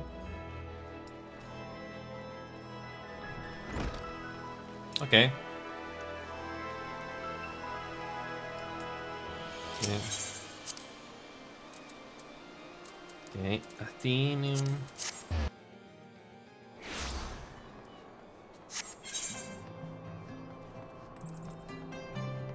Again, this place looks gorgeous, even if it's taking place high in the mountains.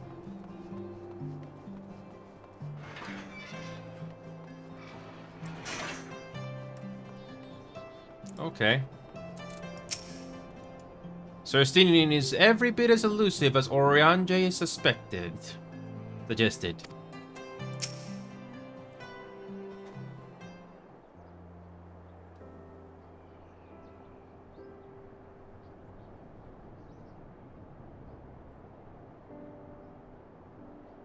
No sign of him. Not that I've ever met him before, but the way Alphino goes on about him, I'm fairly sure I could pick him out in a crowd. Speaking of which, it does seem awfully quiet. If the erstwhile Azure Dragoon had returned to Ishgard, would it not be a source of general excitement? Not usually, no.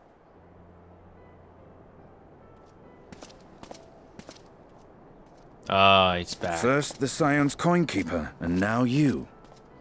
I'm beginning to think these meetings are more than mere coincidence. Yeah. To see you again, Estinian. Not that I'm complaining. It's been too long. Oh. Too long? You look an ilm taller and twice as rugged. It suits you, Alphino. Oh no! Oh no! Oh no!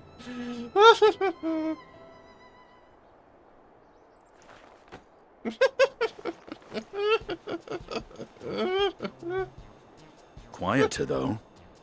Have you been giving him lessons on how to be the strong, silent type? Oh no.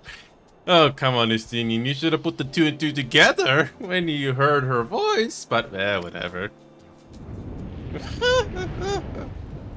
I am not Alphino! Estinian's still like, sure. If the two of you are such firm friends, perhaps you should remember what he looks like. And what do you mean, rugged? Ugh! Had my brother mentioned what an oaf you are, I'd never have bothered looking for you in the first place. Estinian Wormblood, the Azure Dragoon. He who fought and felled the dread worm Nidhogg at the Warrior of Light's side. I never thought Estinian would have that face. I wasn't expecting some comic relief here, but that is priceless. And I bet everybody was happy to see it as the first time all those years ago. But I digress. To think the day would come when I should see this living legend with my own eyes. Oh no, Graha. Would someone mind explaining what is going on? We'll explain to you, because you need to know. Is everything all right? I thought I heard Alize shouting. Oh, Alphino, perfect timing.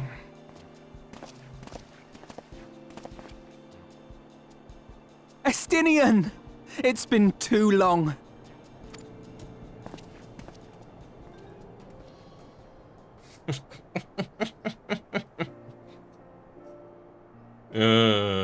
Boy. No, it's quite understandable.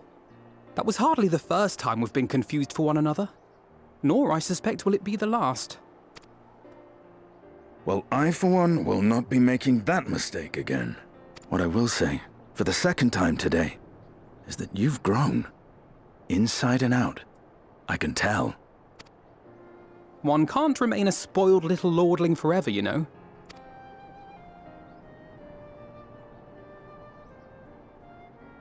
At least someone's having a good time.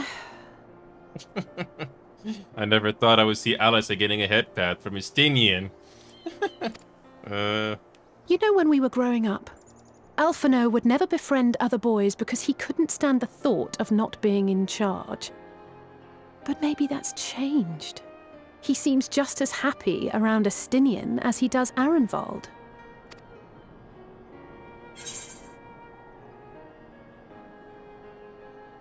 Alright, let's be a little cheeky. Well, you can't keep him all to yourself forever. keep him to my... You're joking, aren't you? I'd be glad if someone would take him off my hands. That was the perfect choice.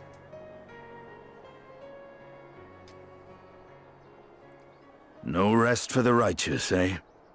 Speaking of which, I was just on my way to borrow an airship to take me to Aziz La. Aziz La? How could I forget? The dragon with whom Bahamut shared the deepest of bonds.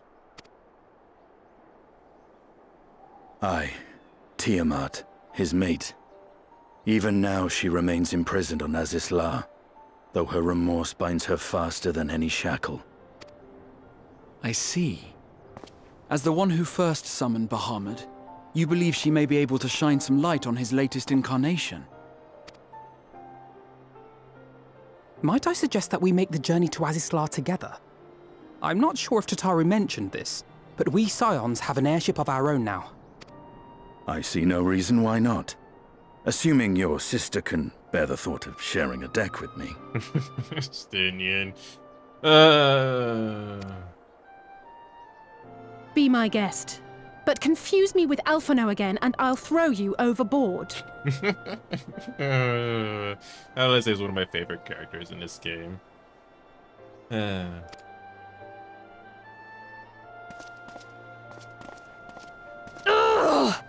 I don't know who he thinks he is, but he's nothing like Alphino painted him to be. I will admit, he is not exactly as I imagined him either. Based on what I had read of the man, I think I was expecting someone a little less... blunt? Really? Alice is pouting. Okay.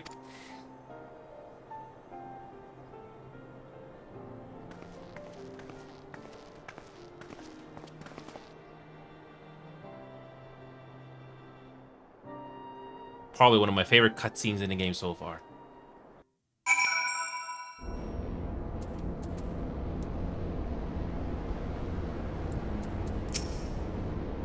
Not to complain, but I didn't expect to find myself here again quite so soon.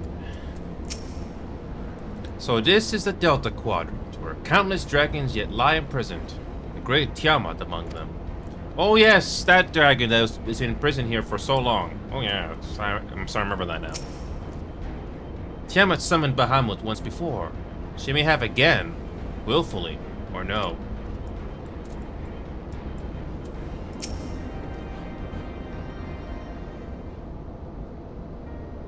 It has been quite some time since last I set foot in Aziz La, but I understand the three of you were here rather more recently. I don't suppose you chanced to meet with Tiamat during your visit, no. Alas not, we had no cause to set foot here in the Delta Quadrant, but I have studied the relevant records, which is not to say I wouldn't appreciate a first-hand account of your dealings with her. Well then, Inyo's the first person to ask. As far as I know, he's the only one of us to have met Tiamat face to face. Even now, she remains a prisoner of the Elegant Empire. Let's just say it helped that Min Garzamir was there to introduce me. Ah yes, you are a friend of her father. I too have met with Tiamat.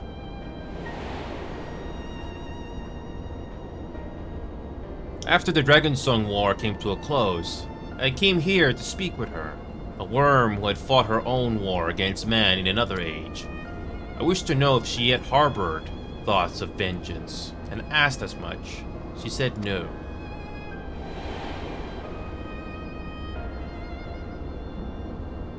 My hatred for your kind was extinguished long ago. But the guilt she feels for resurrecting Bahamut burns on undimmed. It torments her, even now. I see. Then your original reason for coming here was out of concern that Tiamat had been forced to summon Bahamut. Nidhogg is a part of me. I feel his emotions as my own. And I know that he would not allow his sister to be made a tool of evil. In his absence, it falls to me to watch over her. Okay. Let's go. Wow, this is still going. I'm not complaining, I'm just surprised.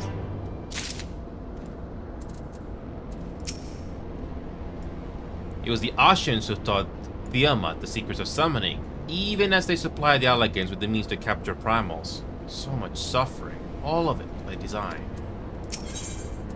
Righteous indignation. Tiamat awaits. This way.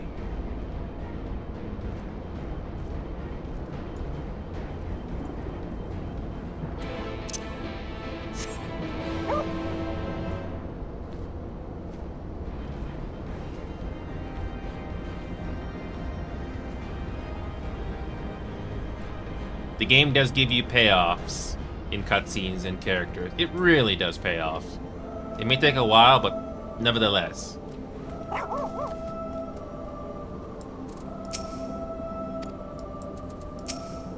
So this is one of the 7 great worms. Even Duska find her presence is overwhelming. Resigned to her fate though she may be, cannot help but feel that we may be able to help Tiamat. Would she only let us? To think that man was responsible for all this, and so much else that Dragonkind has suffered.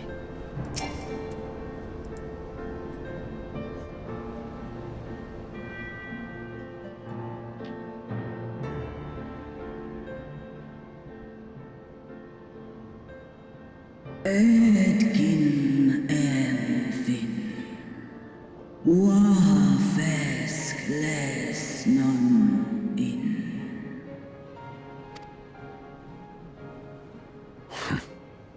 It's plain she knows naught of recent events. Perhaps you should enlighten her. Mm-hmm.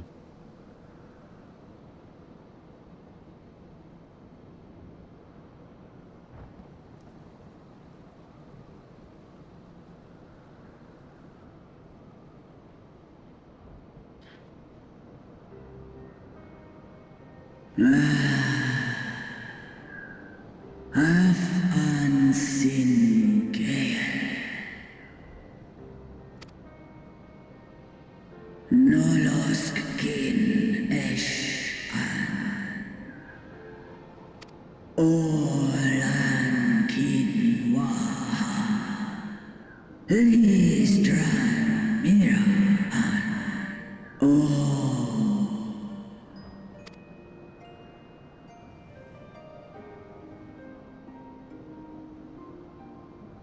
Esk I an esh I kin in Esk nir le I an esh in. Terrible. I've seen it with my own eyes. Captives of a lost empire, neither alive nor dead, existing only to preserve Bahamut's corporeal form. Taidra Mera Ash Wow. So that's their plan. Part of it. Ash an I die by now. Even Tiamat doesn't like him. Ten esh an esh in Esh I an kin antun Oh, esh I ines terrible. Tu in I now. Like they haven't suffered enough already.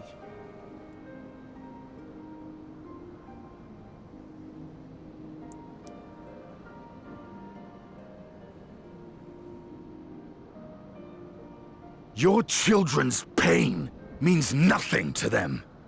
They laugh at your kind suffering. Yeah. Alright, let's finish this cutscene here. Can't go any longer. Let's finish this. But tears will not right this wrong, nor will lamentation see the perpetrators punished. Snosk anta in Dramon. Behavior befitting a great worm. We came here to ask mighty Tiamat of the First Brood, consort of Bahamut, Mother of the Dragons of Mericidia, what she intends to do about the crimes committed against her children. Okay.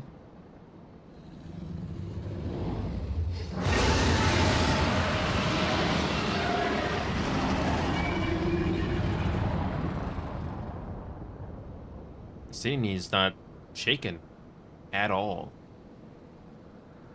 Santalan infan antosk.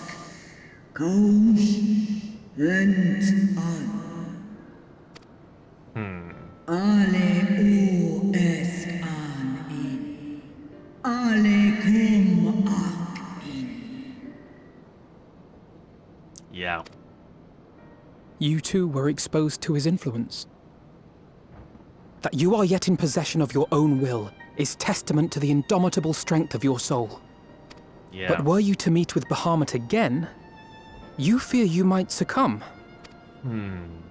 Es snoska dramon kin. Nestra in. Illes I. Nesh an. And ala. Mind control could be very bad. Unmik. Nalstra ul an. Antal an. Smon. Tahi an.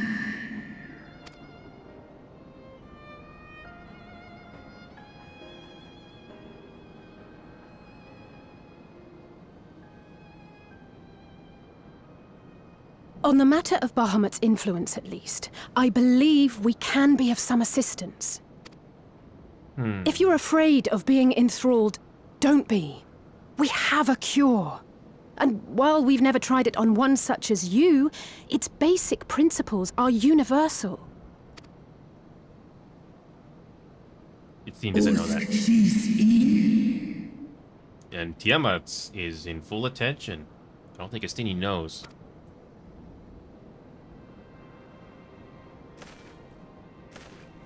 There is no future for those bound to the past. That you committed a terrible sin, I do not dispute. But if you feel remorse, you may yet make amends. We offer you that chance. Take it, or you will forever remain a prisoner, not of these cruel shackles, but of your own guilt. Sahaan. Seth Som. Kin Bahamut an.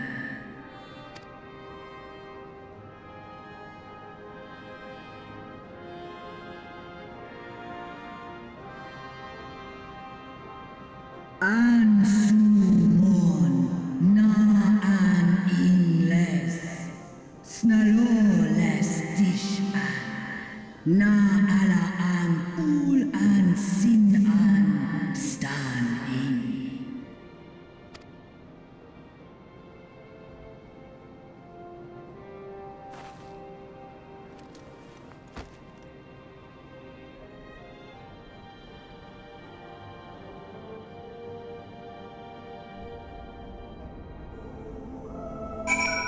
Alright, let's finish this quest first. I don't think we're going to be finishing now, but let's see what we can do, because I got to finish this. It's getting close to my quitting time here.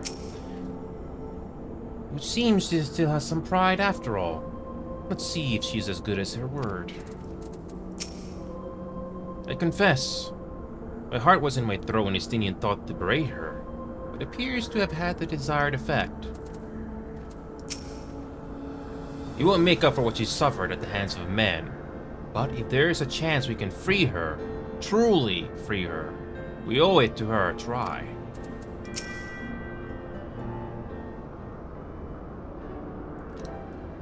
While Porxies have been shown to be effective in curing the tempered, Tiamat must be considered a special case. She is far, far larger and immeasurably more powerful than any subject treated thus far. Were we to remove her restraint only to find that the process had failed, we would be hard-pressed to contain her. Then, before going ahead, we should learn as much as we can about the exact nature of her condition. Do you suppose we can find that information here? What, yes, we can. We can indeed.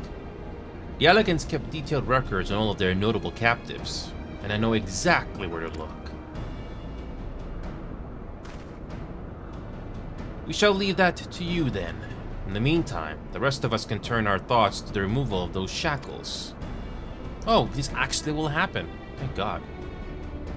I know Elfinode and Inu were here well enough, but not you. Are you certain you're ready to see this through? Rest assured, Sir Stinian, that I am both ready and willing to give my all for the sake of this star. Though that is not my only reason for wanting to set Tiamat free. While I do not claim to know all of her sorrows, I too once found myself in a prison of despair, and I well understand how hard it can be to dare to dream of escape. It took the encouragement of braver souls than I am to make me to take the first step towards a brighter future, and now it helped Tiamat do the same. I gather you are not as young as you look. Mayhap when our work here is done, we could trade tales over a pot of Tataro's famous tea? And be indebted to her for the leaves and hot water? I think not. I see. Returning swiftly to the task at hand then. I believe the nodes governing Tiamat's restraint are located in the sector known as the flagship. Ah yes, we are familiar with it.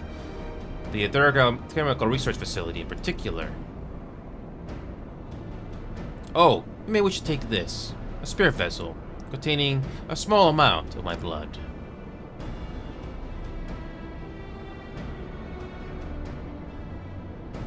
Which you just happen to be carrying around with you. I suppose that could seem rather odd.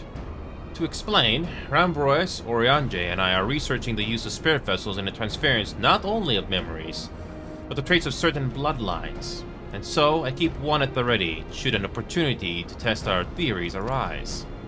As for its use to you, you may recall that during our previous visit, the nodes here granted access to restricted functions. Having identified me as being one of royal blood, and armed with that spirit vessel, I posit that they will do the same for you.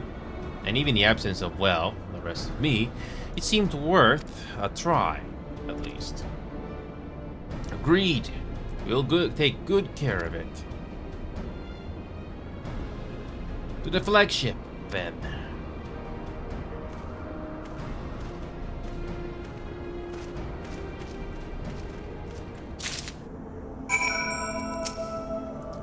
It's possible that restraints may have mitigated the effects of her tempering, but Tiamat has been enthralled to Bahamut for thousands of years. To have clung onto her reason through it all says a lot for her strength of will. More than a lot. Alice and I shall remain here to attend to the necessary preparations. In the event that the spirit vessel fails to work as expected, you know where to find me. Good luck. Okay.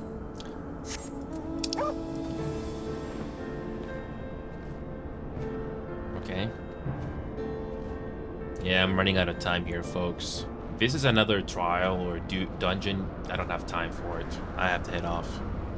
But man, the story here just keeps getting better and better.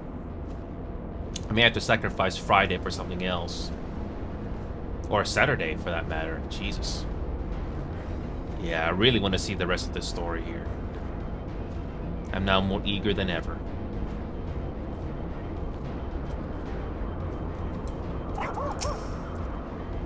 I'd rather leave these elegant contraptions to you and Alphinood. Let us split up and search the flagship for the node who controls Tiamat's restraints. But should you find a likely candidate, do not be tempted to make any adjustments. It would not do to accidentally release some manner of experimental monstrosity, nor less Tiamat herself in her current state. Our objective at this stage is to simply to identify the relevant node or nodes. Once we have learned what we can, we should reconvene and compare notes prior to proceeding.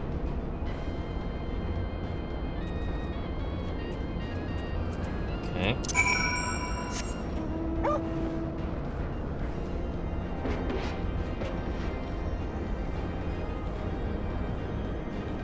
Okay.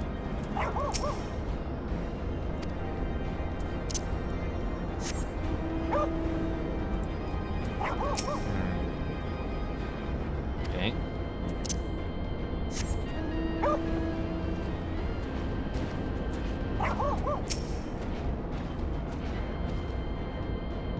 Oh, 2,000 years. Oh boy.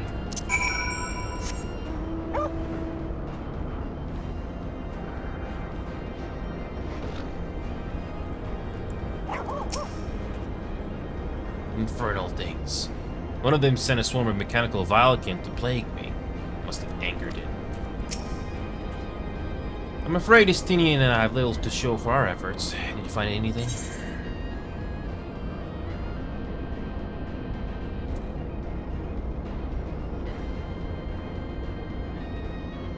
Yes, a chirping noise which only warned me of the dragon restraints. Spontaneously, you say? Well, that does sound promising. Almost suspiciously so, in fact. But then you were in possession of the spirit vessel. I dare say it is indeed the node of which Graha spoke. And it was chirping, you say? Very well, let's take a closer look.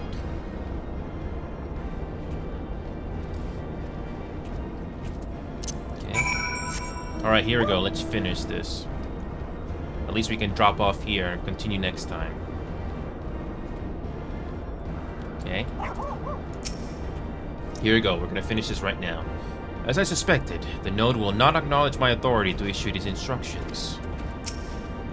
How did the Allagans tell these God's forsaken things apart?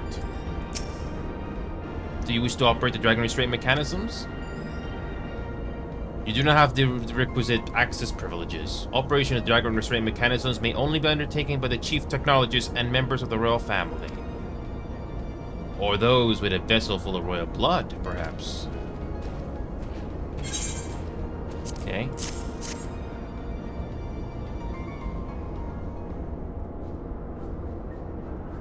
New user detected. Commencing biometric authentication. Authentication complete. User identified as member of the royal family. Please state your name. I don't know if this matters. Whatever. I don't think it really matters, does it? Whatever. You may operate the dragon restraint mechanisms when ready.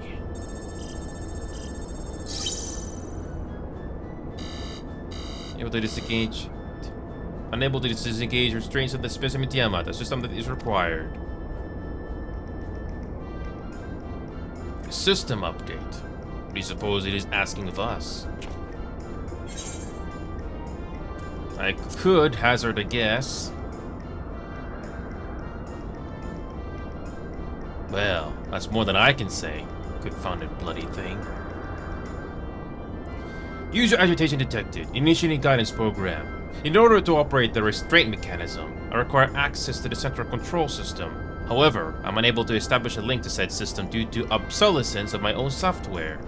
This issue can be resolved by applying a system update using the corresponding terminal located within the flagship. So can this thing release the restraints or not?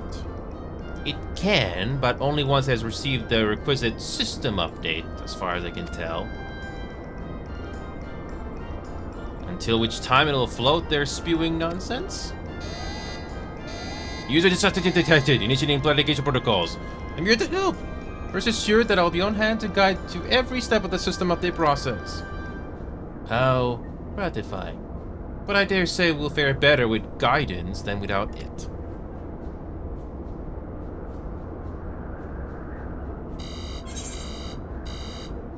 Cute. Cute.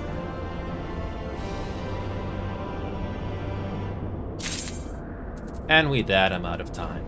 Unfortunately, I'm out of time. I can't continue today, but I have to make a decision. It's either going to be Friday or Saturday. Long story. Gotta go here. Thought we could finish it today. I was wrong. Anyway, I'll see you guys tomorrow and probably Friday, Saturday.